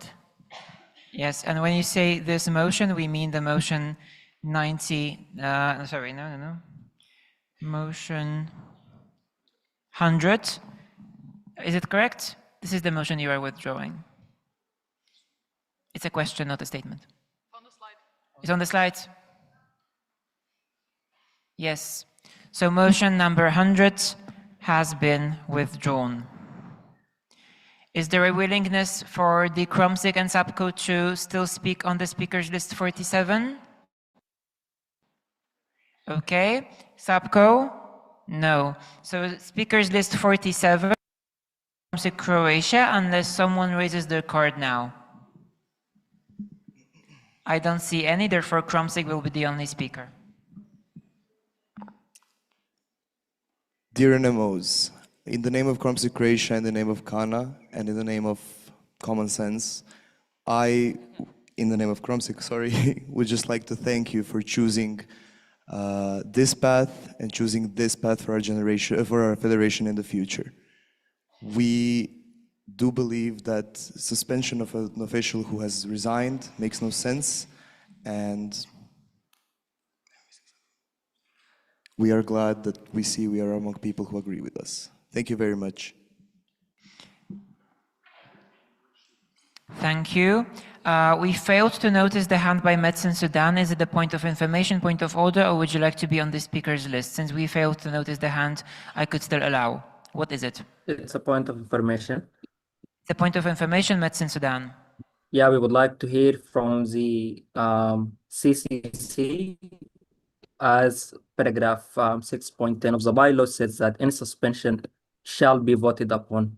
What will be the case since this suspension was not voted upon and it was a decision by the SAPCO? Elina Schuher from the CCC. We've already made an earlier interpretation that an empty office, there nobody can be removed from. So in this case, it would have no purpose. And if we follow in line with the previous passive taken after resignation has been accepted, then the motion has always been withdrawn.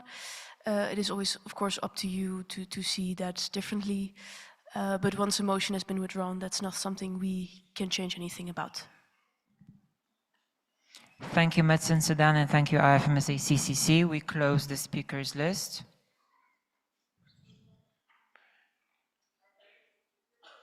Okay, IFMSA EB requests a speakers list. 48. 3 minutes? Okay, it's just IFMSA VPA.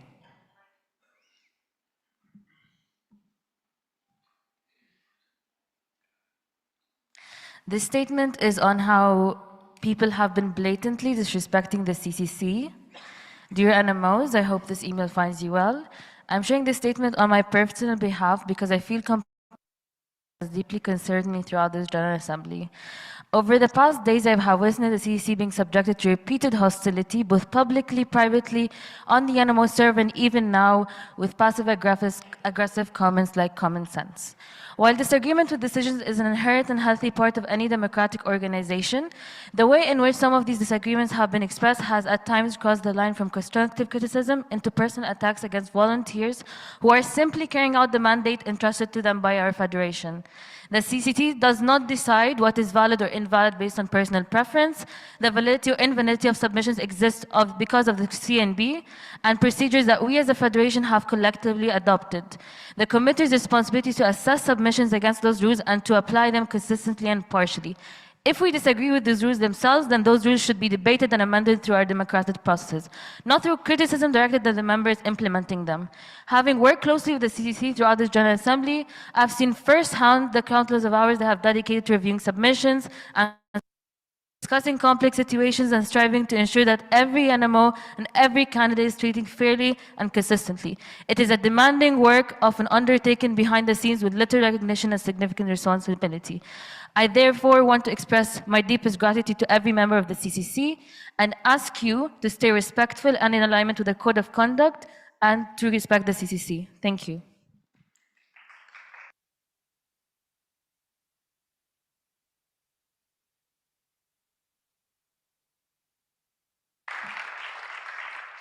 Thank you, IFMSA VPA. We close this speakers list. And now we will be proceeding to speakers list 49 that is going to precede the regular motion 101, which will concern the suspension, the adoption of recommendation to remove LRA. So on that speakers list as of now, we have IFMSA SAPCO and IFMSA Algeria. Is this order acceptable by both parties? IFMSA SAPCO? Is it okay, the order? You want to be the last, okay. So, but since we have to prioritize the proposer if there is a conflict between a party and the proposer of the motion. So if SAPCO is still insistent upon that, then we have to have IFMSA SAPCO last. All right, so is there anybody else who would like to go on the speakers list?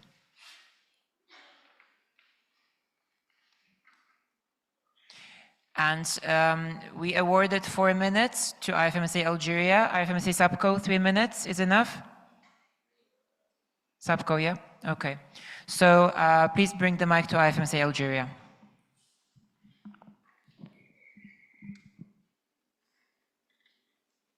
Just a minute, please.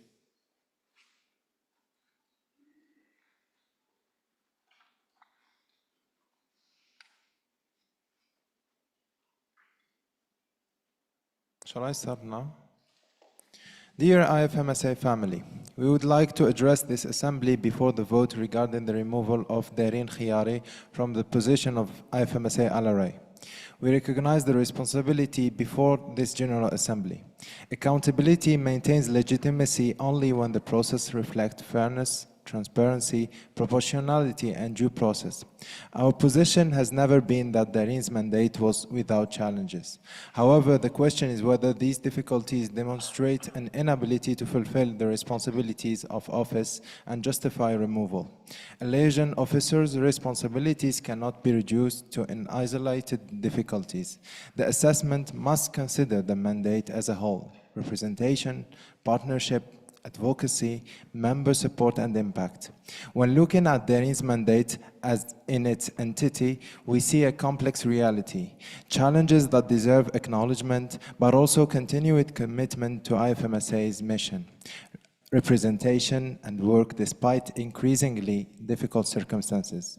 The concern addressed in the investigation developed over months, yet before formal investigation, the reason was not placed under probation, given improvement plan, or a formal opportunity to address them.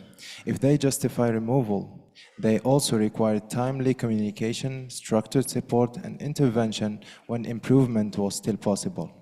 But beyond the report submitted to you, we ask you to put yourself in Dareen's shoes.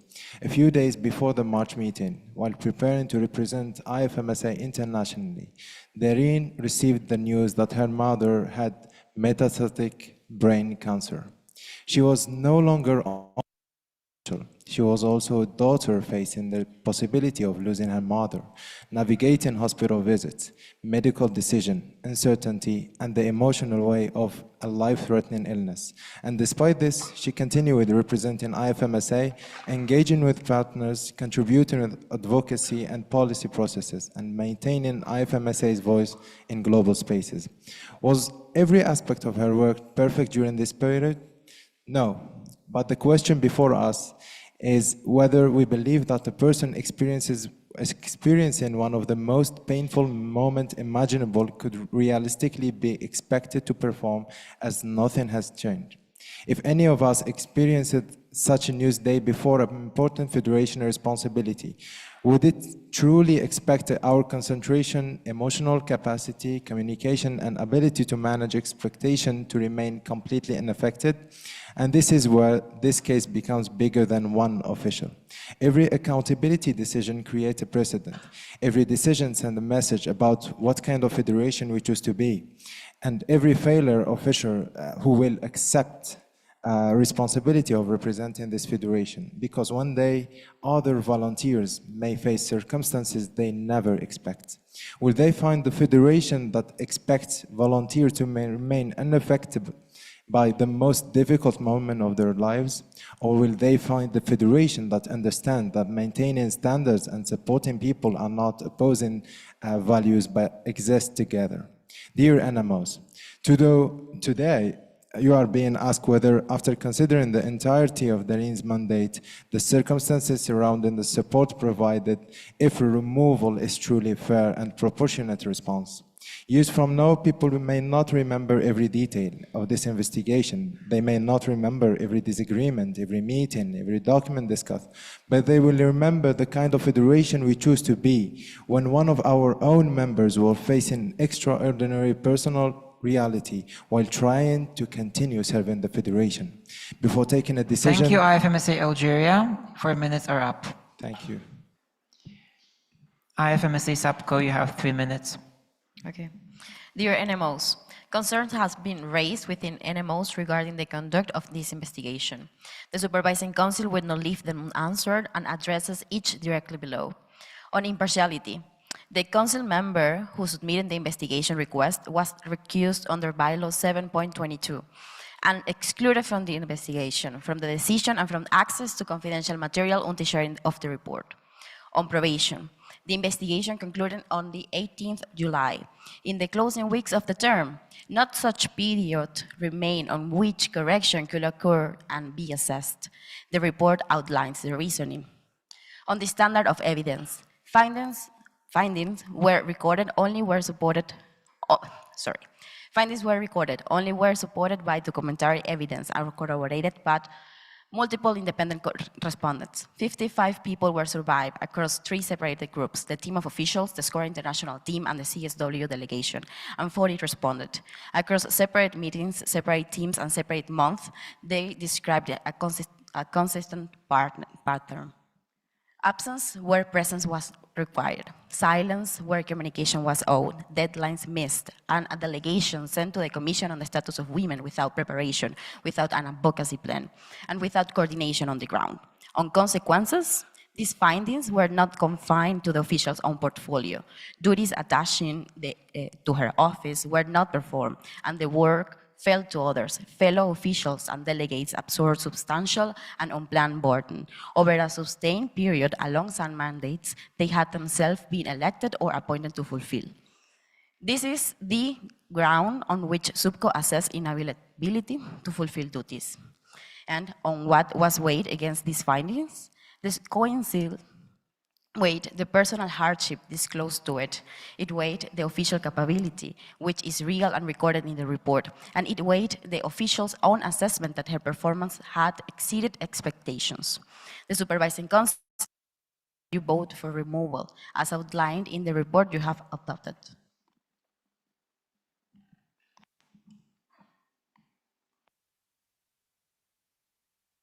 Thank you, IFMSA SAPCO. Therefore, we close the speakers list and proceed to regular motion 101 to adopt the recommendation of the Supervising Council, confirm the suspension, and remove Ms. Darin Chiari from the office of IFMSA Liaison Officer for Sexual and Reproductive Health and Rights Issues, including HIV and AIDS 2025-2026. Proposed by IFMSA SAPCO. Would you like to explain? No. No. Do we have a seconder?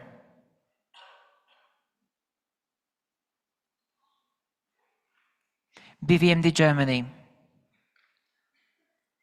Do we have any amendments?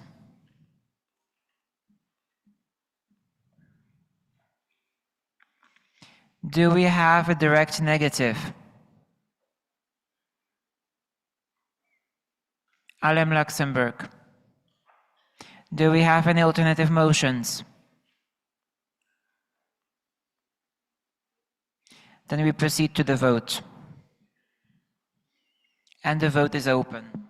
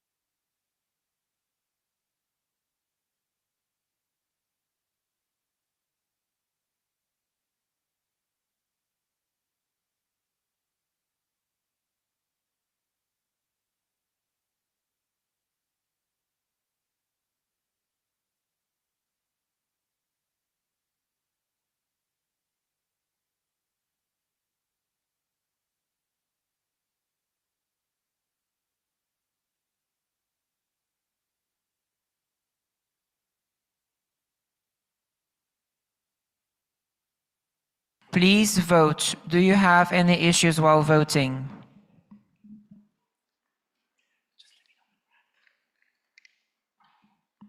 I see none. We will be closing in 10.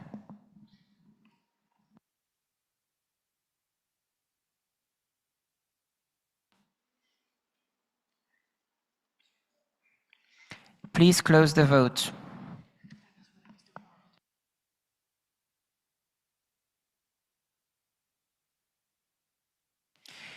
We have received 66 votes, 21 in favor, 34 against, 11 abstentions. Motion fails.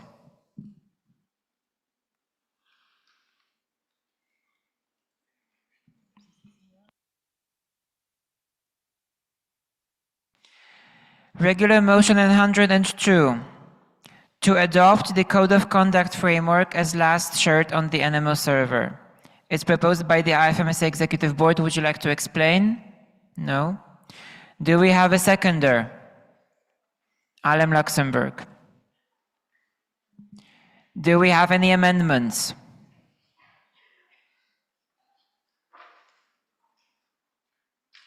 Do we have a direct negative? IFMSA Spain.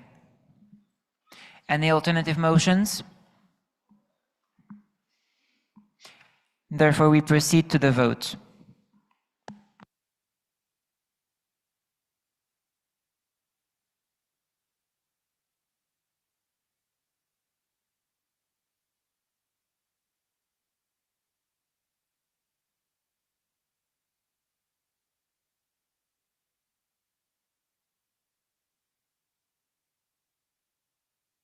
Please vote.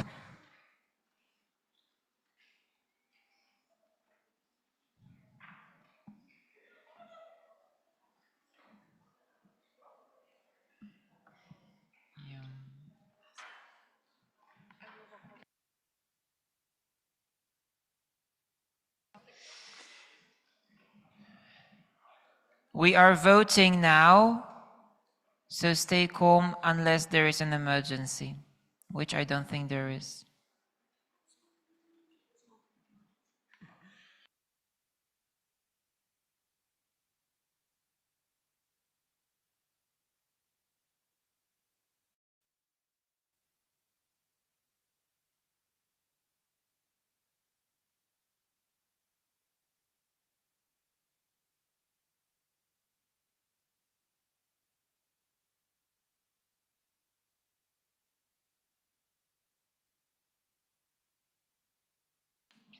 Are you facing any issues while voting?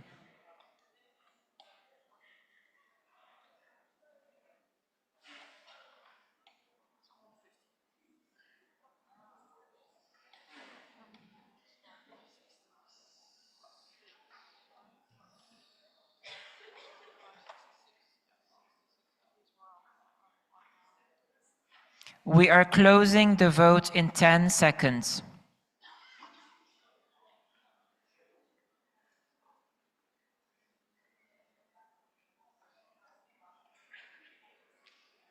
Please close the vote. We have received 54 votes in total, 48 in favor, 2 against, 4 abstentions. Motion passes with simple majority.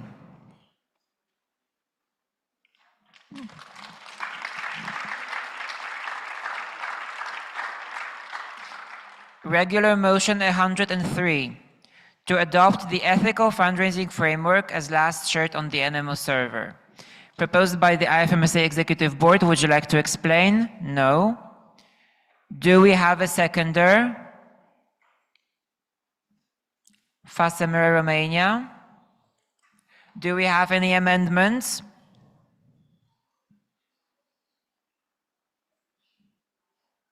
Do we have a direct negative? IFMSA Egypt. Any alternative motions? We proceed to the vote.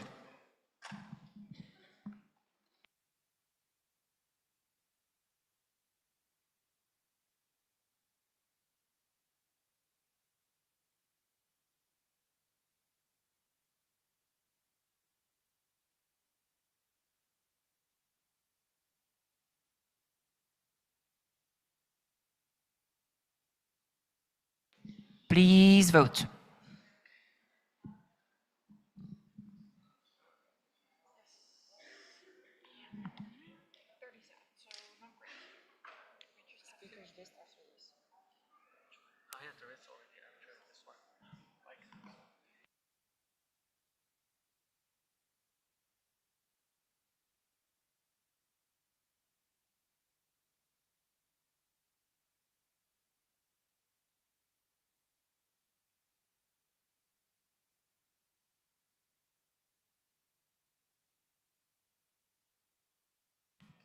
We have IFMSA Pakistan raising their hands. They're not participating in the vote, so I will assume it is not a point of order. IFMSA EB?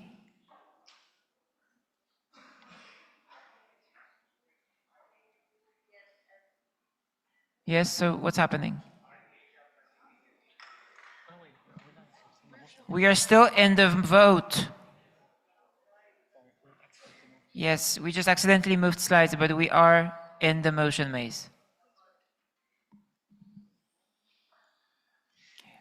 Any issues faced?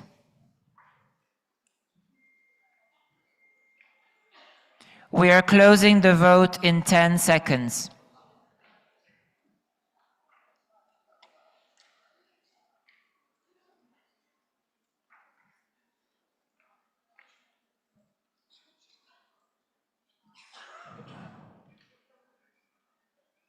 Please close the vote.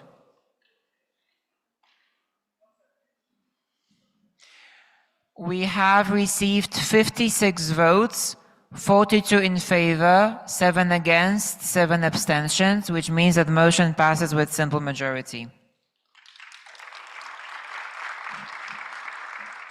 We have received a request for speakers list, IFMSA Executive Board and IFMSA SAPCO. IFMSA EB. What is the speakers list about? You requested one, and it concerns the ethical fundraising framework, I gather. Or no? No. I think it's the one before IFMSA Pakistan's motion. Is it next? All right. So the question now is, because we also have received a separate request from IFMSA Kazakhstan, would you also like to be on the speakers list regarding...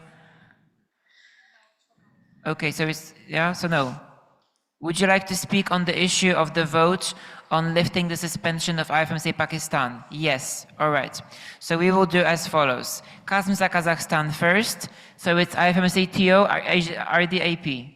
Just RDAP and VPM, and they can go first. Okay, so we will have...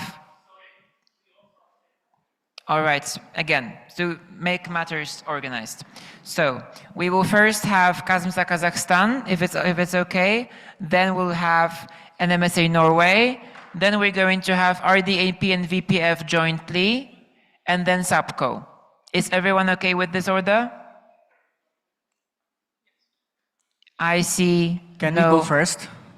Can we go first? Okay, so RDAP will go first. Any voices to the contrary? I don't see any. So RDAP, IFMSA, NMSA, IFMSA, SAPCO. 2 minutes is enough? 2 minutes for RDAP.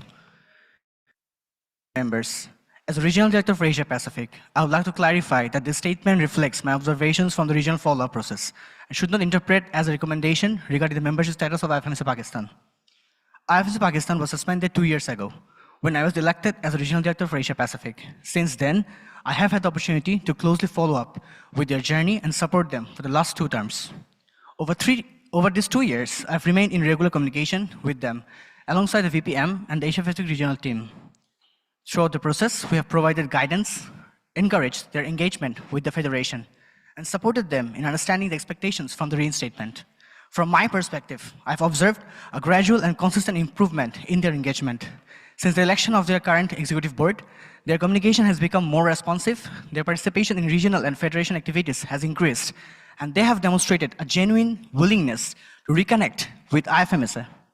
They have actively sought guidance, remained engaged with the regional team, and shown commitment to addressing the concerns raised during the follow-up process. Having closely followed this process over the last 2 years, I believe it is important to acknowledge the sustained efforts and constructive engagement I have observed. However, the assessment of compliance with the required criteria and any decision regarding their membership status remains the responsibility of the General Assembly.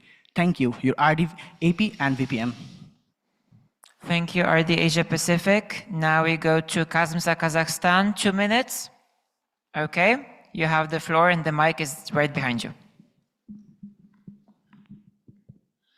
This is a statement on the behalf of IFMSA Kazakhstan, BMSS Bangladesh, NMSS Nepal, NOHS Vietnam, IFMSA Thailand, KMSA Korea, IFMSA Japan, and CHIMSA Indonesia, and any other NMO who raises their voting cards here in this plenary. I would like to express our support to IFMSA Pakistan for acknowledging and remarkable progress they have made over the past 2 years. Since their suspension, the AP regional team has worked closely with IFMSA Pakistan, maintaining regular communication, providing guidance, and encouraging their continued engagement with our federation. Throughout this journey, we have witnessed a genuine commitment to rebuilding their relationship with IFMSA. As a region, we have seen IFMSA Pakistan actively participate in General Assembly, engage in regional activities, contribute to discussions, and consistently strengthen their communication with regional team. This leadership has been proactive in seeking guidance, receptive to becoming an effective, active, constructive member of our regional community. Beyond the participation alone, we have seen a shift in attitude. Their engagement has become more consistent, collaborative, and aligned with the values of our federation. These efforts have not been limited to single event or period, but have been sustained over time, demonstrating their determination to move forward and contribute positively to IFMSA. As the AP region, we believe that recognition process is just as important as acknowledging past challenges.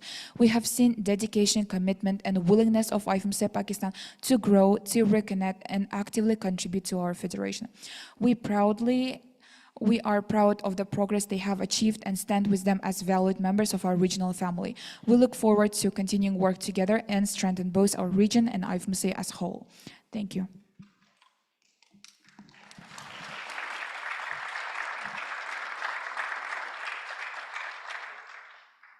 Thank you. Next, NMSA Norway. 2 minutes.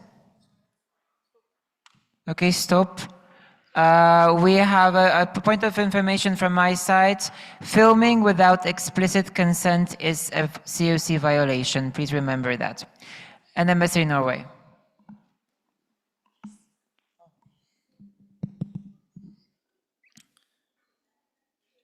Thank you.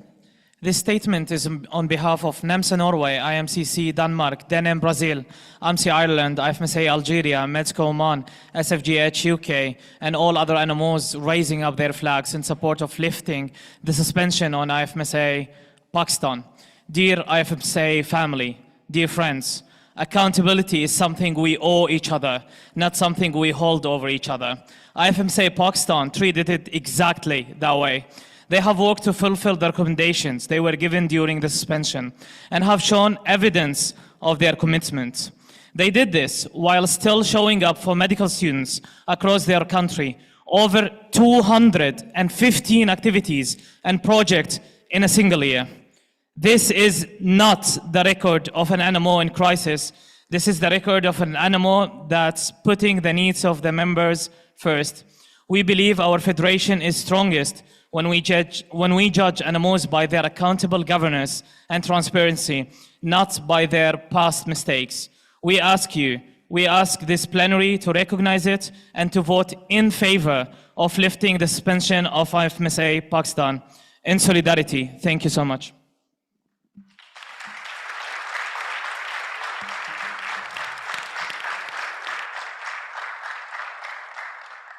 IFMSA Pakistan online, can you hear us?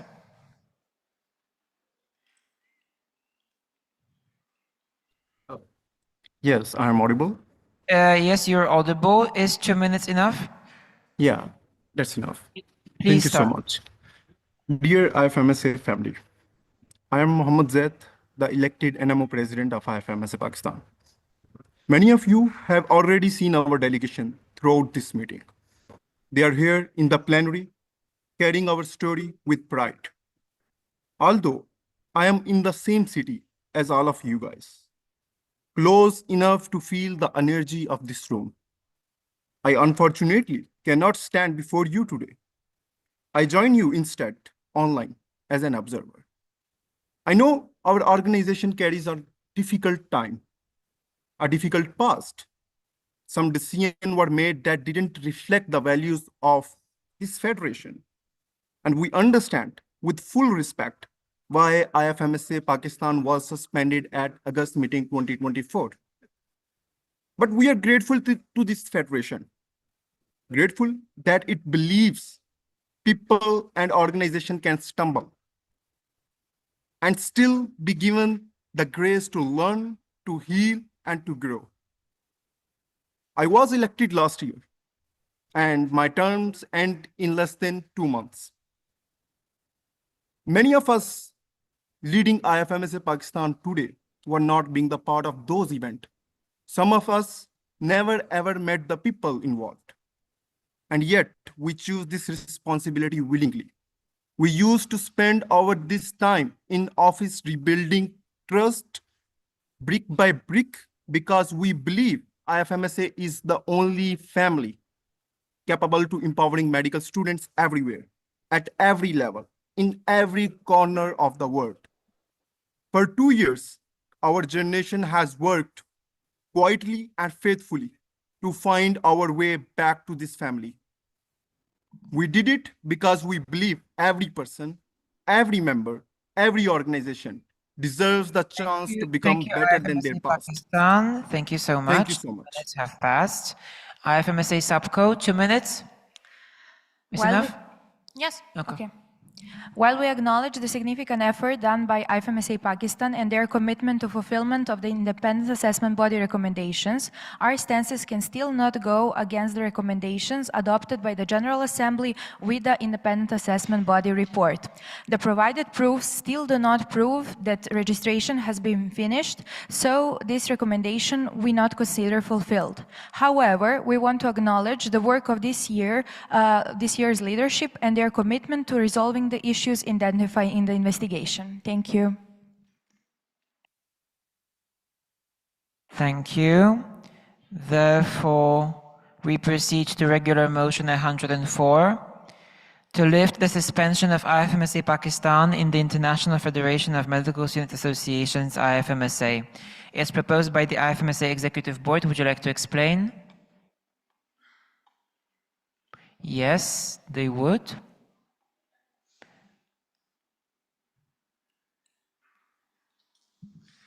Yes, we are proposing this motion, and our recommendation as Executive Board is to uplift the suspension on IFMSA Pakistan. Thank you. Do we have a seconder? IFMSA Japan. Do we have any amendments?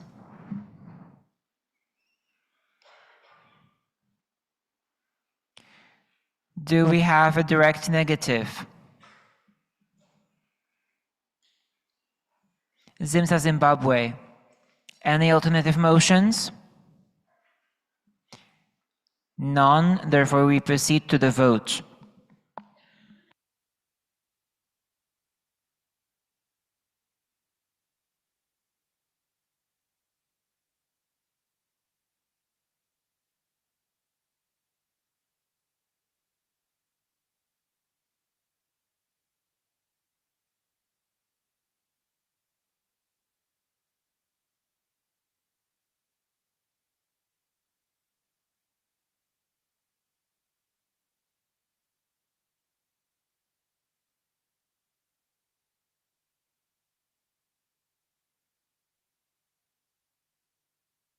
Please vote.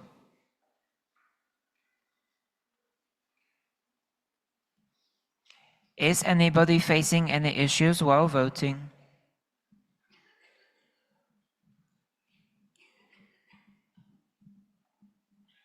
I see none, therefore we will be closing in 10 seconds.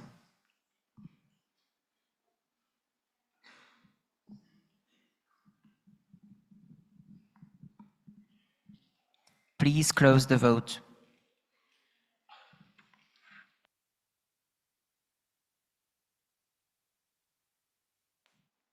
We have received 62 votes, 40 in favor, 15 against, 7 abstentions, which means that the motion passes with 2/3 majority and the suspension is lifted.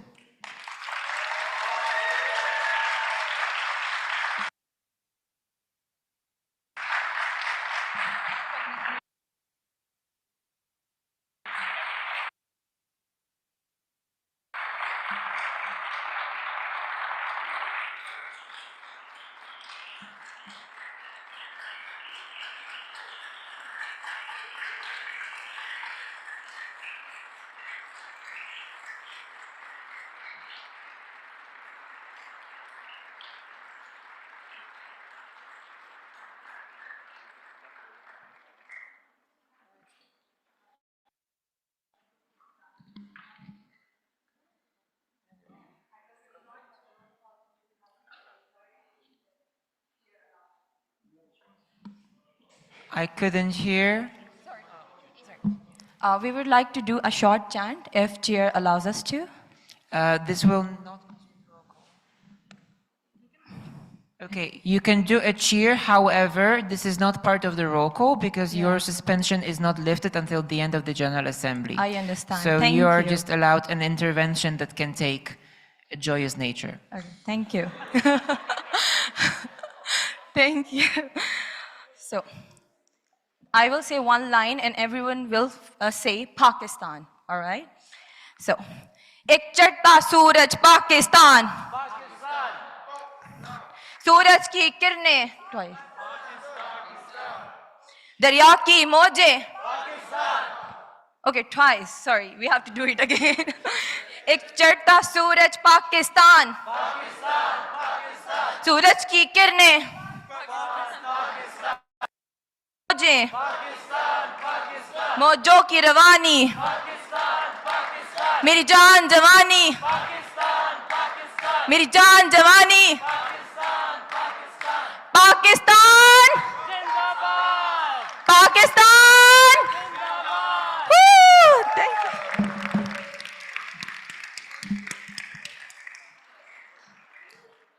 Thank you. And we are moving, and now I need everybody's attention to speakers list number 51.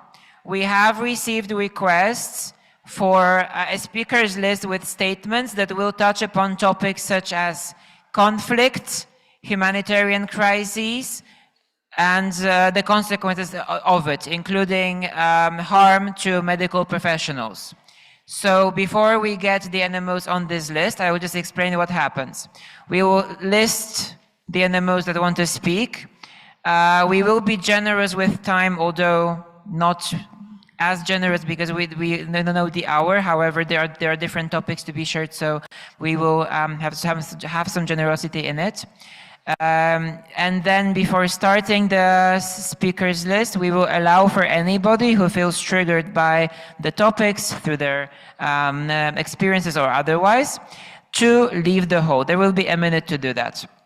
We will conduct the speakers list, and then you can rejoin us in the room. You can also leave quietly during the speakers list because that is also caring for our mental health. Anem friends.